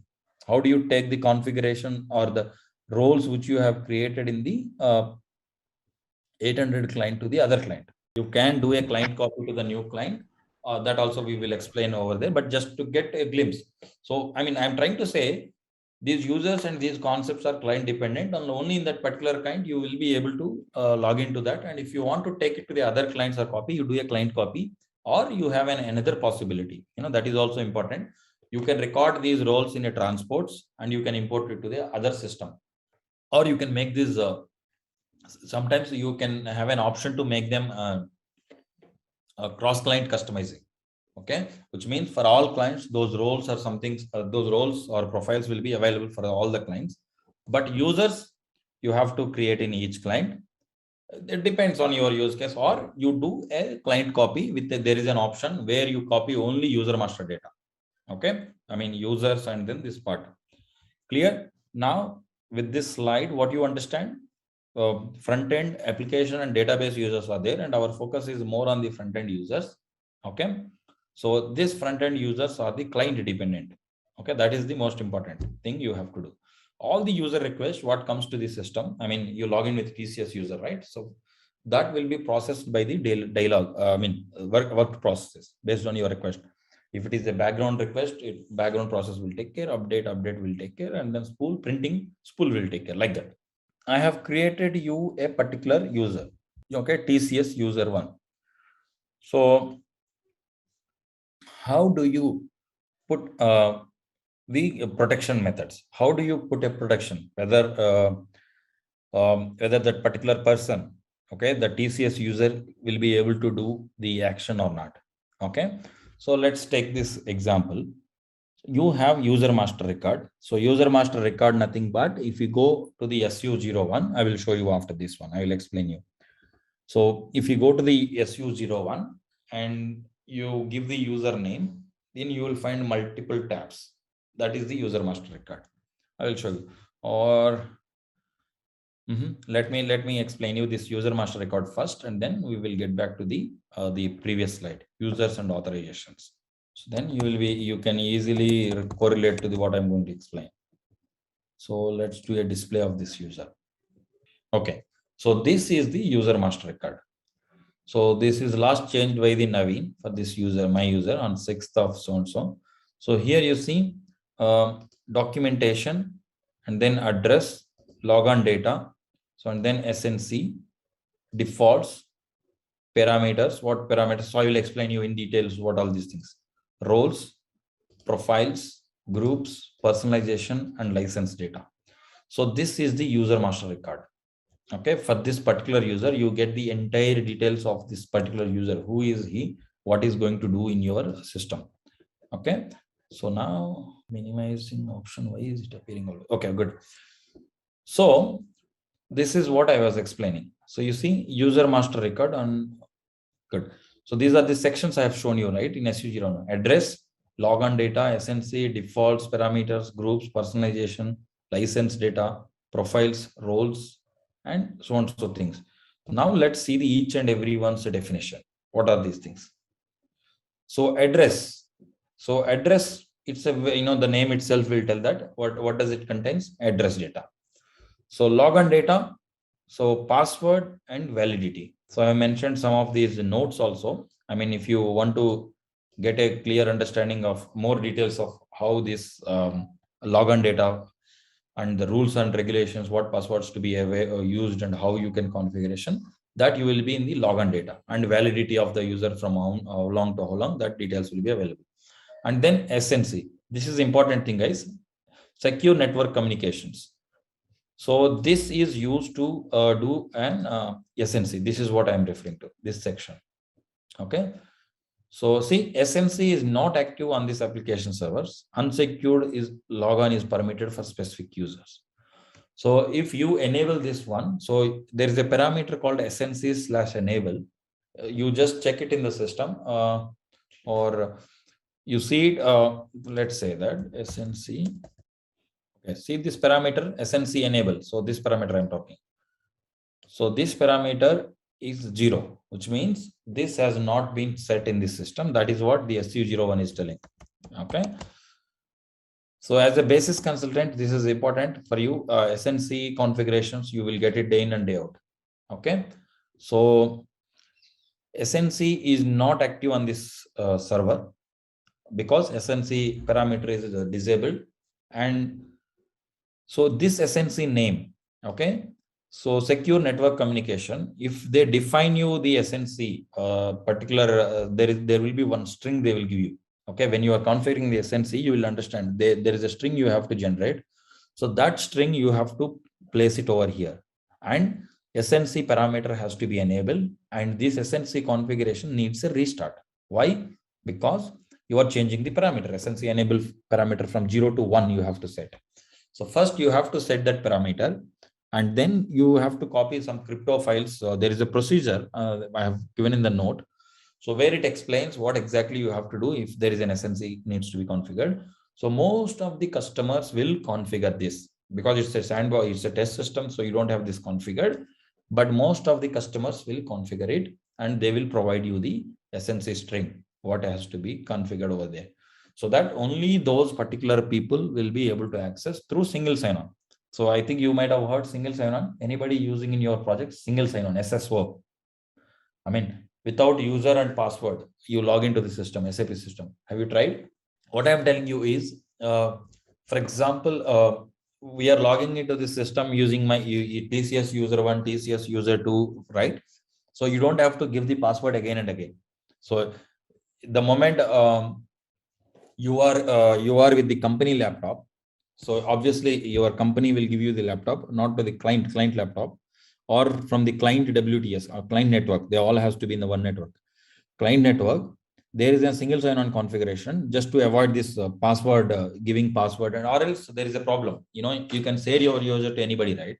For example, the user I gave you, TCS user 1, you can give it to your friends, or you can give it to somebody else, or somebody can hack that user ID and password. Somebody can. So for example, I gave you only SAP 123.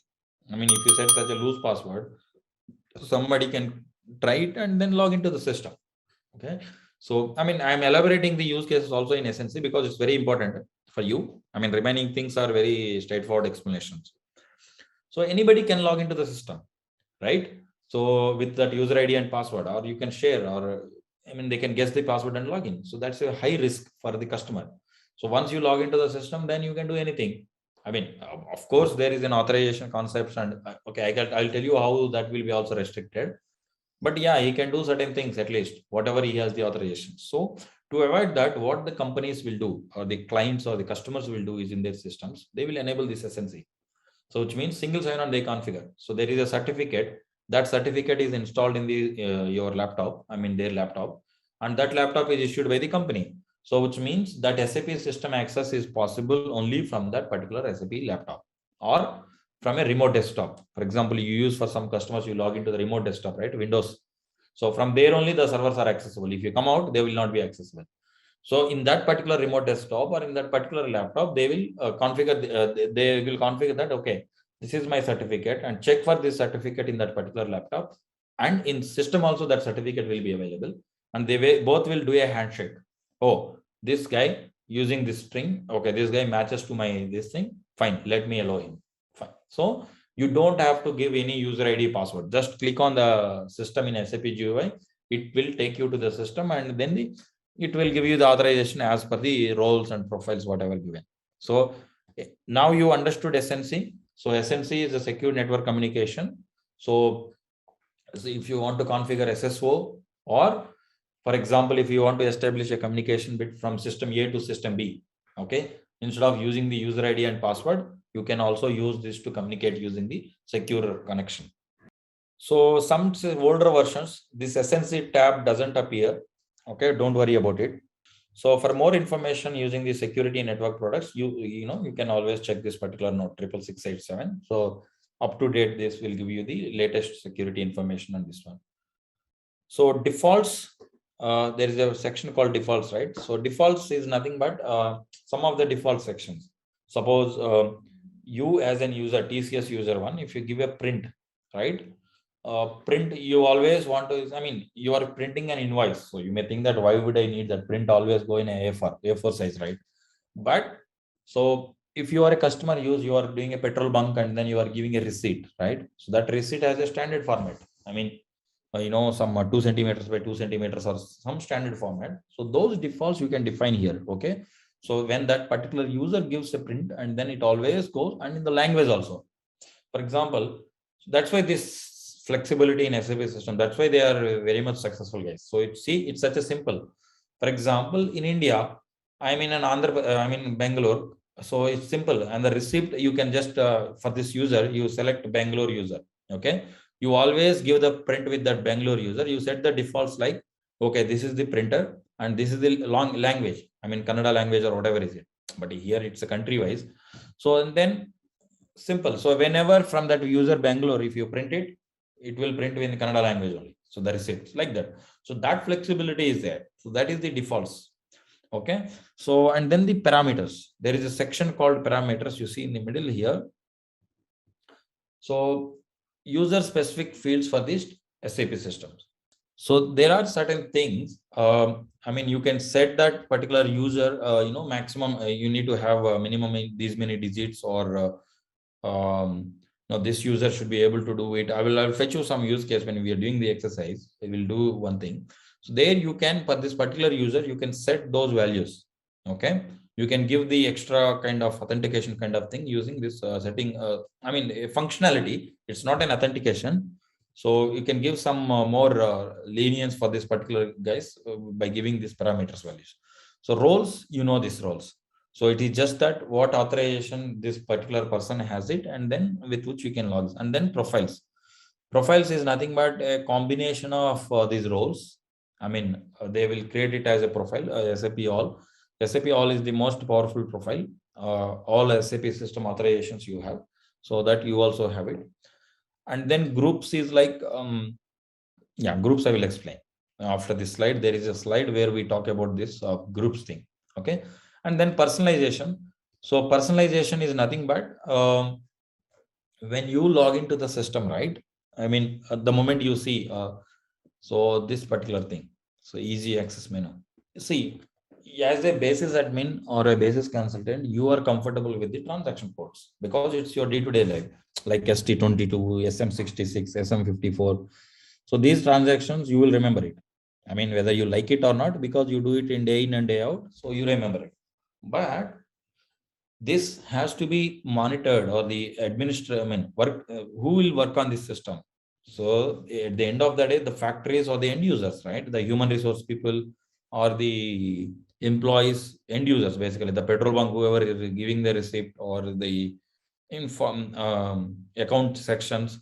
So these people are using this thing. So for them, if you ask them, remember this transaction code, they go crazy. Okay, for them, it just go and they click on this and then they do this. So this is called the personalization, or you can put it as a favorites. So so if you do that personalization, developers will do that personalization. So for this accounting guys, so for example, for a material related thing, manufacturing related personalization, if you give it to the accounting guy, he will go crazy. So that's why developers, according to the manufacturing or the industry they are working, so they will do the personalization of the user screens. I mean, giving more web related stuff over here or something. Okay, so that kind of personalization, only the developers can be able to do that. Okay, so in some transactions, see, personal settings are required which have effect on the appearance. So it is more of like an appearance, if I have to put it in a word. Okay, so that is the personalization. Like, in our desktop, right? Once you log into the laptop, you can change your screen, right? I mean, log on screen, and you can arrange the folders in the way you like it. And some products will give you the thing, I mean, how to change the color of those folders also. Okay, so this is the kind of personalization. So this is decided by the, as I said, the developer. Okay, decides whether when the personalization functions are available or not. So there is no special customizing switches or anything which you have to do. So the developers will provide you, facilitate you, whether you can change the personalization or not. For example, logging into the SAP GUI, you have a lot of themes, right? I explained you. So quads theme or the SAP signature theme or web GUI theme is different, like that. So we know they will put you very limited options in SAP, but it will be suitable for the particular user. So that personalization, if it is available in the system, you can always assign to that user so that he can see the appearance, his appearance will appear. So for example, if there are contractors where you have to define their license related stuff, because I mean, you may think that in my organization, how do I need to know? But you just think of the organization. So SAP, as I said, there are very, very big industries, right? You need to control. So who are the licensed people, and whether the user who has created is licensed or not, that license data will be displayed in the license data. So you see here, so contractual user type. So what kind of a contractual user type, and that thing you can define over here. This is the user master record. So the name itself says for this user, so EST user 1, this is the complete data. So what this guy is, who he is, and what authorizations he has, and what personalizations he has, and how he licensed he is. This entire thing is called the user master record. Okay, now let me go back to the slide. Fine. So you have created a user. Okay. let me put it. You have created a user. So in what layers, I mean, how many levels you can check the authorization? I mean, restrict the authorization. You see here.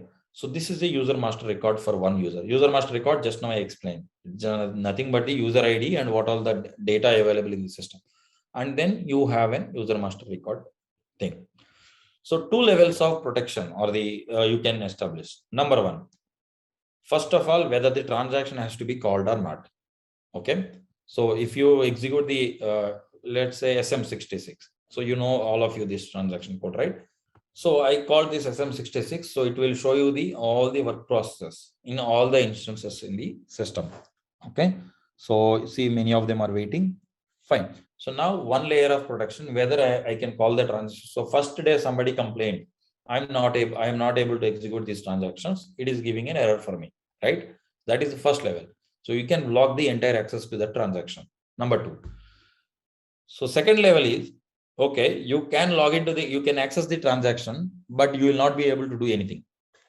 Okay. So changing or the updating, or suppose if you want to delete this particular row, so that thing is not possible. That is the second layer of protection.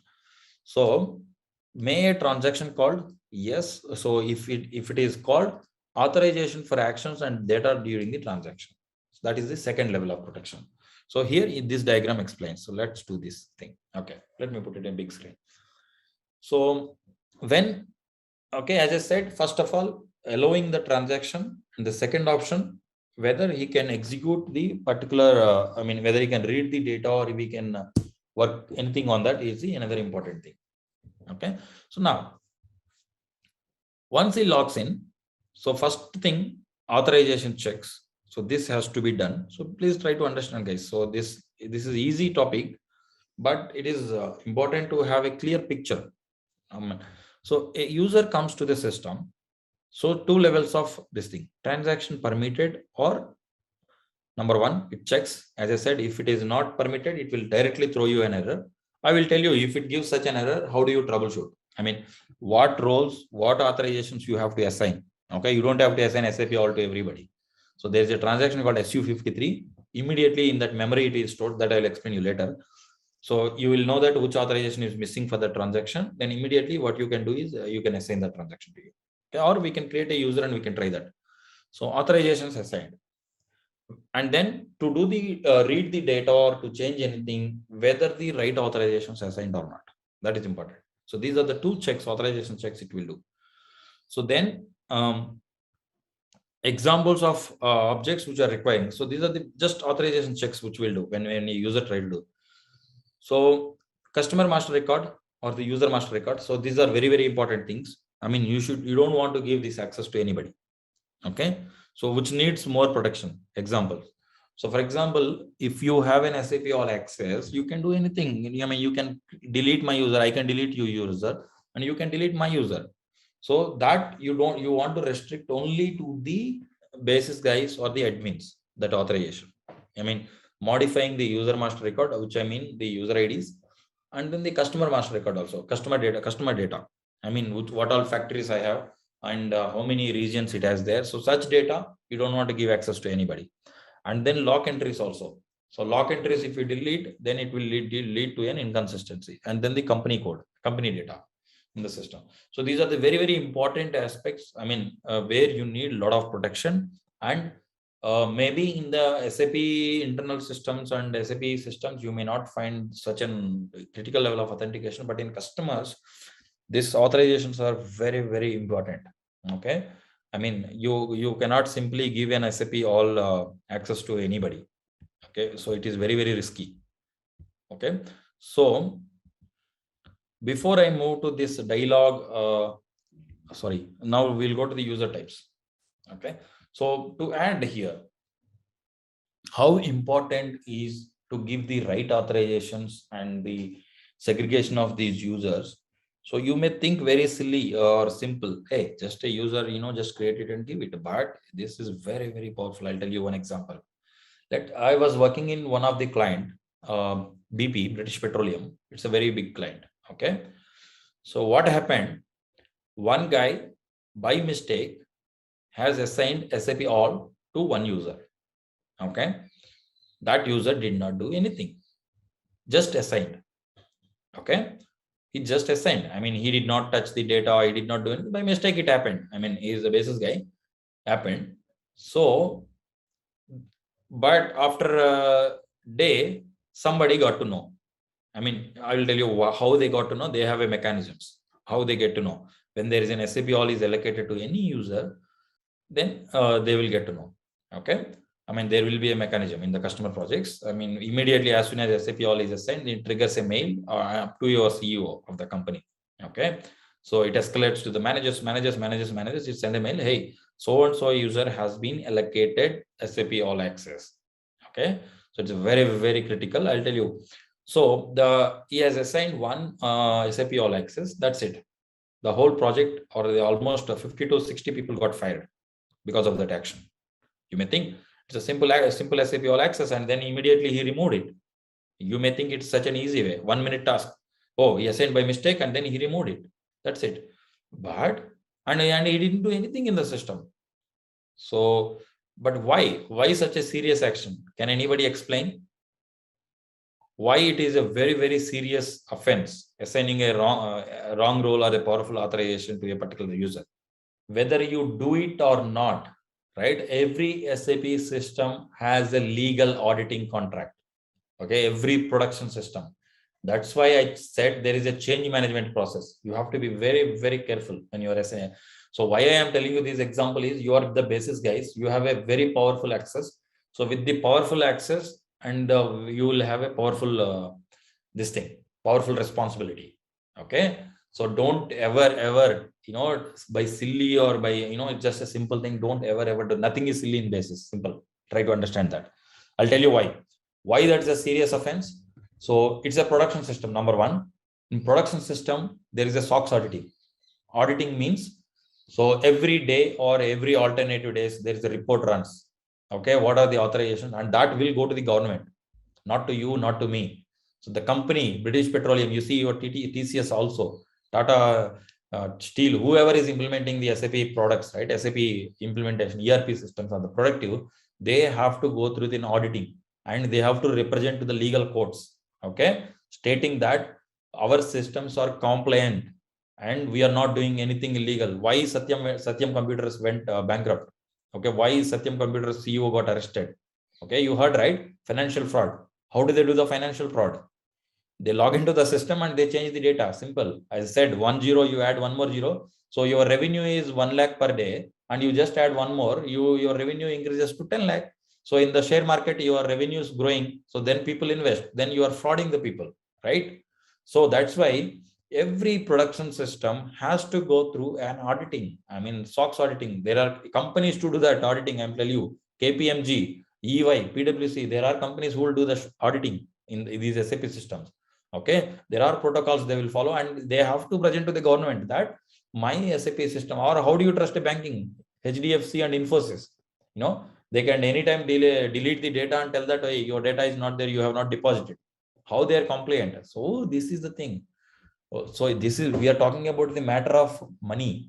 So fine, you did not do anything, but I see you have put an SAP all. I don't know what you did, but your system is non-compliant, which means something is happening in your system. You have assigned SAP all, because that user has a very powerful, I mean, he can do anything in the system.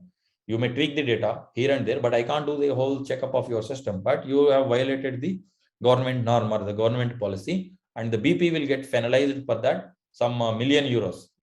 Okay, because it's a simple 1 minute task where each guy just assigned and then deleted that role, but it was caught in the auditing by a third party. I mean, those third parties also recruited by, in some countries, government, or in some countries, before the government knows, the company only recruits dedicated guys. Okay, because if it goes to the government, then it's like a reputational impact. You just imagine, hey, in BP, somebody modified the data, that's it, their share market will collapse. I mean, these are the very, very silly things. So that I'm giving you the very important practical, the importance of this authorization. So by mistake or by any chance, never ever giving less authorization is always better than the, getting delayed or whatever it is, than giving a more authorization. So understand the important. So then BP gets finalized by the, so KPMG has quoted BP that, hey, there is a change. You have assigned an SAP all, here is it, data. So every user data modification will be tracked. Don't ever think that it will not be tracked. SAP itself, in the system itself, there is a table. Okay, there are tables where your activity will be tracked. I mean, what changes you have made, what have you touched, and everything. So it is simple for these auditing teams just to check the table. Okay, they'll see, oh, so and so TCS user has assigned SAP all and removed the SAP all. Fine, no matter whatever it is. This is not as per the terms and agreements of this company. Fine, that's it. They will fine.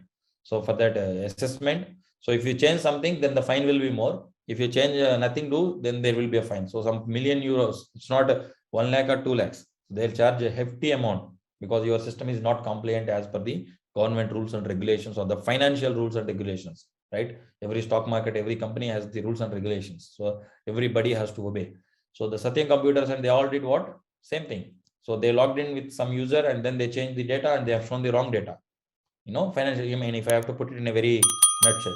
So almost 5 to 6 years, they have shown the wrong revenues, wrong taxes. So then at one particular point in time, somebody has identified, I mean, they have seen this and then they caught it and they are managed internally. They saw auditing teams and all. I mean, without those things will be revealed outside. Okay. So understand it. So even though you are assigning just, but it has very severe and serious implications in production systems. So whenever you are doing something in the production system, be very, very, very, very cautious. Okay. It's not only this. So when you are importing that, every activity, what we are going to talk next 15 days, right? Everything is critical. Okay. Never ever, and stop, don't do any multiple activities when you are working on a production system. So these are the best, some recommendations I give you with my experience. I've seen a lot of cases, I'm telling you, where I've worked on sleepless nights for 10 days, 15 days for fixing one issue. Okay. In the customer location. So they ask you to stay there. Okay. And they will provide you food, bed, everything they will throw on our face in the meeting room. Okay. In client location. So in 2014, I was there in London for this client. So, I mean, there was an issue. That's it. Their legal team and they were after them. And then we were in a meeting room and you will be supplied with everything and you address it. That's it. You fix it and then go home. 14 days it took for us and everything over there only. We were in the office. 14 days, we didn't even come out of the building. So until we figured out who has caused it and what was done and what is done in the system and all the legal reports and everything is submitted, then we will relieved. It's like lockdown of the building. So we almost 30 to 40 people who are working on that project were relieved only after 14 days, after doing so much scrutiny. So this is very important. Understand these real life problems. So you may starting your career in basis, but don't get scared. Over a period of time, I mean, with these examples and stuff, over a period of time, you will get to know where you have to put a break and where you have to be controlled and understand that you are the very powerful guy. Okay. So basis guy is the most powerful in the entire SAP landscape. So, that manager said, or this security guy said, that user said, this user said, never ever do anything. So developers, functional, anybody, they have their limitation. They have that thing. But as an admin, it's you who can put a full stop over there. Stop it. Get the right approval. I don't approve. I don't import it without your so-and-so approval. So following the process is also your most responsible task. Okay. Whenever somebody asks you to assign a user ID or password, I mean, some authentication, extra authentication, forget about it, whether he is a friend or close friend or buddy, or it doesn't matter. Okay. So there should not be any kind of affectionate or friendly thing. You can help him troubleshoot. You can help him do whatever you want, but don't assign him the unauthorized authorization. Okay. Even though you think that he didn't do anything, he just want to see it as a said example, right? You just assigned and you removed it, but there was a serious implication because your system violated the norms defined by the government or the financial organizations. Okay. So that is very, very important, guys. So keep this in mind. So that's why I'm stressing these authorization objects. It's not only knowing how to do and how to think, you will be able to do it for sure, but understand the criticality of these. So now you understand the importance of these authorizations. And then we discussed about the users in 3-layer architecture. I mean, but we are only focusing on the front end or the SAP GUI related users. Okay. So the next important question is, So like I ask you, what are the users you guys are already aware of it? User types. So we have around 5 types, but 4 are the most frequently, not more frequently. 4 types we use little bit frequently, but out of that, 2 are very, very frequently we use. Okay. So yeah, the screen and theory is fine, but I will try to simplify it in a way, at least you guys are comfortable with the terminologies and these users, what they do and stuff. But believe me, only when you work and when you create something with that particular user, then only you feel the real importance, and you don't have to by heart whatever I'm explaining. I mean, you don't have to remember, but you will by intuition or by thing, you will remember that. Okay. So the first and okay, user types. So let me go here only, this diagram. First thing, dialogue. And then we have system, communication data, reference, and then service. So mostly we use dialogue, system only, these two mostly. We don't, in very rare cases we use. I will give you examples, where you use the service user and where you use the communication user, where you use communication. Reference, in my last 10 years of experience, I never used it, believe me. So I may not able to give you an example, but remaining 4, definitely I will give you examples and their perfect use cases where exactly you use them. Okay. So now I'll ask you a simple question. I mean, if you have worked on it. So with the dialogue user, the users which I provided you, what type of users they are? See, if we have this user, so TMS ADM doesn't exist in 800 client. The reason is it's a client dependent user. This exists only in the 000 client. Okay, clear? So now let's see a TCS USER1. Yeah, so you see here you can see the user type. So what type of user it is, a dialogue or a service or a system or communication user. So dialogue user is mainly to do the day-to-day tasks.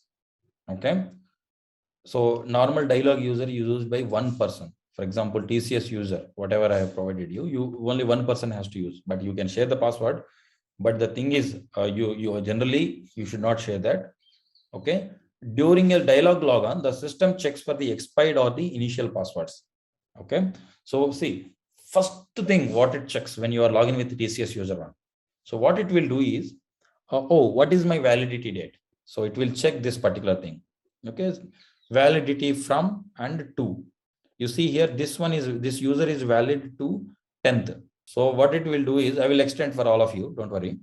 So display. So log on data. So it will check the first thing is validity. So as soon as it doesn't meet the validity condition, immediately it will throw an error. Hey, the user has expired. Okay. So now the second check it will do is, suppose the first time when I created this user, you set an initial password like SAP123, I gave you password, right? And then it asks you to prompt for changing the password. So that it will ask the second check. So see, dialogue user behavior is this. Just remember this. So I mean, you get again this level I am explaining these terminologies in a clean way that they will ask you in certification. So what does dialogue user do? So because these are all more like intuitive questions. What does dialogue user when you try to log in? First things, number one, it checks for the expired or the initial password, whether it is expiration or an initial password, and the user has the opportunity to change his or her own password that you did. So multiple dialogue logons are checked and logged. Okay. For example, TCS user one. Okay. If you share to somebody, 3 or 4 people logs into the same user. So as I said, there are tables who will track that. So there is a table USR 41 MLD. So which will tag the how many times that user has logged in and what is he doing. So I mean, so if you go to the SC16, so for most of the critical things, guys, believe me, SAP will track the logs. I mean, will put a change. So let's say they execute. So you see here. So B name is nothing but the username, and mandate is these are the database terms. MANDT, wherever you see MANDT, which is a client. So in 800 client, you see ACM demo. So peak 2 times, and concurrently they logged in 2 times. I mean, immediately. So this is the kind of thing they will have the data, how much last date, last time, peak date, peak time, first time, first day, everything is tracked, I'm telling you. So especially when anything with relevant to the authorization and role changes and everything will be tracked, don't say that nobody is monitoring. It is just matter of time, you know, people like me just logs in and then open this report table. That's it. They will get to know the history of what exactly the consultant has done. Okay. So that is why, and especially for all the basis, never ever underestimate that, and nobody is tracking for the basis. So it might not be a case for developers. So developers, they may not track and they can't track also because those developments and stuff. But for basis, they know this guy is a very super user and they know that you have the access and this will be tracked by default. SAP will track it. Forget about the customer and others. SAP will track it in the system. Okay, just for root cause analysis and then problem analysis. So be careful. That's just an example I'm showing. Yes, the USR 41 MLD table will track how many dialog users and how many times they logged in. Okay. So then the next important user, system user. So system user is of type dialogue free communication. Okay. So for example, background processing. Okay, the work process which you suppose a job collecting the statistics of the database or the collecting the data of the certain table. Okay, those jobs are the background jobs. They don't run in the what we call on a dialog processing. So for example, if you put it in a dialog, so which means your screen keep on rotating, that hourglass, right? Rotating, and you have to wait for hours to complete that thing. So that job will run for 1 hour to, 1 day, 2 days, like that. So then you would schedule it as a background job. So such cases, you always use the system user. Okay. So system user, can you log in with system user to the system? System user, can you log in? As anybody with the TMS ADM, will you be able to log in? Or with batch underscore RFC or batch underscore some user, will you be able to log into the SAP system? You will not be able to log into the system with the background user. So here you see not SAP GUI capable. Okay. So only 2 users, forget about reference, only 2 users you can log into the system. One is a dialog user, which you all are having, and the another user is a service user. So to make your life very simple or the understanding very simple, dialog and service are the same both. Okay. So this service user. So, but what is the difference? Why you need a service user? Okay. So, when the dialog and service is same, why do you need both? You can log in with SAP GUI. Why do you need service? Exactly. So the reason is service users, there are use cases for service. For example, a developer or a app developer, he always wants to access to the SAP system. Okay. But he is not communicating with the SAP GUI. He has defined some kind of API, application plugin. So, but he wants to log in every 1 hour and he wants to fetch some data and see it, and then he will update his code and something like that. But that guy, he can't give the dialog user password again and again. You got it? So it's very frustrating for him. And sometimes he forget his password also, or his code, he will change it sometimes. So for that purpose, the most important thing is irrespective of how many times he hit the system, so his user should not get logged. So, but dialog, there is a restriction, right? So 3 to 4 times if you log into the system, then the user get logged, and then you have to contact the admin, to reset the password. So that guy don't want to do that. So service user is mainly used for the integration scenarios where a dialog kind of user is used. So this service user will never expire. Okay, number one, and then it will never has this one, what we call password. Password locking thing. So it won't get logged. You hit them as many times as possible, so it won't get logged. So this is the explanation here. A user of service is a dialog user. Okay, that is available to a larger and anonymous group of users. So for example, there are 30-40 developers who wants to integrate or they create the applications talks to the one SAP system, and you giving 30 users to them. Imagine it, dialog users. Okay, giving them 30 like TCS user 1, 2, 3, 4, 5, 6, 7. It's a very painful thing. Okay, so or I could have given all you 10 people, right? One user, TCS, simple TCS, and then create it as a service user and given you. Okay, why I didn't give you? because I want to know who is doing what in the system. You understand? So that's why I given you dialog users with TCS 1 and 2 instead of a service user. But know that there are thousands of people who are developing or integrating with only one application, and giving them 1,000 users is very irritating. Okay, and in an admin, imagine to reset their password, those guys will lock their users, and it's too much of admin work. So such cases, you create a service user of type, and you give them all one user. That's it. Hey guys, okay, what is your organization, and you are working on your product, this is the, okay, fine, use this user. And in your applications, whenever you are communicating to my system, use this user and password. So that is the difference between dialog and service. You got it right? So only the user administrator can change the password of this service user. Okay. So as I said, the system does not check for the expired or the initial passwords during the logon. Okay, that is the beauty of service user. So service user, so it won't check whether it is expired or not. No, the service user, user ID and password, that's it. And it won't ask you to change the password also, because you are the admin and you set a password of strong password, 13 digits, 40 digits, and give them. That's it. Or else again, they change the password and they won't share to anybody. So that is the service user. So service user is a dialog user, and you use it when you want to give it to a group of people, one user. Okay, or the project, one user, and then one password with no control for them. Only you as an SAP Basis guy has the control over this one.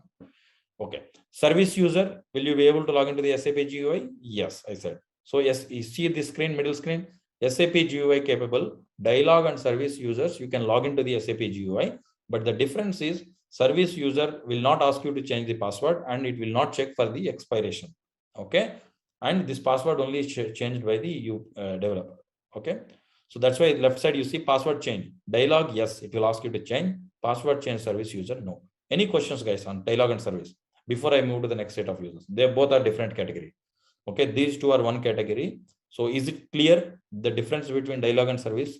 It is important. So you are following me, right? I mean, you are understanding. So I'm trying to make things simpler, but I'm not getting whether you are understanding or not. So you getting clear difference between these two? Please do let me know. System, I've already explained. It's a dialogue-free communication. I mean, you don't want to log into it. So within the system or from system A to B. So most of the RFCs, have you heard of the RFC connections, SM59? Okay. So if you go to the SM59,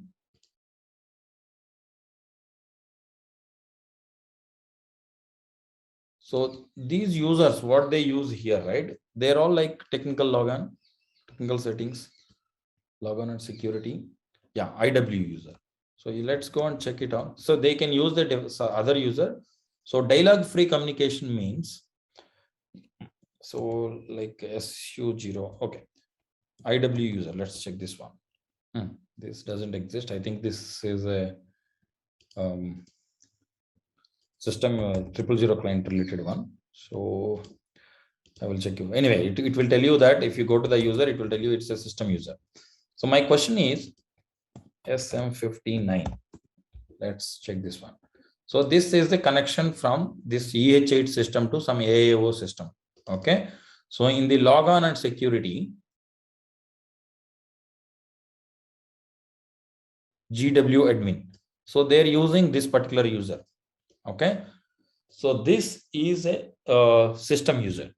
Okay. You connect to that particular system using the this particular user.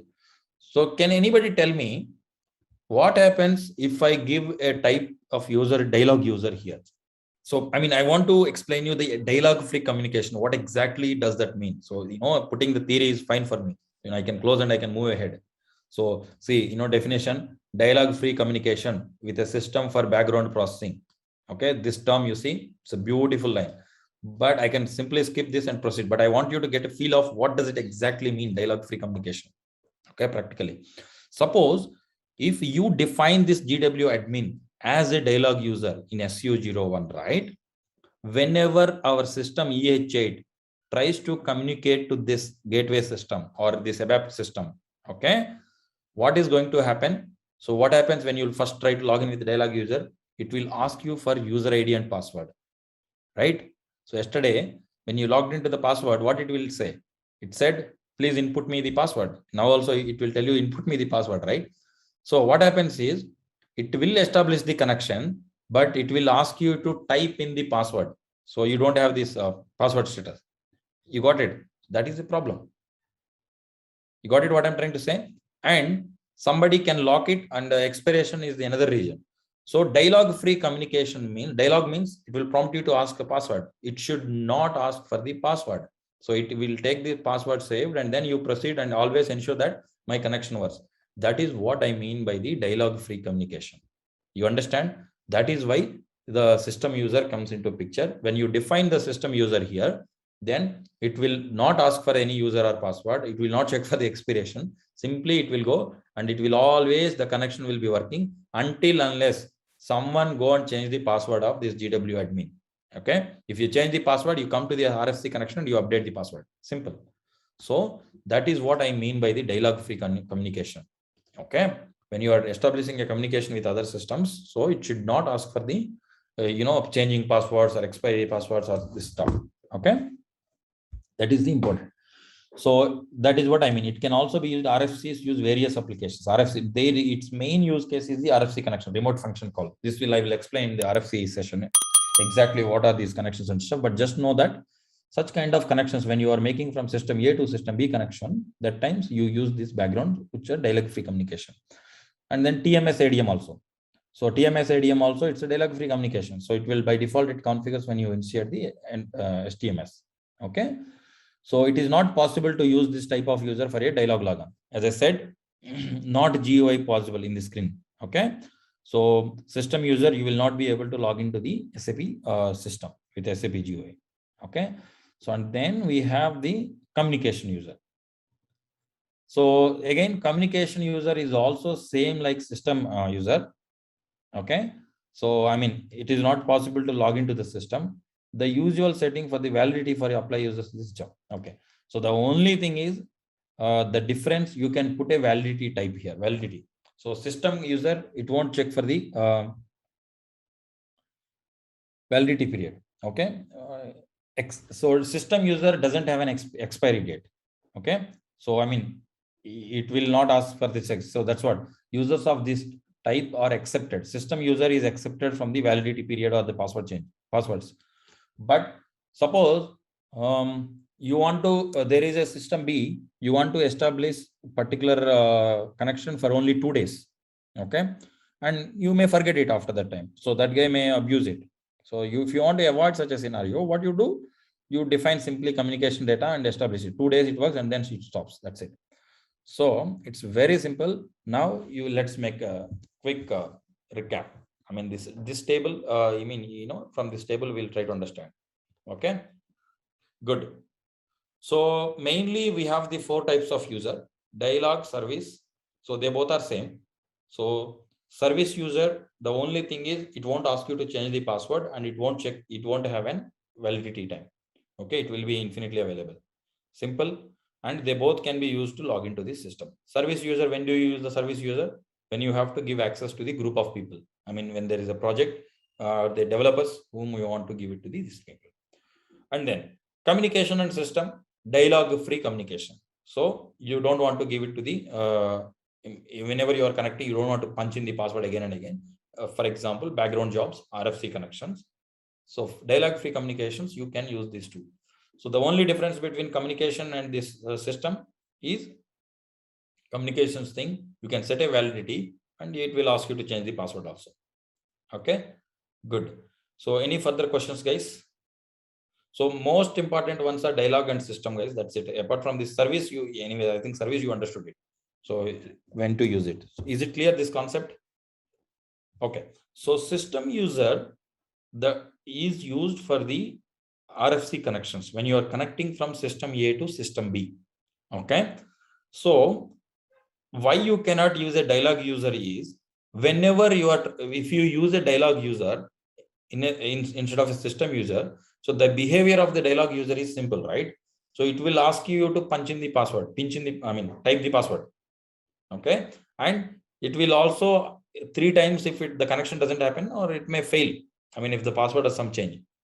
So system A to system B, when you try to connect with the dialogue user, it will prompt you to change, okay, punch in my password. That is not, that is very irritating for you. I mean, you don't know when that system connection used, right? The background connection.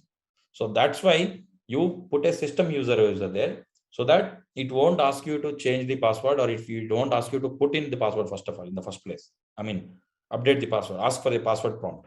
Okay, because it's just a communication, and you never know that which application uses that RFC connection, and whenever it uses, it will, using the system user, it will try to establish the connection. Okay, so what are the examples where you use for system? RFC connections, and then background jobs. I mean, when you are running the jobs, and then TMS ADM is one of the examples. Okay, so system user do not expire. Okay, it won't have an expiry date. As long as that system user exists in the system, it works. Okay, so yeah, I mean, it won't ask you to change the password also. Yeah, as an admin, if you set the password, then it will be there. Okay, clear? System. The only difference between communication and system is communication user has an expiry date. That's it. So for example, and that use case is, when you are working on a project, system A to system B connection only for 2 days. So you don't want, the contract is up to 2 days only. You set a validity date. Okay, this user, and then you leave the user. So it will act as a system user, but with a validity date, most importantly. That is the most important communication users use case. So yes, so now we understand what is the authorization concept, and then we understand what are the types of users we have in this thing, and then we will talk about the security policy. So this security policy, you will understand more when you do an use case. Okay, when you do the assessment, the lab exercise which I have given you. So we will do it after this session. So security policy is nothing but, for example, I'll give you an example. So you are logging in with the dialog user, right? In a nutshell, I don't want to stress it too much. So when you are logging into the user, so I gave you a password, SAP123, but that password is very easy one. Okay, 6 digits only. So I want to restrict the password. Okay, sometimes when you log into the Google also, it will ask, hey, minimum you have to give 8 characters, and in that 2 digits has to be there, and in that 1 alphabetical has to be there. You understand? So such kind of password restrictions can be created and then assigned to a role. Simple. If I have to put, so that is about the security policy. Okay, but for the reference purpose, I will read all these things, but if you understand it, that is the security policy. Simple. Every day you use in any account when you're logging, even Facebook, Google, anything, it will, there are certain security rules they will put for the password. That is what it is, the security policy. Okay, so that you can do from the transaction code SECPOL, SECPOL, security policy. So I'll just execute it. So anyway, I have designed one this one for you guys. So security policy, okay, how to create and stuff and assign to your user. So that you will try after this session. Okay, so you got it. Security policy, it's a simple one. So there's nothing to it's just that you should know how to do it. That I've explained in the labs. Okay, how to do it from the system, you do it, then you will get a clear picture of it. It is just restricting or setting up certain kind of guidelines for the passwords and then the users. Okay, so then let's go to the next slide. Okay, so the another important thing is the user groups. Okay, so what are these user groups? So SU, okay, now how many transactions I've executed so far from today morning? Only 2.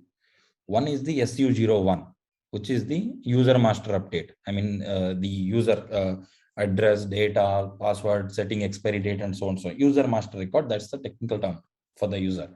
And the second one I used is the SECPOL. Okay, security policy, just before.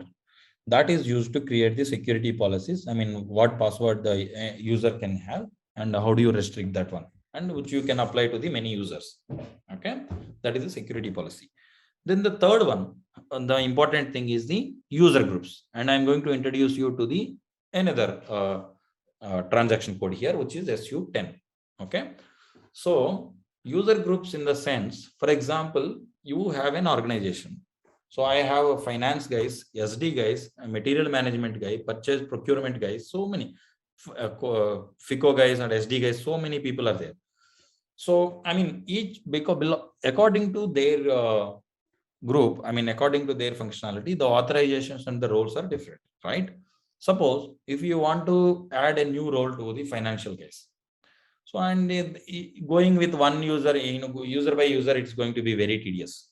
Okay. So what you do, you create a group and you add 100 users in it. Okay. Simple. 100 financial guys are there. So mass maintenance is possible with the user groups. Okay. So that's the only easiest way of understanding this thing. So, but if you go to the SU10, you will understand better. Or for example, TCS user 1, 2, 3. All 10 of you, I want to assign one role or an extra authorization. So I will give all the users in this user data. So that's it. Change and then apply. So mass maintenance is possible for us. So if you click on this authorization data, so see here user group. So you can pick the user group here. I mean, whom all you want. See here, Ariba user demo, user of demo systems. Let's see this one. Okay. So for all these things, if you want to lock all of them, we can all lock. So if you their validity, if you want to increase, you can increase from. So it's like mass maintenance. Okay. So mass maintenance of these people is possible with the groups. It's just simple. You are grouping them together. So that's about the groups. Okay. In this IDAS, there is only one guy. So let's take some other user group. Okay. Authorization data and then user group. Let's take super. Okay. So then execute. Anybody here? Yeah, here many people. So you see here, so user group, I mean, they all belong to the super group. I mean, you can define FI group or MD group, MM group, like that. You can TCS group, you can create all the TCS users. So if you want to give them you can select all of them from the group itself. So then assign or do or mass maintenance is possible. It's also very important when you are working in big projects where you want to change for 100 users, 200 users. Doing one by one, it's going to be very tedious. So just come here, give their user group and then assign the role. That's it. So you see here. So how do you assign the role? Let's go back. So again, authorization data. So user group, suppose you want to give authorization to the, which of these guys, which one we selected? Super. Where are you, super? Yeah, something. So here, suppose if you want to assign a new role, you assign something. Okay, language, you want to change anything, change it and then execute it, then all the things will be applicable for them. Okay, good. So any questions, guys, on this user groups? Is it clear? The second important thing, where do you create these user groups? I mean, the super and all, where do you create? So there is another fourth transaction I'm going to introduce you, SUGR. See, you don't have to remember these things, guys. So you can create a new group. So if I want to create a TCS, so here you do a TCS, specify a user group. Okay, so let me create TCS. Okay, so I want to add the users. You see, either clipboard also I can copy or I can take from all of you from here.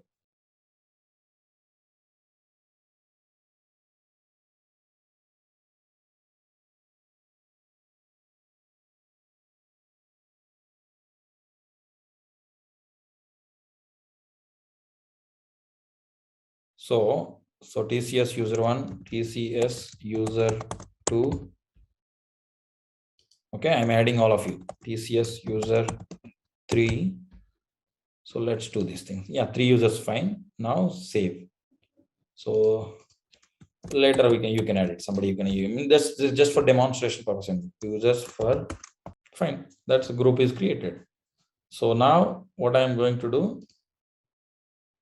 So or if or in SUGR, if you want to display, you can do that. So if you want to see how many users are display user group TCS, you can see how many users are there. Now, if you want to change, you can change it. Now, if you go here, SU10, okay. Before that, let's see, we will change something for all these users. So TCS user 1, what we are going to change is,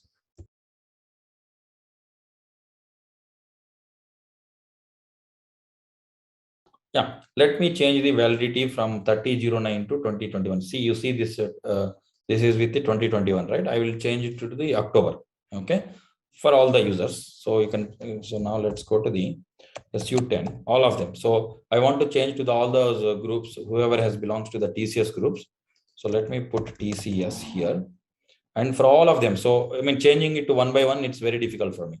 So what I will do is I will validate validity. So let's say September 1st to validity. So just for the understanding purpose, I will give the October 2nd. Okay. So now let me execute.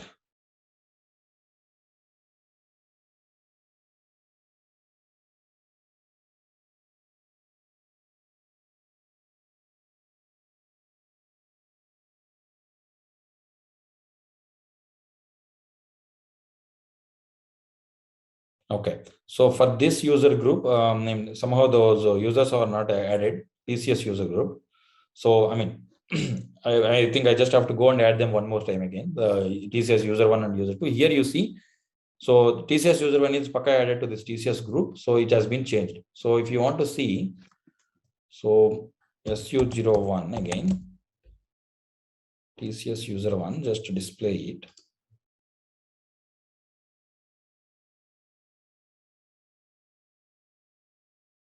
Okay, I'll create it. Okay, we will check it during the labs. Okay, I'll create this one. So somehow this system is not accepting. But that's how you do this. Okay, I will, yeah. I will create it and I will show you. Somehow it's not saved it. Let's not waste time. So that is the user group concept. So because it's in a sandbox system, sometimes there might be some restrictions. Okay, I'll do that. I will give you the demo, don't worry. So this FI, CO, SD, MM, and PP, they are the different modules. I mean, each module, you can create a group and you can do the mass administration using this particular SU10 tree code. I will show you later how to do that. So let's start with this. Good. So now what you understand, so total 4 transactions I have introduced. What is user master record? And then what level of authorization you can provide them. I mean, permit the protection. Either you can log in or you cannot log into the system, or execution level we can put. And the third thing is, I have explained about the users. So what are the users? System user and dialog users, communication, and then the service user. Okay. So now the important part is, what is the roles? Okay. How do you maintain user roles and assignments? Okay. So here we are going to talk mainly on the, I think you might have heard, authorization object, authorization profile, authorization check, and role. Okay. And then user master comparison. So these are the most important. You know, creating user is one part of the story. So then assigning the right authorization is the another part. And most of the cases you will get issues in the second part. I mean, the users do not have a right authorization. So the other day somebody is telling that I don't have authorization, right? So what do you do if a customer if a customer or the end user complains that I don't have authorization, so on, so execute? How do you troubleshoot it? Okay, that we will see. So how we are going to check this one? What is authorization object? What is authorization profile? And what is authorization check? Okay, so to understand, I mean, what is this authorization concept, and you need to understand what is the role and what are these profiles and what are these basically. Okay, so you look at this diagram. We are going to explain one S_user group authorization. Okay, so now you try to understand it in a theoretical basis. Okay, when I log into the system, then you will understand in a easier or the better way. First thing, so you know, we have again, so groups, fine, keep it aside. User groups for the mass maintenance. So, you know, you can group mass maintenance. That is one part. So the second thing is, for those mass maintenance, for example, I have a group of 100 basis guys. Okay. So for all of them, you cannot give SAP all. First of all, SAP all is completely restricted. Okay. It's a training system. You all got the SAP all. You know, nobody gets SAP all in anywhere until unless, as I told you, how critical it is. Okay. No one has an SAP all access. Okay. So just know that basis guys. So what all authorizations basis guys should have, or I am creating a group for the basis guys. So this is the object class. Okay, I define it as a basis administration, and then in that there is an authorization object. Okay, So user master maintenance or the user groups. And then the activity, what activity those guys can do. Okay. And then user group in the master record. So what group they belong to, kind of thing. So there are any object class, if you open any authorization objects, we are going to open it soon. I mean, we'll open it as a part of it. Any authorization object will have three main fields. So, hey, this guy belongs to which object class? He's a basis guy, functional guy, or guy, or whatever is it. So it is in terms of, it's not user group. Don't get confused. We are talking about authorizations. Okay. Oh, this guy belongs to the basis class. Okay. What all things I have to, what activities he can do, that will be listed here. Okay. Like monitoring or using the tools or a database, DB2, DB02, DB key. So those activities will, and then the authorization here, what in this particular activity, for example, you are a basis guy, DB02, let's say the activity name is the monitoring. So monitoring, what activity is the monitoring? Monitoring means all the transactions at ST03, ST22, ST01, whatever is the transaction, you need only display access, right? So the authorization is nothing but what access in that particular activity this particular guy in this authorization object needs, only display. Fine. So for that monitoring activity, you assign only display. And then you have an activity where you have to update or create users, create. So then you assign that, okay, SU01, SU10, so and so transactions, I will create. We have to create access and then change certain table or certain SC16, some entries he has to change. So then you will provide for those transactions change activity. So like that. So these are the three concepts or the three critical things. Any authorization object, okay, which object class that guy belongs to. Okay, it's a basis guy. What all activities that basis guy do? Monitoring and then updating and then checking certain things. Okay, so those are the activities. In those activities, what are the transaction codes this guy needs? That is where they mention this authorization and provide this simple, clear. I simplified it in a way that it is very easy for you to understand. That is the authorization object, nothing. So that is the authorization object or the concept of authorization, what we are going to assign. Okay, and then authorization check. So again, it's a very important interview question or certification also, it's very important. What happens when a user logs into the SAP system? Okay, so SAP system, what all users can log into the SAP system? Only dialog and service user. Fine. So dialog and service user logs into the system. Then screen. So the first thing is authority check. So or the user context. Oh, as I said, okay, it doesn't matter. So it will log into dialog user. It will first check the what? So it's validity of the user. Okay. Oh, this user is valid or not, or is the password has been already changed? Fine. If it is already changed, then type in the password, it will come. That's it. That is already done as soon as you get into the system. Then authorization check. Oh, this guy, oh, it's a basis guy. Okay. What all things he needs? So does he has authorization to execute this transaction? Okay. He has an authorization to execute that ST22 transaction. Then yes, then process it. Or else, if you don't get this one, I mean, if you don't have an authorization, if your transaction is not defined over there for authorization object, then it will say no. And then it will give an error message that you are not authorized to log into the system. Simple. This is the authorization check process. Okay. So, okay, the moment you log in, you got an not authorized to access this. What do you do? How do you know which all authorizations you not? Just execute the SU53 transaction. Then you will get to know what all authorizations missing. I will give you a demo. Okay. If a user is not able to authorization check and if you want to know what authorization this guy is missing, that also it is very simple to identify. Okay. So now so authorization check, any questions? Okay. Then another important term. Okay. So in this one, fine. We are defining what all activities a guy can do in the system, right? But can you define what all he cannot do? For example, he is a basis guy. I want him to give the access, except debug access, everything please provide. It's a simple, right? Coming in reverse direction. Instead of providing 100 transaction codes and 100 activities defining, can you do like, okay, except debug access, can I give him everything? Can you do that? Anybody? You understand?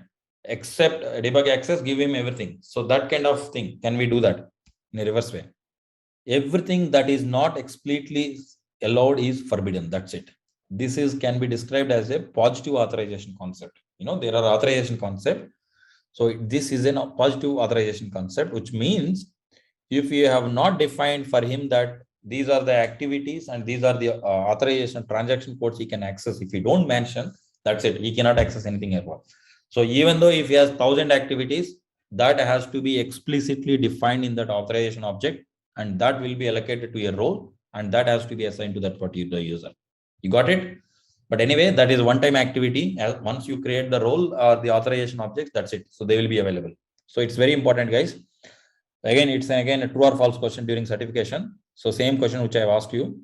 So in your customer client, if a customer asks you to provide access apart from this particular accepting this particular transaction code, is it possible? No.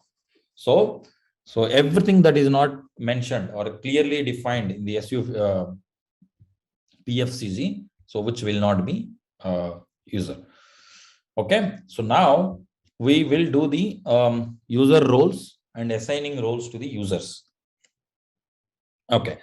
So I am going to introduce you the another transaction code, which is PFC. Now we are going to the concept of role. So the user assignment and the role creations and the user comparisons can be done from the PFCG. Okay. So this is also a very important thing. You can create a role and you can assign the authorization objects, extra authorizations, and it is simple. You assign that role to the multiple people, basis guys or FICO guys or something. Whoever is it belongs to them. Okay. So you can assign a same role to the multiple people. Okay. But a user can only access whatever the roles he has been assigned and what are the authorizations he has given to him. Okay. A role can be assigned to the multiple users, both the ways. You create a role and you create to the entire all the users. That I will show you how to assign that. Okay, that is possible. So role is nothing but it's a group of authorization objects. So you can define it and then you can assign to the user, particular user. So see, any roles which starts with this SAP, right? They are the standard roles. SAP provides them by default, but you always better not to use these roles. So, by taking a copy of these roles, you can create your own roles. So changes the role administration for web channels. So I'm trying for basis one. Okay, fine, take it, any role. So you see this, so you just display this one. It's very important, guys. So menu, you can define what are these guys can do. Display, delete logs, data browser, call view, transaction, system log, web dump analysis. So because it's a developer role, so ST22 analysis is important. So you put all the things menu you can define here, or the some web related stuff also you can define. So this next thing is authorizations. So guys, this authorizations and then user, it always has to be green color. Remember. So this role, even though you assign this role to some user, he may be able to log into the system, but he will not be able to do anything in the system. Okay, that is a problem. So the reason you have not done the authorizations properly and your user master comparison did not do. So the importance of user master comparison is why SAP has put complicated this. Simply you create it and you assign the authorizations and you give it to the person. Simple, assign it works. No, SAP intentionally put here, you have to generate an authorization object. Okay. So here you see there is no profile, which means it is useless, no matter whether you assign. So first of all, you have to generate the profile for this one, and then you have to assign to the users, and then do an user master comparison. That is very, very important, guys. So, most of the cases you get issues because of these two things. So these two has to be green color, and you should know what all users it has assigned, and you have to do an user master comparison. First, what we do is let's try to do the I'll give you a demo. We will copy it to a different one. So now I am going to do copy role. So, it won't allow you to use the SAPs. It's not recommended. You always take a copy. So for example, I'm doing a TCS underscore copy.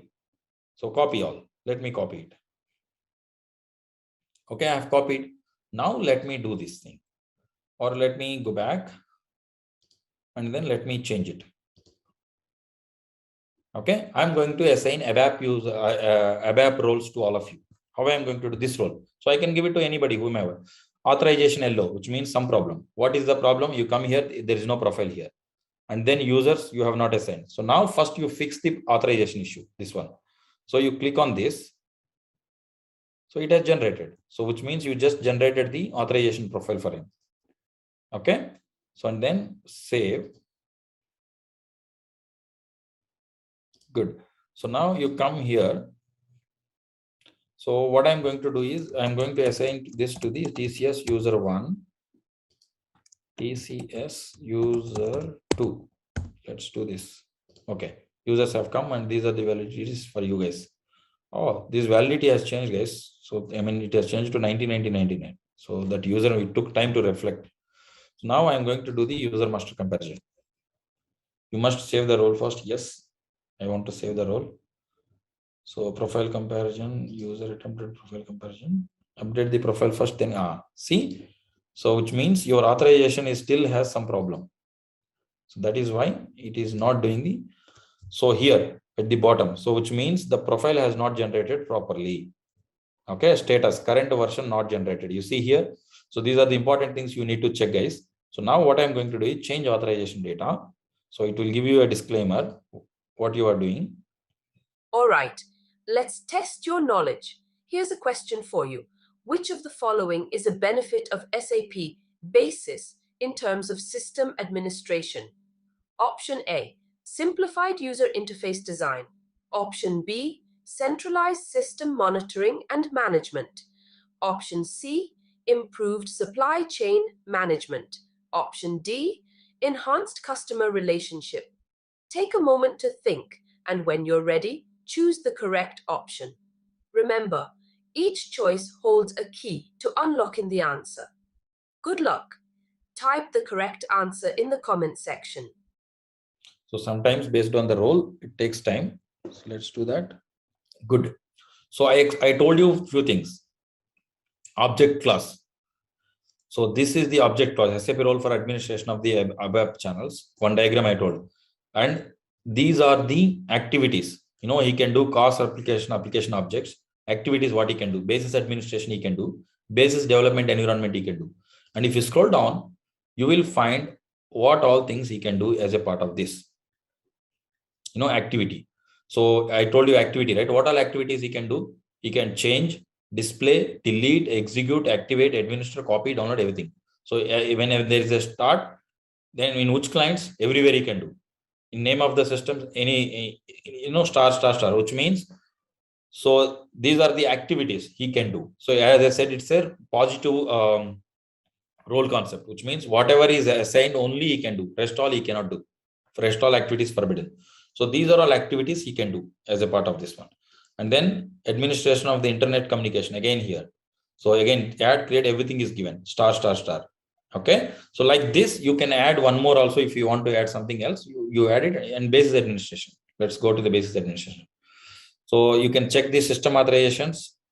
Let's see. So SICF. Yes, you have the SICF access. And then system administration function. So these are all things. Okay. So this is what I was explaining about the object class and the activities. What all this is an authorization, how this works. Now, whatever you're going to do, you have to generate, guys. So this is important, guys. Generate. There are open authorizations still. Okay. Generate. Profile is created. Okay. Then save. So not generated. Again, you click on this generation button. Generate.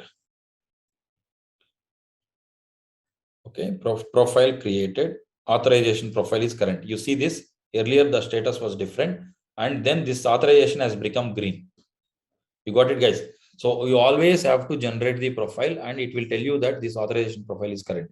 Okay. SAP want introduce this to do this for every role. I mean, at least once, whenever you make a change, it's a double layer protection. So even though somebody created a role and assigned to the users, it will not work until that guy comes here and do the authorization. I mean, this one. And they can restrict this, whoever can change this also. And only the authorized people can generate these profiles. That also they can restrict it. So that anybody can simply can go and change these things. They will not do. It should not be possible. So SAP wanted to introduce an extra layer of authorization, and a team lead or somebody can generate these profiles. Then only this role works. Even though you have an access to create a role and you create it, but you will not be generate this authorization unless you generate this profile current. It will not work. Okay. Now the second thing, user. So who is this user? So TCS user 1, TCS user 2 I assigned. Now you do the user comparison. Okay, so complete the comparison. Let's do this. See, now it has assigned this to the comparison user master completed. So now this part also becomes green. Clear? So then this role works for sure. Now you go to the SU01. So TCS user display and then roles.